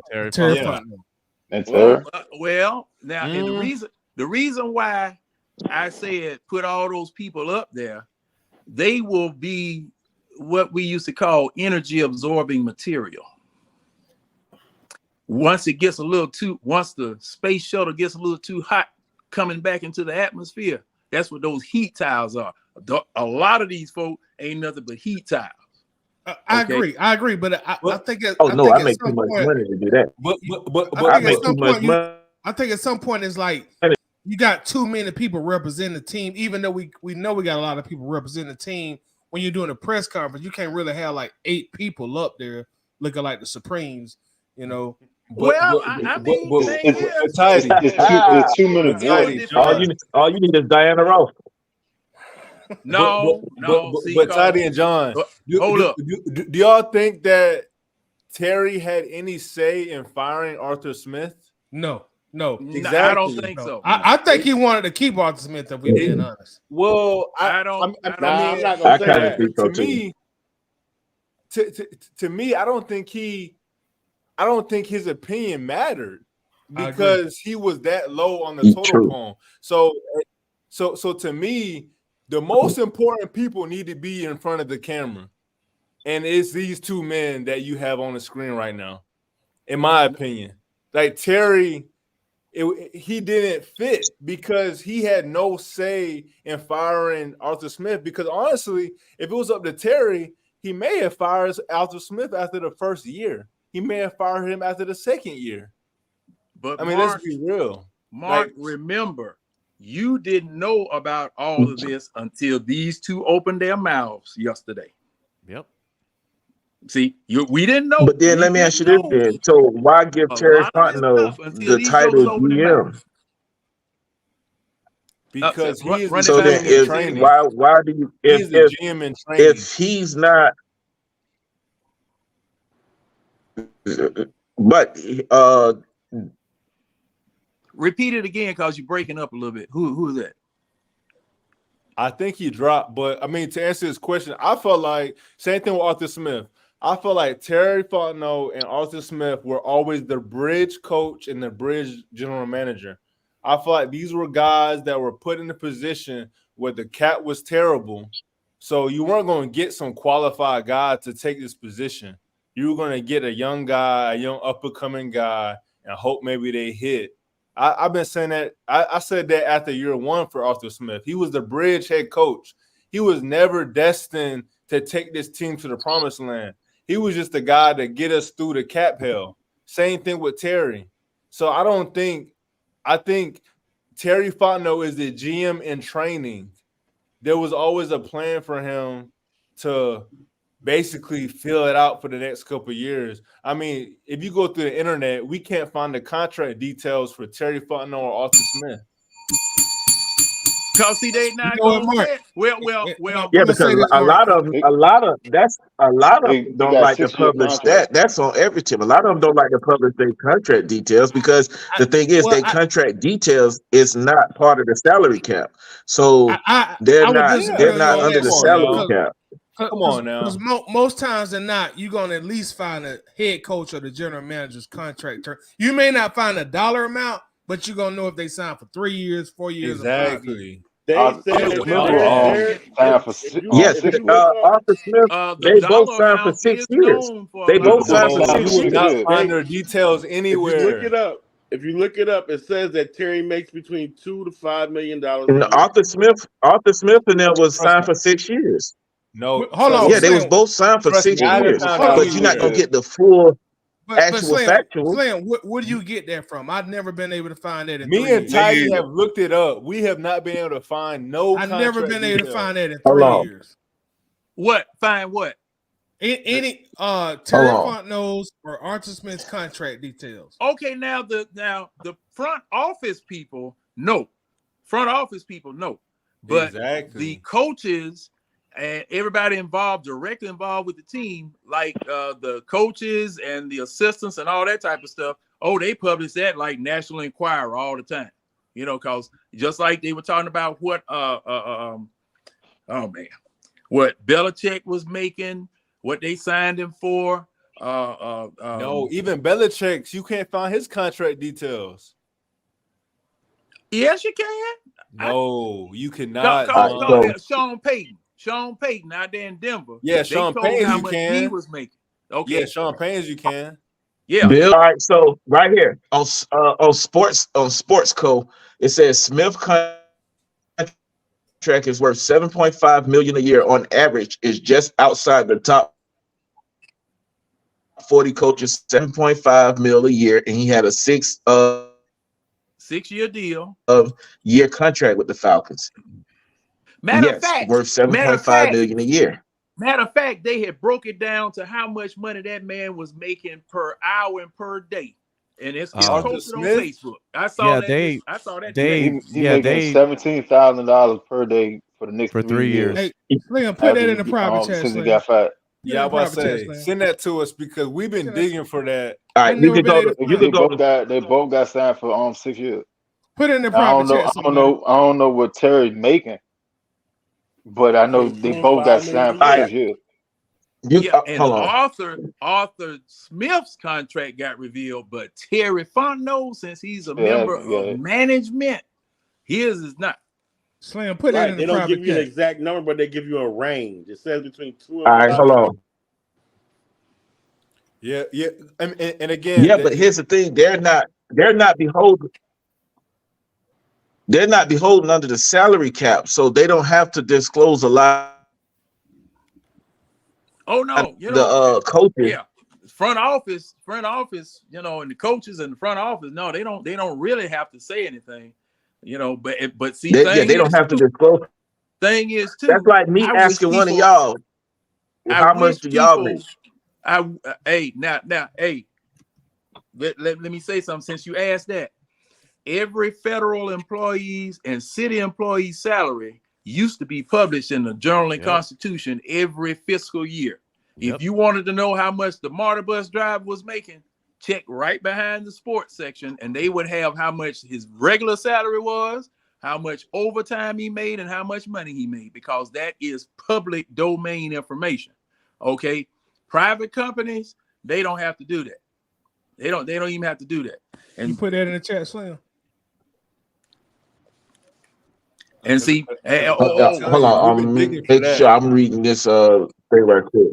But something else I need to say. All right, hold here. on. Let me see. Something else I need to say here while y'all looking at that. We need to stop that narrative of counting somebody else's pockets as if it's a bad thing. Guess what?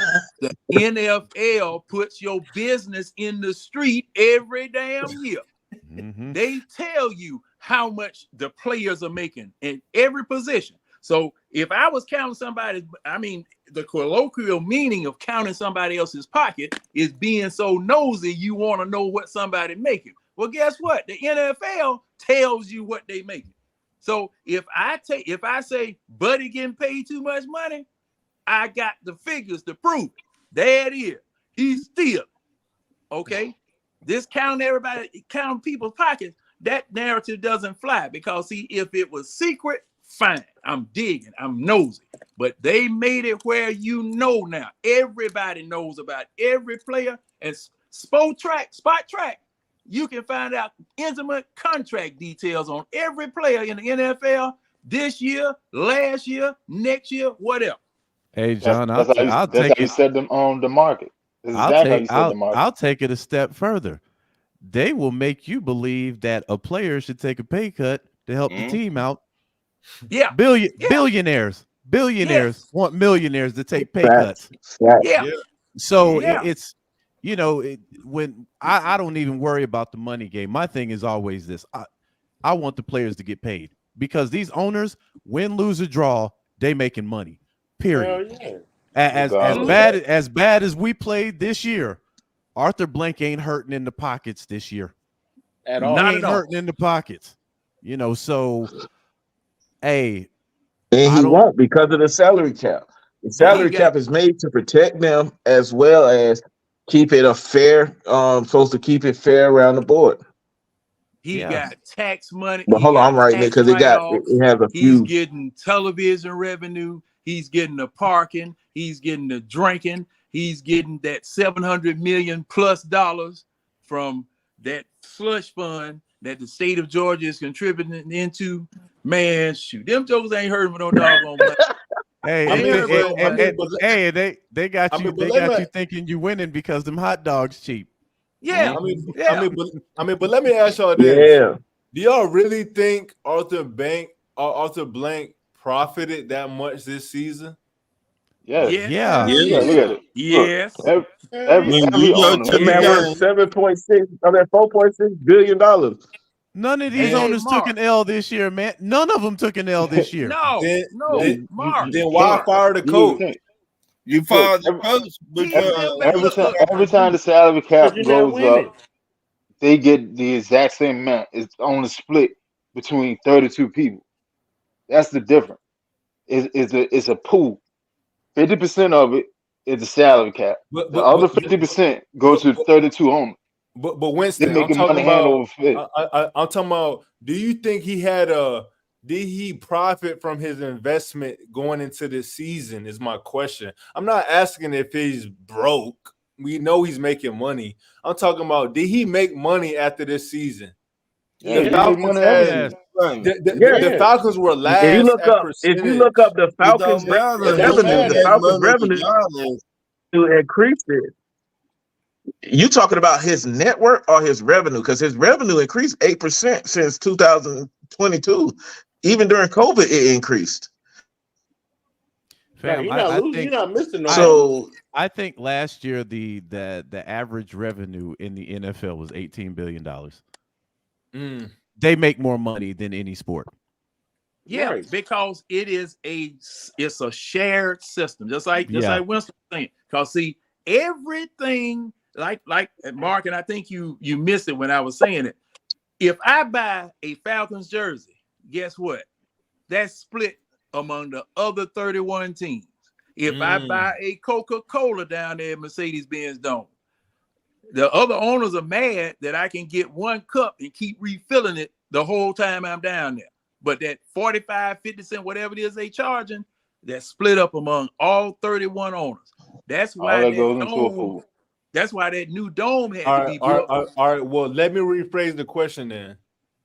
Do you think that Arthur Blank made more money than any other owner this season?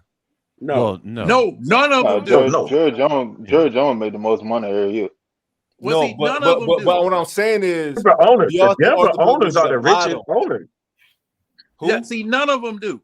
I mean, as far as making money off Yeah, of the but you're talking NFL, about at the bottom. it's You're an talking even about split.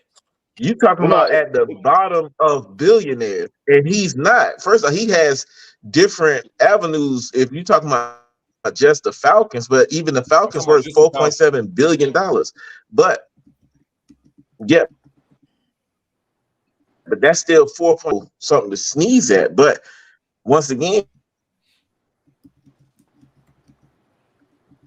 Slim, you cut. it You ain't cut like me. he on welfare now. Hey, Slim, put some water in your phone. So Slim, you cutting in and out. You say what? You cutting in and out. I'm missing man said valuable put things some that water in you're your saying because you're Oh. cutting in and out, bro. So, Mark, put this into perspective. All right. So you say, well, let's look at last year. The NFL annual revenue was 18 billion. They have 17 games plus the playoffs, which is an additional 3 games, plus the Super Bowl, which is an additional 4 games. You're not even getting 25 games from the season, right? The NBA has 82 regular season games. Then they have the playoffs. They only gross $10 billion. So the NFL is king. None of these guys are the Jets. Everybody's making money. Everybody's making money. So when you ask, why they fired the coach, it has nothing to do with money. They're still paying this man the rest of his contract. They fired him because the product on the field wasn't winning. That's why they fired him. It's not rocket science. No, 7 and 10. But again, Mark, when you look at the numbers, again, I'm a real estate agent. I'm all about the numbers. Got you. We were the last team in attendance in the league, the Atlanta Falcons, as far as percentage. And then when you look at what we paid out, what we owe to the Matt Ryans, to the Julios, I'm just curious if Arthur Blank is getting a return on his investment. And I think that makes it easier to fire the coach. When you're looking at the coach, you saying, bruh, you ain't making me no money, bruh. Oh no, see that's what I'm saying. It's not you the can't tie them two together. Here's the thing.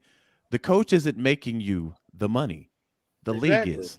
Yes, the games are. Stop No. Hold on. No, man. Let me break it down to how the coach isn't making you money. Arthur Smith is fired, right? Atlanta's still gonna make money, no matter who they put there. They can we're still paying Arthur Smith. They could put me in as head coach. They still gonna make money next year. A coach does not make that team money. The games do.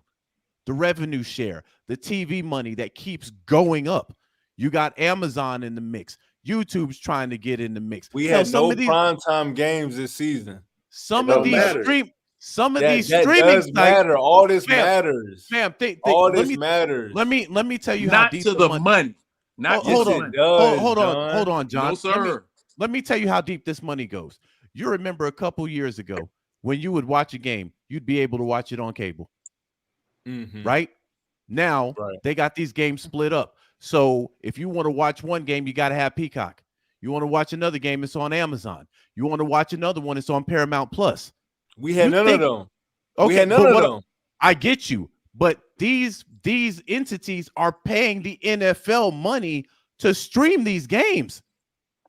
That's why Amazon. That's why Amazon. Zero. That's why Amazon spent $11 billion, fam. Now let me ask you this though, Mark. Let me ask you this: how would the head coach bring in money to the team? Hold on. Here you go. I just looked it up. It's called NFL Revenue Sharing 101. All right. The NFL revenue is split into two major categories: national revenue and local revenue. National revenue, which is shared across all 32 teams, consists of TV deals, NFL ventures, as in merchandising. Fanatics is the lead NFL partner. NFL Enterprise, NFL Network, NFL.com, NFL Sunday Ticket. Licensing deals such as official sponsors of the NFL and ticket sales, 40% of the growth. All right, this is what the owners keep to themselves that they don't have to put in the local revenue. All right, so this goes to the team.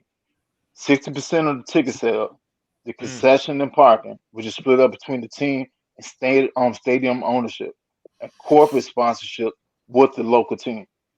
That's what the owner keep to themselves. And then what's split across the 32 team, which the owner get too, is the TV deal, the merchandising, NFL Network, NFL.com, Sunday Ticket, licensing deals, and 40% of the ticket sales. So therefore, the owner's gonna make money and make a positive every year. Every year. Without fail. So the head coach being sorry, when the head coach is being sorry, and you're not selling that many tickets, he's taking out of your pocket. He is, and he's taking out of your pocket, and that's why he got fired. Because as long as you putting a bad product out there, that 60% But no, here's the thing that I don't have to give to Harvard revenue share. Harvard Business did a study on the most important position, and that goes off of a lot of different categories they use. But you know who puts more seats in who puts more butts in the seats at stadiums? Your quarterback. Your quarterback is what sells. Your quarterback is what sells. So your head coach, at the end of the day, doesn't bring in as much money as your quarterback does. You don't see people walking. Obviously, Slim, but the head coach decides who's the quarterback. The head coach puts the emphasis on the quarterback position. And that's all I'm saying is that's why it's easier to fire Arthur Smith, is because he never emphasized on the position that not only helps you win games, but helps you bring in money. If I'm an owner, and y'all are all smart enough to know this, I got to bring in somebody that's going to bring in attention to my franchise and bring attention to my product. We had Desmond Ridder and Marcus Mariota as our quarterbacks the past 2 seasons. That is not going to bring you a return on your investment. So it's easier to get rid of him. Is all I'm saying. True. That's all I'm saying. That's true. Your quarterback does bring in, your head coach does bring in your quarterback, but most people don't know, truthfully, who the head coach is. They know who your quarterback is before they even know who the head coach is, because it's your quarterback that's gonna sell, and your quarterback gets your head coach fired because he's the most important position on the team. If you was to break down the most important position, if that's the case, guess who hires the head coach? The GM. Then that must means the GM is more important than but they're not. They're not more important. Hell, the owner is not more important than the quarterback. The owner is not even more important than the quarterback. Your quarterback is the most important position on the field because he brings in the money. People pay to see the quarterback. This is why the NFL goes out of their way to protect the quarterback, because no one wants to see the second string quarterback play. People don't. That's why quarterbacks make the most money. Exactly. Mark, I'll ask you. They generate the most money. I'll ask you a question. Who's the face of the league right now? I mean, as of now, Patrick Mahomes. It's Patrick Mahomes, Lamar Jackson. It's a quarterback. It's going to be a quarterback. Who wins MVP? A quarterback. A quarterback. That goes for college. That goes for anything when it comes to the NFL. Your quarterback makes or breaks you. And I agree. And we had a head coach that thought that wasn't true. Is my point. That's all I'm saying. Ownership signed off on it. Well, I don't think Arthur Smith didn't think it was true. I think he thought that Desmond Ridder was his guy. I think he put all his eggs in the Desmond Ridder basket. Yeah, and it failed him. I think two things. I think both of y'all are right on that one because I think Arthur Smith thought his playbook was better. I mean, it superseded the importance of the quarterback. Exactly. And that's why from day one, we all thought Arthur Smith wasn't a guy because you go into the season thinking that you could just outsmart defensive coordinators. You can outsmart teams, but with Desmond Ridder and Marcus Mariota, that could only last for a week or two. Maybe you might. I mean, we saw it with Minnesota. They traded for Joshua Dobbs. They got away for a couple weeks. And then guess what? By the end of the season, they shuffling quarterbacks still. You got to have a quarterback in this league. And that's all I'm saying with this Rich McKay, Arthur Smith talk is that's why it's easy to get rid of Arthur Smith is because you had a guy leading your franchise that thought that they didn't need a quarterback to make a return on investment and to win games.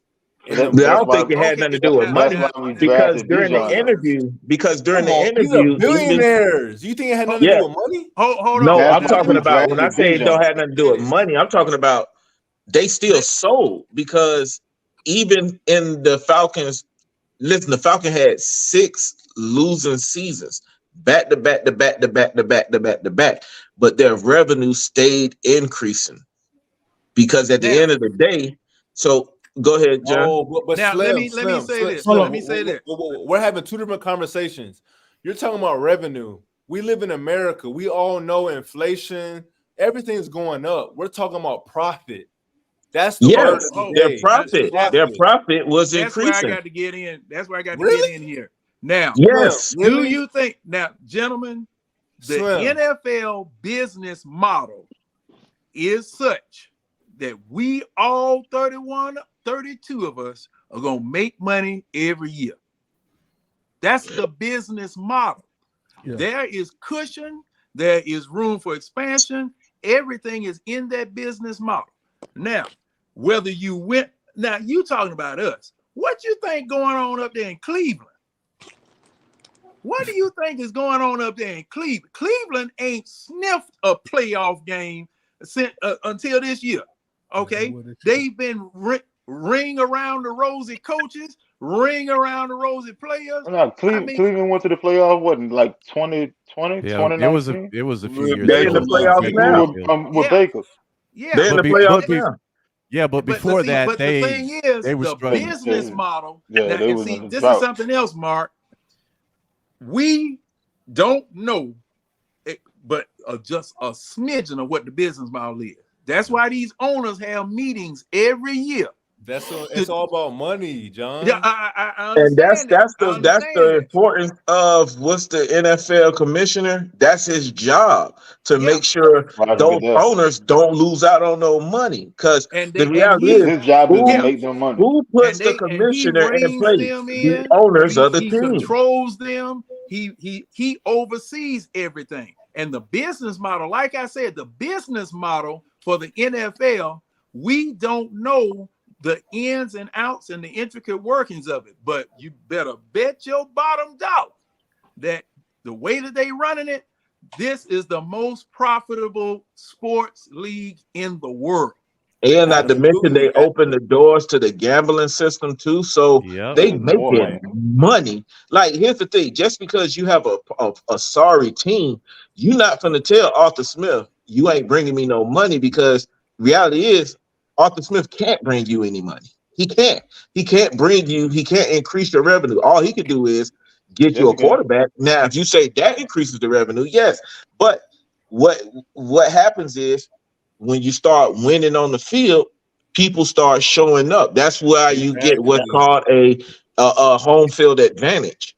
But the reality is you don't have a quarterback. Now, you could say it's Arthur Smith. That's his fault. But then you can also say that's Terry Fontenot fault. Then you can also say it's Rich McKay fault for not green lighting them bringing a quarterback in here, or not pursuing the LeBron Jackson. Hey, you remember the interview? It's You Arthur remember the Blank's interview? call. It's his business. It's his product. If I'm a business, if I'm selling lemonade, I want to make the most money possible. Now, if I got 30 other two people selling lemonade on my street, we could all make money. But if I'm making the least amount of money, then I want to do better. That's all I'm saying. And if I need to do better, then I need to look at myself in the mirror. And that was my whole point coming on. That's why I appreciate Tidy throwing the Rich McKay question to me. It's not about Rich McKay, y'all. It's about Arthur Blank. He's trying to make the most money possible. He's not in here to win football games. He don't care about winning football games. He's trying to make money. That's been his mentality. See, here's games makes you money. Here's the exactly. thing. Mark, exactly. You So mentioned that stadium makes some money. That stadium make them hand over foot. Mark, think about all the different events that's in it, that out, and he's leasing it out to himself. Yeah. You got concerts, you got SEC championship games, you got state championship games. All that going straight into his pocket. All because you got a nice new shiny toy. Hold on for a second. Hold on for a second, y'all. Mark, you mentioned a lemonade stand, right? If you had a lemonade stand, your objective is to make the most profit.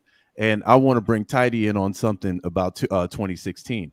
The difference between you and these owners is they can have that lemonade stand, and whether they're selling lemonade or not, they're making money. That's the difference. You have to stay at that lemonade stand. They don't. They can have that lemonade stand and have that lemonade sit there for all they care. Their money never sleeps. We're sitting here talking at 3:53 in the morning. These owners are making money. Their money never sleeps. So, and here's another thing. And here's another thing you mentioned. Happy ending right now, and making money hand over foot. Yeah. And here's another thing you mentioned. You said you and the other people making lemonade stands on that block. Well, the NFL is the whole United States. So you don't put multiple teams in the same area. That's why the commissioner comes in. He makes sure this person has this team has that, this team has that. Who hires the commissioner? It's the owners. They hire him. Because guess what the commissioner job is? To make sure my money don't stop. I don't care if I don't have a good head coach, because I'm going to still get paid. My head coach not going to take no money out of my pocket, because I guarantee you, if the head coach started taking money out of the owner's pocket, he would have been gone. He would have been gone. They wouldn't allow him to give you 2 7-10 records, because at the end of the day, the majority of the teams don't have winning records. Majority of the teams don't have winning records, but they're not losing no money. Because look at Cincinnati. Look at Cincinnati. That's true, though. Do you know why Marvin Lewis stayed there as head coach for as long as he did? They had to make Cincinnati use a percentage of their salary cap. Did that rule come out because of them, Mark, Tidy? Because you remember what was going on. Cincinnati wasn't spending none of their salary cap. Yeah, nothing. They weren't spending none of their salary cap. Now you got to spend. What is it? A certain amount over 80, 4-year period. 80%. Yeah, it's like 80% over 4 years. Yeah. And if not, then you got to pay a fine. You pay a fine to every player that was under contract within that 4-year window.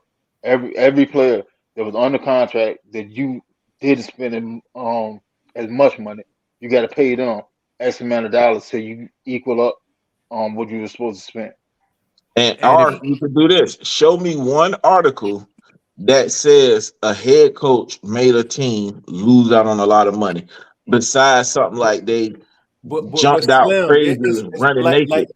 Slim, I feel like y'all looking at it so short-sighted.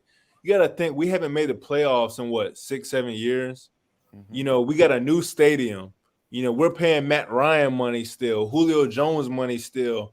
So if you're looking at That 1 come out year, of salary okay, cap. sure, But you that's might be salary making cap That money. come out of That's salary. not the Falcons. But what you're talking about is salary cap money. That's not the Falcons' money. The Falcons don't own the salary cap. That's a collective money. That's money coming from a pot. So basically, everybody has a certain amount of money. Because if No, that that's was the not money case, coming from a Denver pot. could Well, probably. well, it is. It That's is not money coming from a pot. It is the Slim. team's I get what you're money that saying. they're You're paying you're them. saying it wrong.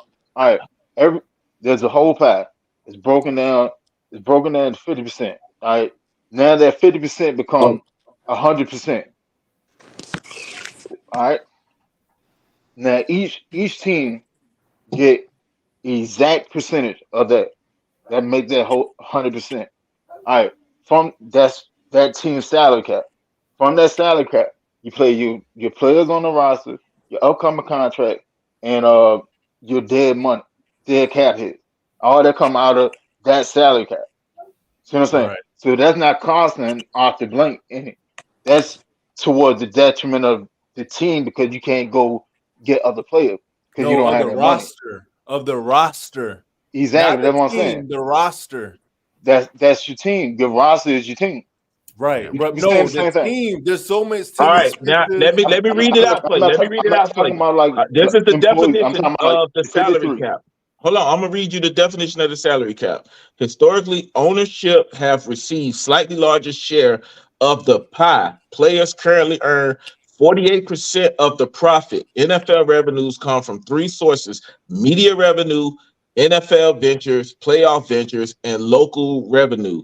And that is divided into 32 teams. That's where your salary cap comes from. So it's not coming from off the blanks straight pockets like, hey, I got 220 million on the salary cap. Now I gotta no, it doesn't work like that, because That's the then whole it would job be of the commissioner. unfair. The Then that commissioner's would be job is to unfair generate for money for the teams that NFL. don't generate as much money. So if that team like who is the richest owner of an NFL team?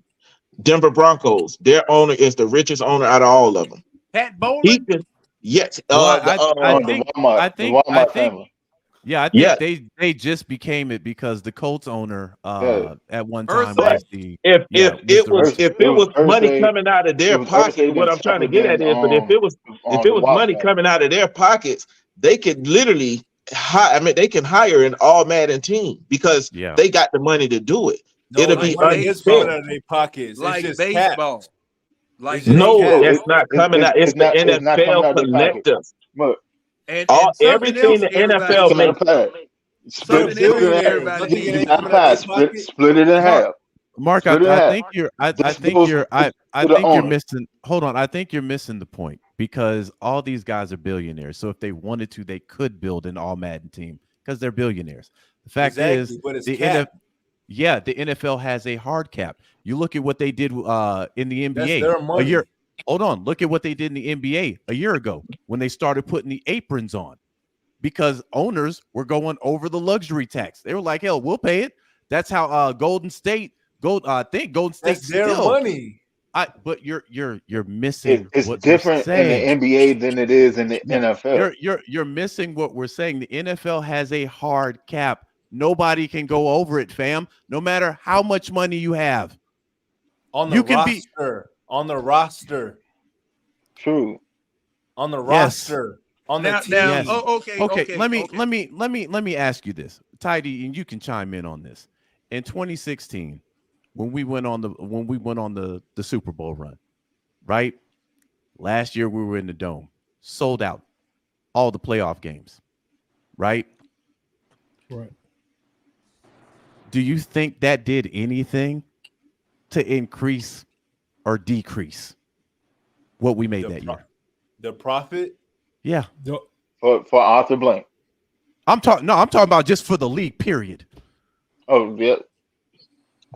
Let me try to break it down like this even more. No. Let's say It's Hold on. I'm getting somewhere. So we sold out all those games. Yeah. Hand over foot. Let's put this in perspective. Carolina this year, we're selling tickets for 49 damn cents. Do you think the Panthers lost any money? Yes, that's why they fired their coach. They didn't fire the coach because of the money, fam. They didn't fire the coach because of the money. They fired the coach. They fired the coach because the team's trash. They fired did. We did. The team's performance. All right, so let me put it like this, Mark. Let me try to put it. It's not money based, all right, so fam. I read that. All right, so let me put it like this here. Let's say us 8 people here. Slim, hold up, Mark. What are you trying to prove to me? I get that the owners have billions of dollars. It's capped at how much they can spend on their roster because they're trying to keep the league competitive. What are y'all trying to prove to me? No, because I'm telling what I'm trying to Arthur say Smith is not making Arthur Blank no money. Slim, hold on, Mark. hold on. Whether you I want to know what the fuck he got in that cup. hold on, whether you sell out, whether you sell out in the playoffs, or whether you're selling tickets for 49 cents. That's not the reason your coach got fired because he's not making you money. It's performance based. All right, let me try to break it down like this here. Let me try to break it down. You don't understand how business works. All right, hold on. No, this is how it works. So let's say us 8. Let's say us 8 here. Let's say us. Compare a lemonade stand to the National Football League. That's why. Hold on. You can't do it. Let's say us 8 for a nickel. You try to turn it into a dime. That's no. business, See, that's the thing. You are looking at this from a very simplistic business model. It's way too small. Is way more complicated. But hold on. So let's just say it like this here. Let's say us 8 decide to go into business together, Mark, and we started making money. Now we split off into 8 different cities, but we still under the same business umbrella, same umbrella. Let me ask you this: is that your money that's coming into the business? No, it's not your money.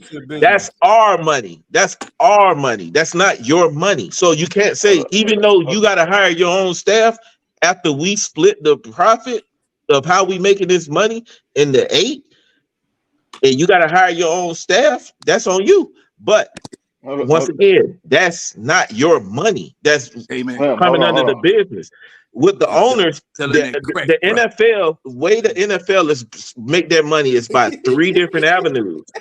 That money is divided into 32. That's where the salary cap comes. Now, bring my money here. It's just like you said on that crack, bro. Mark, I'll put this in a perspective. You probably better understand because you're in real estate, correct? No. It's unfortunate because I love all y'all because we all on the same team, but y'all are wrong. Mark, if my stand makes more money, I make more money. Now, no, it's still not your. I made all y'all percentage. Y'all both are right. Y'all both are right. Let me explain to y'all why. All right. So even though every team got to pool the money together, they got to pool in a percentage, 40% of what they make. What they got to pool in 40% of what they make, and then they get split.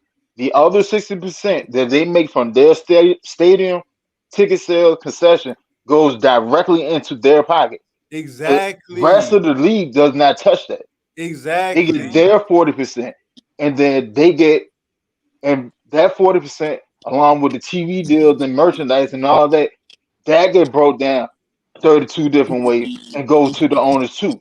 So now, like the other Mark said, with Carolina selling tickets for 49 cents, that hurt the owner's pocket because his personal share that he makes from home is not as much.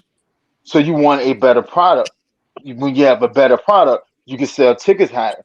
So when you sell tickets higher, that 40% that you got to give to the NFL to get returned back to you, that's cool.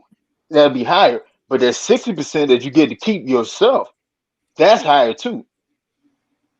So that's how a coach and a bad product on the field affects and make a owner lose money. But he's not losing money because he's still getting paid from the NFL as a whole.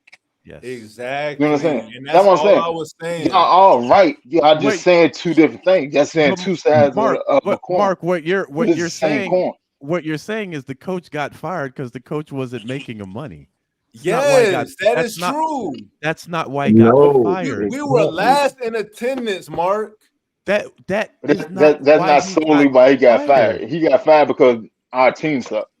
I And mean, he's obviously, I agree. he's the he point got person.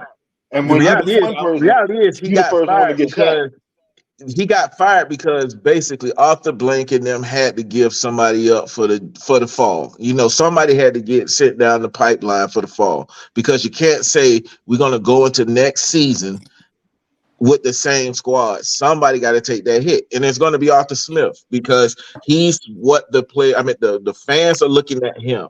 He's putting that on the field. The fans are looking at him. His product is trash, but it doesn't cost. The money that the players are getting from the play is coming from the NFL salary cap. All the owners have access to that.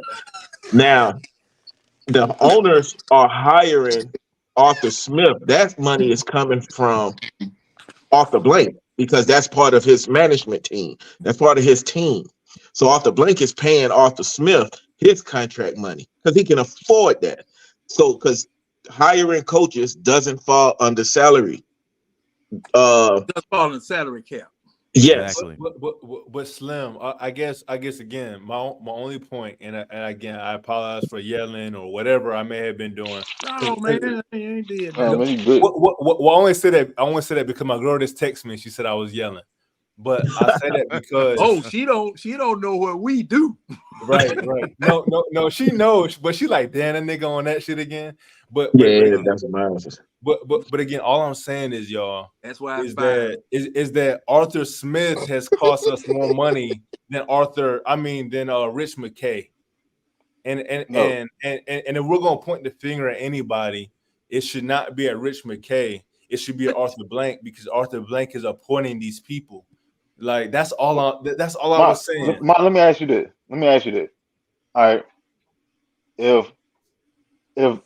If you listen to that interview and they sat there and said, we're going to follow the model that we always had in place, that the head coach don't report to the GM, they both report to Rich McKay.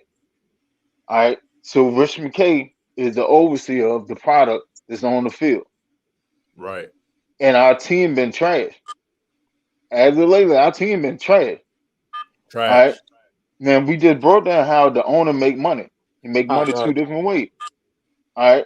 So if the team is trash and ticket sales go down, who's costing Arthur Blank more money? That's Rich McKay. Exactly. Right. I mean, don't be wrong, Winston. I agree with that. But all I'm saying is, again, we got to point the finger at Arthur Blank first, is all I'm saying. But what would that solve? Yeah, I mean, we can't. What that would solve is you can't vote Blank out. You can't. He got to do something erroneous, like majorly egregious, to get voted out. Like Dan Snyder did. Because at the end of the day, the Falcons that's the had only way you can get an owner out. The Falcons had 6 losing seasons, and we all still here watching the Falcons. Arthur Blank did his job. That's his job, to get you to watch the Falcons. Because guess what? You might say, "Oh, I'll watch the Falcons at home," but guess how many commercials just played while the Falcons was while you watching the Falcons? And guess how much those folks pay just to get a 30-second ad on an NFL commercial? So just like when you plan those games on your phone, when you see those ads, they pay to get their ads shown. So you can say, I'll watch it at home, but guess who? I'm still getting money, baby. As long as you watching, I'm doing my job. Just because they not winning, everybody's not going to win. Only one person's going to win at the end of the year. So at the end of the day, I'm still getting money, baby. I'm rich. So reality is, Arthur Blank doing his job. Now the person who oversights everything is Rich McKay. He got to take those hits because he is the one telling folks, these two people got to report to me. They jobs don't even matter. It's you report to me and I can veto what goes on. Like, that's not cool. The only in the Falcon organization, when you really pay attention to it, the only two people that really have an actual job is Rich McKay and the head coach. That's it. Because Terry back there just crunching numbers. Outside of that, he's not doing nothing else. And I'm Probably gonna be doing their honest. taxes because it's Look, tax time. So he's in probably his, doing their taxes. So it's not like Terry did something special with the cap. He didn't do nothing special with the cap. The cap was gonna work itself out anyway. The cap was gonna self fix itself. All we had to do was get rid of Matt and get rid of Julio. Anybody could did that. The head coach could have did that. The cap was gonna fix itself. All right.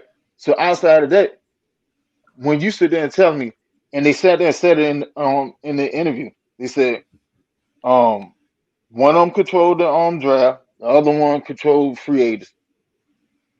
So your GM ain't really being a GM in the first place. So who has a real job? The head coach, because you got to run this team, and Rich McKay, because I'm overseeing everything. Outside of that, nobody else has a real job. And the only thing about Rich McKay is that how can you be able to call all these shots, but you're not but you are voided of being held accountable for if it doesn't work?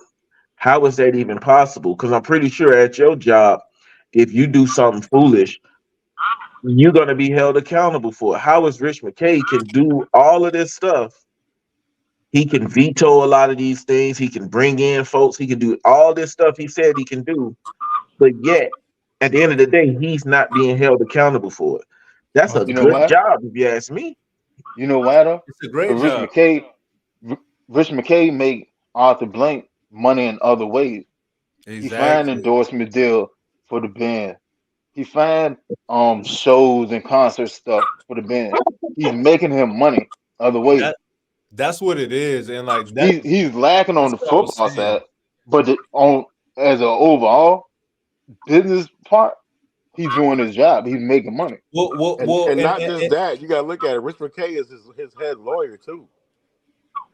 Like, but then have him do that. Have him do that and keep him away from the team. You don't have to have him vetoing the team. Let Terry Fontenot do his job.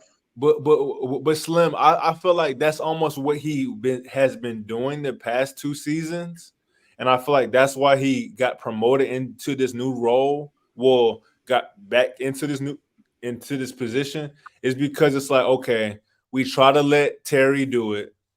Terry did what he could do, but now let's not play around. Let's take this serious. And I feel like this is the season. This is the off season where Rich McKay is on the clock, is all I'm saying. This is the offseason. I mean, again, when we see him at the press conferences, we're wondering where Terry is. It's not a coincidence. It's by design. Rich McKay is being given more responsibilities to prove that he is qualified for his position. And this is the offseason we'll know by the head coach he hires, by the draft pick we make. This is when we can truly judge Rich McKay. I mean, this is when we can truly judge Arthur Blank. Is all I'm saying. Judge Rich 20 years, bro.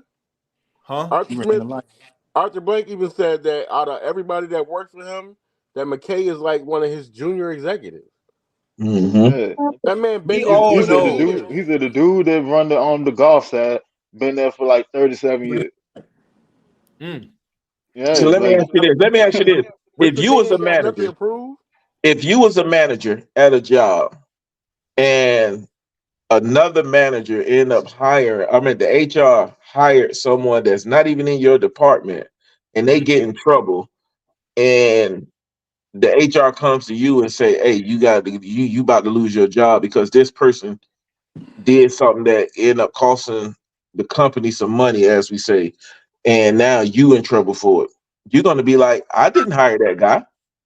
That's the same thing with Terry Fontenot. He didn't hire Arthur Smith. He didn't hire him. And he's not allowed to hire nor fire anybody except his little short staff. So if you read the definition of a GM, he doesn't have the role of a GM. So why call him a GM if you're not going to give him that responsibility? He's the book. I mean, I agree. I agree 1,000% with that. Like, there's no debate on that. I agree with that.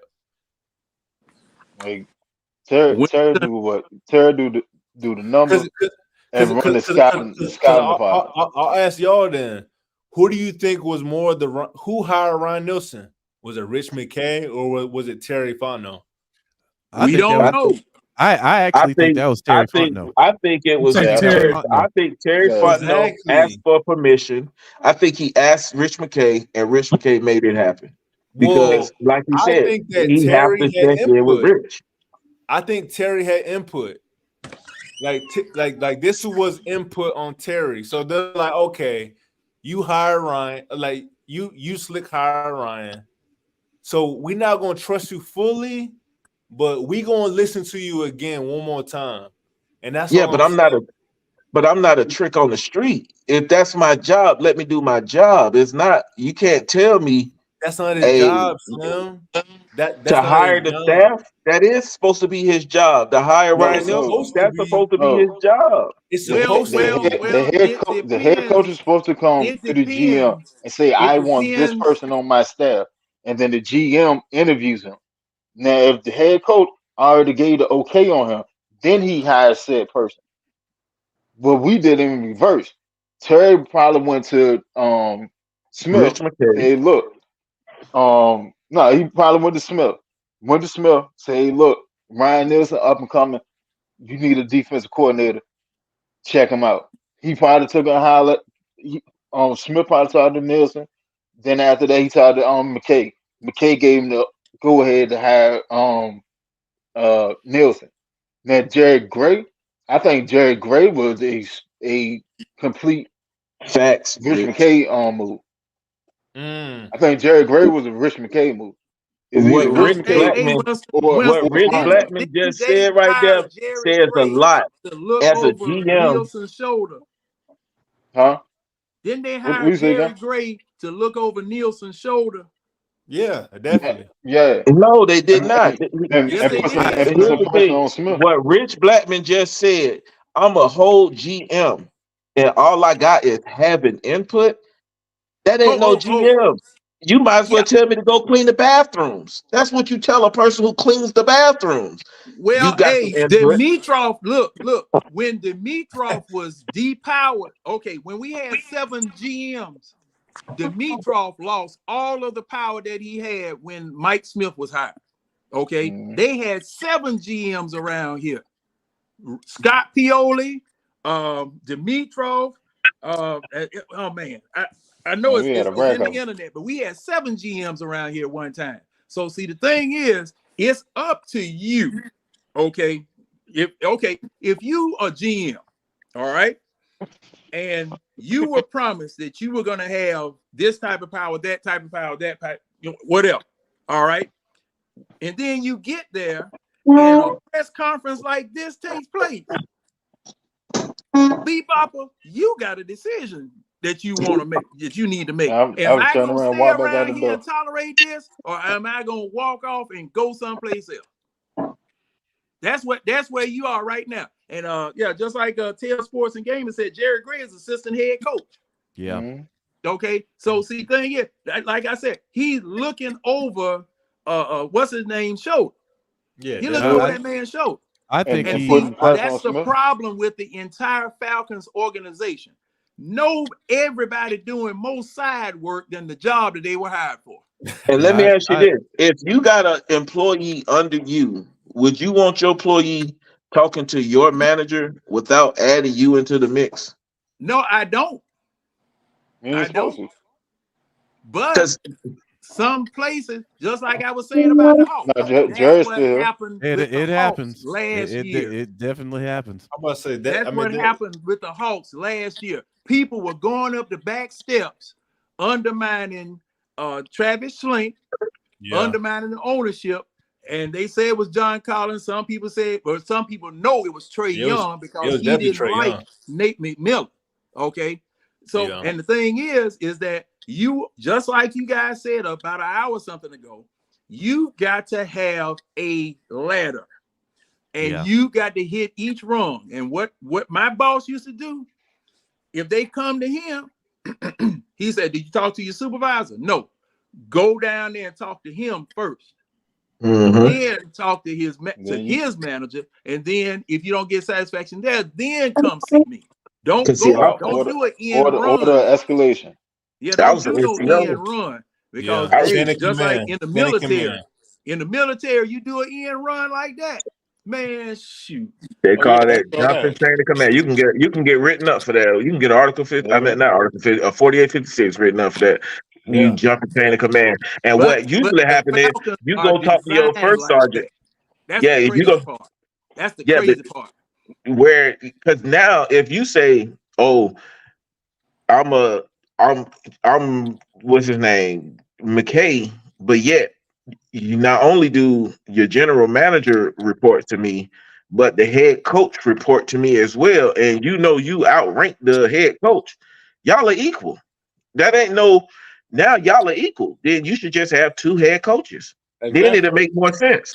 I'm gonna be honest. I'm gonna be honest. I don't even think it's equal. I think the head coach has more power than you do.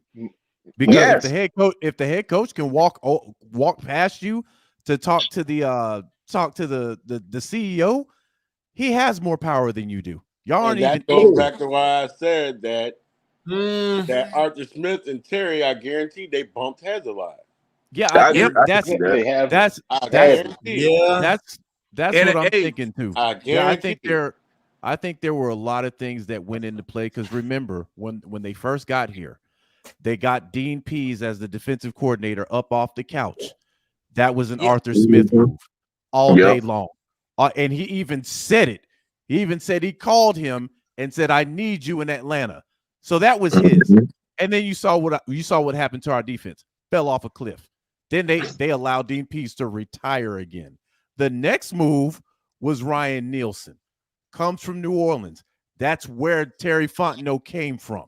I think that move was Terry Fontenot. Now, Jerry Gray, I think Jerry Gray was there just in case we had a situation where we went 0-5 like we did with Dan Quinn. He would be the interim head coach if we had to get him up out of here. But we won our first two games. So that is what it is. I think they had a situation where there might have been a power shift with the roster. You know, who knows what Terry was saying when we were losing these games. Man. You know, who knows these conversations that they were having. And since you have a head coach that can walk right past the GM and talk to Rich McKay anytime he wants to, ain't no telling what these conversations were like. That's the problem when you don't have a chain of command. If you have a chain of command, there's no way Arthur Smith is talking to Rich McKay about nothing, especially 25 times a week. And you could properly hold people accountable because you put that on the field. And then it also gives Terry Fontenot the opportunity to fix what's going on. Because if you constantly walking around me to go talk to the person over me, you don't give me that opportunity to fix whatever's going on. So now I had to cut you off, but what popped in my head instantly was this question: who do you think influenced the Van Jefferson trade and the random trade in the middle of the season?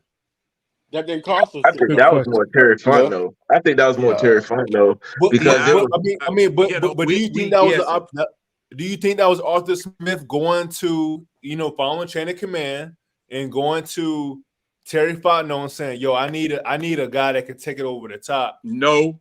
I think it was more something like more of, hey, Ritter struggling. He needs more targets. I think it was Ritter struggling. He needs more targets, and probably Fontenot had to probably go to Rich McKay. We need to make an offer for this guy. He won't cost this much. And then McKay probably said, all right, cool. I don't think it's more of a Terry McKay digging all in their stuff. But just the simple fact of me having to go to you and tell you I need this. Why did he need to go to him? If they are equal. Now, Arthur Blank said in that interview, they were equal. They are a collaboration. So since they are a collaboration, why did he even have to talk to Terry Fontenot unless he just wanted to tell him what he wanted to do? And he could have just gone straight to Rich McKay and told Rich McKay, hey, this man here, Jefferson, I need him. He can help me out. Because see, I'm gonna tell you this. Now, this happened once before in the Falcons organization, and I told this story many times about when Taylor Smith, Jerry Glanville, and oh man, what was that general manager's name? Henrock. What was his name? Ken Henrock. Yeah, Ken Henrock. Jerry Glanville and Ken Henrock was going at each other, back and forth, back and forth, back and forth. Glanville was out on the practice squad. This was when we were still up in Suwannee. It might have been Friday Branch, whatever. No, it was Suwannee. There, you know, practicing and working people out, and he saw an unfamiliar uniform number. Joe wearing number 92. Hey, who number 92? Well, Herrick brought him in because Green Bay told us to bring him in so that we can cut him, so that Green Bay doesn't have to pay him any money. Because his contract said that if he stayed at Green Bay and they cut him, they owed him some money. So they sent him here on a trade, and we kept him. And Glanville said, ain't nobody told me nothing about this man. That man ain't going no place. He gonna stay here. And Lester Archambault, that was his name, him and Chuck Smith were in that 98 Super Bowl. Chuck Smith on one side, Lester Archambault on the other. And the moral of that story is that all kind of infighting can go on when you got an owner that doesn't know what the hell they doing. And Taylor Smith didn't know nothing about, just like his dad, Rankin Smith, didn't know nothing about the football operation. This ownership group and the structure, this Looney Tune, Bugs Bunny and Daffy Duck running around here now. That's what's going on. This is Looney Tunes, man. Hey, going on. What makes that even worse though? Let's say Arthur Smith did go get Van Jefferson. He went to the higher ups and said, I need this guy. He should definitely be fired. Because what the hell did he do with Van Jefferson? He did absolutely nothing with him. Didn't scheme him at all. I'm gonna sound like Stephen A. Smith at this point. There was an APB out on Van Jefferson. It's an APB, dog. Like it's when you see, and my biggest issue with Arthur Smith, honestly, is you can't have this many weapons and not scheme guys over. You got Jonnu Smith and you have Kyle Pitts. Why aren't we in a two tight end set? When we got these guys, the first thing I was thinking is, oh, they go run this like Hernandez and Gronkowski in New England. Two tight end set. Based on that here's the part that baffled me. Based off of that formation, you didn't really need a speedster on the other side of Drake London. You had your guys right there in the middle, and on top of that, you could have put a run game in that. I'm like, bruh, this guy fumbled the playbook. I've been saying this all year. This man has been calling plays out of a Tecmo Bowl playbook. And when you jump on the camera and say you running a positionless football, if I was a player, I would give up on the team. And why is that? Because I know now you're not going to make me the focal point. You drafted me. This goes for Kyle Pitts as the 4th overall pick, the highest tight end ever. So now I'm thinking I'm the focal point of the team. Then you say you running a positionless. That means I'm not important to you. If I was a player, that's what that means. And that's why I call bullshit on what Arthur Blank said in the press conference about, a lot of the team. Like, you look at the beginning of the press conference, he said a lot of the team came to them and basically expressed their concerns about, keeping Arthur Smith. And I know that was a damn lie because that man lost the locker room. I agree too. I guarantee it was players that was ready for his ass to go a long time ago. Bro, they had Cordell Patterson. A lot of players ready for him to go. They had Cordell Patterson in a joker. This man looked like a tour of clubs the whole year. The whole year, bro. Yeah, not a big joker, not a little joker. This man was a two of clubs the entire season, bro. And if you know anything about spades, that two of clubs ain't even in the deck, bro. That shit is in the box. It ain't even in the deck. It's in the box with the instructions. Yeah. Yeah. See. Oh my God. But that falls back to somebody here that was calling plays like an offensive lineman. He was calling plays like an offensive lineman. That's true. Hey, that's true. We joked about it on my channel. I'm gonna say this and I'm gonna shut up for the rest of the night. I said this on my channel. You know, when you would see Arthur Smith over there calling plays, it looked like this man was he was putting in a Denny's order. You know, so it's coming through, and you like, no wonder Desmond Ridder was so confused, man. He's hearing in his ear, you know, I got eggs over easy on 6, crispy bacon left, right, zag. Like, what the fuck? I don't know what this man's calling. Oh no, wait a minute. That wasn't as bad as Matt Ryan calling out every car Chevy made. Hey, so you got Desmond Ridder you got him throwing the ball towards the Waffle House, bro. This guy, I mean, the play's coming in. I mean, he's making dinner reservations, bro. And see, that's what I'm saying. And then, Mark. Then on top of that, you didn't do nothing to develop this man. Absolutely, nothing to develop this man. And Arthur Smith is supposed to hire. And here's another thing: Arthur Smith is in charge of hiring his quarterback coach. Oh, he didn't. He didn't. He did. He's supposed to. It was a joke. Everything was a joke. The offense was a joke. Yeah, the career running back. Offense was amazing. The career running back as your first quarterback coach. Then you turn around and had a quarterback that didn't have him thrown over 300 yards his entire career. Total. Bro, as your next quarterback coach. And the reality is, I say this, the Falcons had too many weapons. You can't feed this many people on a team. So you had to, most people, when they got a franchise quarterback, they make sure they get a good tight end, because a tight end helps a quarterback out so much. It's ridiculous, because you typically line a tight end up on a middle linebacker and they can't cover him. So you got to start shifting. So the reality is, you don't really need elite wide receivers like that. And you don't need an elite running back, because the NFL said, we don't value that position like that no more. It's you getting like 13 mil, 14 mil a year now. That's darn near what a rookie the thing gets. about the running back. This is the thing about the running back. That new salary tier really hurt the running back position, because by the time that a running back finishes a rookie contract, his lifespan is over. It's 5 years. Yeah. His life. And not to mention, we got mobile quarterbacks now. If you had a Tom Brady, you need a good running game. But we have mobile quarterbacks. You can extend the play. You don't need a running back like that no more. Use your own feet. Use your own feet. You mess around get the quarterback. All right, let me ask you this. Okay. Who went to the all right, gentlemen. This is gonna be our last question of the night before we check out. I'm gonna go around the panel. Give us your one surprising off-season move that the Atlanta Falcons will make that nobody's seen coming. We're gonna start with you, Antonio.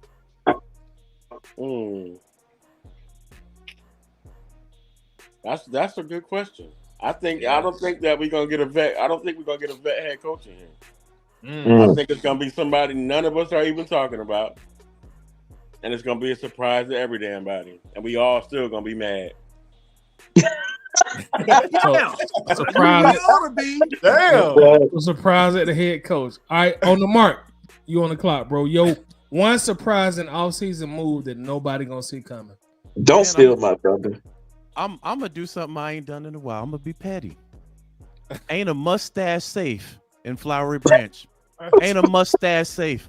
That's my surprise. Everybody next year coming to work, butt naked lip. No mustaches allowed.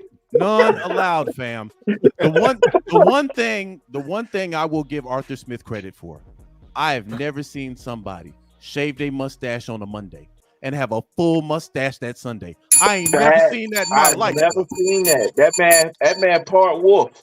That I'm talking about it's like he was transforming and stopped and said, "Oh shit, I got a game." Like, come on, man. That man had that Groucho Marx thing going on Yeah. for a minute. Yeah. Like, you know how long it took me to grow this beard? Like, come on, man. This dude.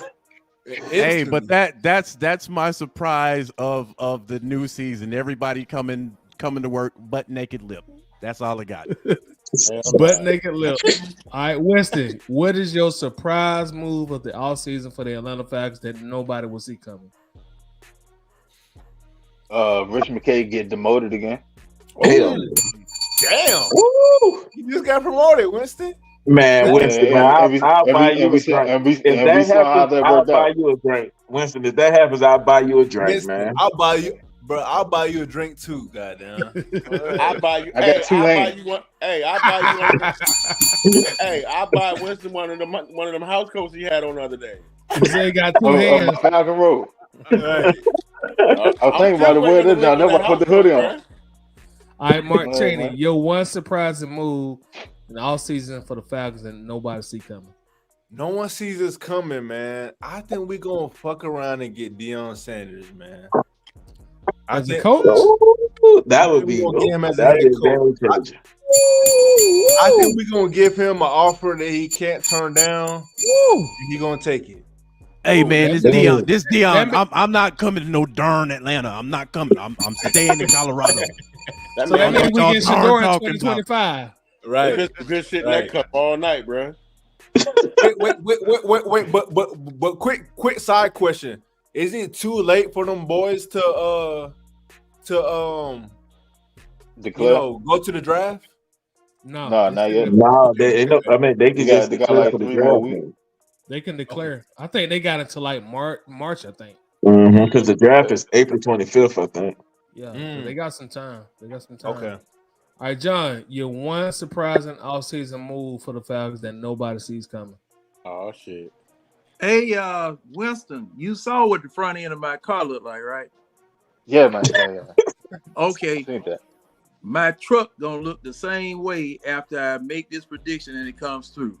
Matt Ryan will be offensive coordinator. I drive my truck. John, you made it. My truck off the hill at Flower. Hey, John got some gas stomped down and run into the side of the building. If that happens. Yeah, John, we got you. With no emergency brake. John got some organic dope over there, boy. I'm trying to tell you. John, you know that. Hey, y'all said John, go way out. But you know that TV money hard to walk away from, fam. Yeah, that TV money hard to walk away from. John got that dope rolled by 3 virgins. Is he getting boy. what Tom Brady getting close to it? I doubt it. Nobody got that Tom Brady money. He haven't officially retired yet. Anyway. John got the blunt rolled by 7 virgins. That man over there in cloud 9, boy. Hey man, I can see Matt coming in as QB coach. Come in there to talk to the team. Hey, 1,000 milligram Motrin ain't nothing to play with, bro. All right, Slim. Your one off-season move that nobody sees coming. I think the Falcons is gonna hire a black head coach. Oh, I love it. I can see that happen. Hey, now Slim. Now the general manager. He light skinned. He don't care. Hey, you ever seen that? You ever seen that routine with Steve Harvey firing Willie? Who did it first? Because I think go ahead and try to fire Willie once you hide. I'm gonna give y'all mine. That's my joke, sir. That is my joke. He stole that from me. That's right. Exactly. That's right. Who did it first? Woo! All right, here go my prediction, y'all. Atlanta Falcons gonna sell the farm just like they did for Michael Vick and move up and bring Caleb Williams to They do that, boy. That's They my do one that. prediction. Caleb Williams will be in the A. That's my prediction. That's probably the most realistic one we heard yet. That's what they gonna have to do. I think they're gonna bring KD to the aid because if y'all remember, he put out his dream team list, and Atlanta Falcons coincidentally was on that list. Drake London has ties with Caleb. But before we get out of here, man, make sure everybody share your YouTube channels. Antonio, if you got anything you want to plug, let us know. You got the mic right now, bro. I don't think I can plug it, dude. I'm a general contractor in Atlanta, so if y'all need that whole improvement done, hit me up. Okay. The move right there. I like my guy. On the mark, bro. One of the Atlanta Bird Gang OGs. It was great to chop it up with you like the old times, bro. It was my pleasure. I'm glad you came through. You know what I'm saying? I know a lot of people didn't think this was gonna happen, but make sure you tell the people where they can find you at on YouTube, dog. On the mark, man, on YouTube. It's just like it's spelled, man. Y'all boys, look, I'm glad I came on here, man. Now I see why your damn lives be going 6 hours long, man. It's a good thing I work for myself, because boy, if I had to work for somebody else, I'm calling out. I gotta go to work at 6 o'clock. Yeah, you might want not go to sleep. I owe me some gas money, boy. Oh my God, I gotta drive 40 miles to work. Ooh, Man, they gotta start supplying coffee. Hey, you might need a large cup of coffee and a line of Coke. Something to keep you up. Hey, I'm gonna be Money Mike. I'm gonna be playing the role of Money Mike. That's just like leaving the club going to work. I know. Man, that's the worst right there, boy. Hey, how they say, God know my heart. Yeah, but yeah, man, I'm on. You know where you hide it too. I'm on YouTube, man. Y'all can catch me on there, man. But I enjoyed hollering at y'all and talking to y'all about our team, man. You know, we love our team. We on here 5 hours, you know, talking about the Atlanta Falcons, man. That's all love right there. Exactly. Mark, we fake fans though. We fake fans. We sell it. Yeah. Y'all make sure to check out my guy Marcus Washington on the mark at YouTube. Also, his link is in the comment posted. Also, Winston, let them know where they can find you at on YouTube, dog. Catch me at the eye test. Me and my partner John Harris over there. We be on. Probably do a show on tomorrow. You know, try to keep this thing rolling. So the eye test. Eye test. Check them out on YouTube, and also making a grand guest appearance after months away from the channel. We got our dog Mark Cheney back in the building. Let them know what you got going on. Let them know your socials, bro. Hey, I mean, only thing that's important, man. Y'all check out Atlanta Bird Gang. This is the best late night show on YouTube, bro. I mean, as y'all see, we 5 hours deep. You know, we're going to have different personalities, different opinions. I mean, this is the best place to be, man, if you're an Atlanta Falcons fan. That's what's up, proper, bro. Hey, John over there rocking like goddamn radio. Radio Raheem. You're rocking. You're rocking, Hey, John, let them know where they can find you on YouTube, dog. Sweep left, sweep left. Right.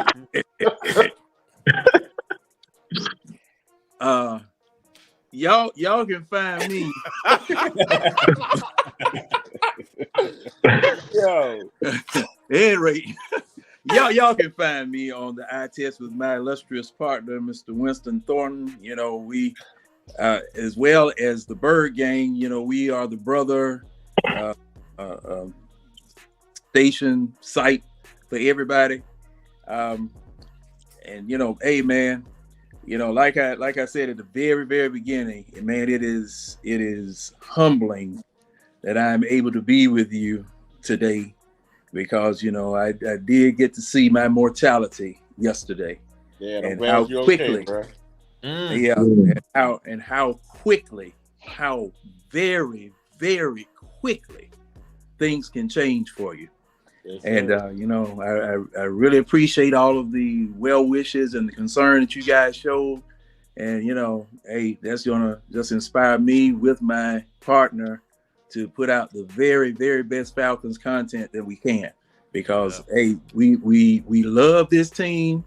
And you know, as I have said a lot of times, I don't have too much longer to worry about this, because see, now I'm still remembering Marcus, you know, this thing almost taking him out. Oh yeah, and there man. have been times such as 2016 where I was already in the hospital, and I had to go. I had to go because, man, it's a love-hate relationship, gentlemen. Yeah. It's a love-hate relationship. We want the best, regardless of what anybody else says.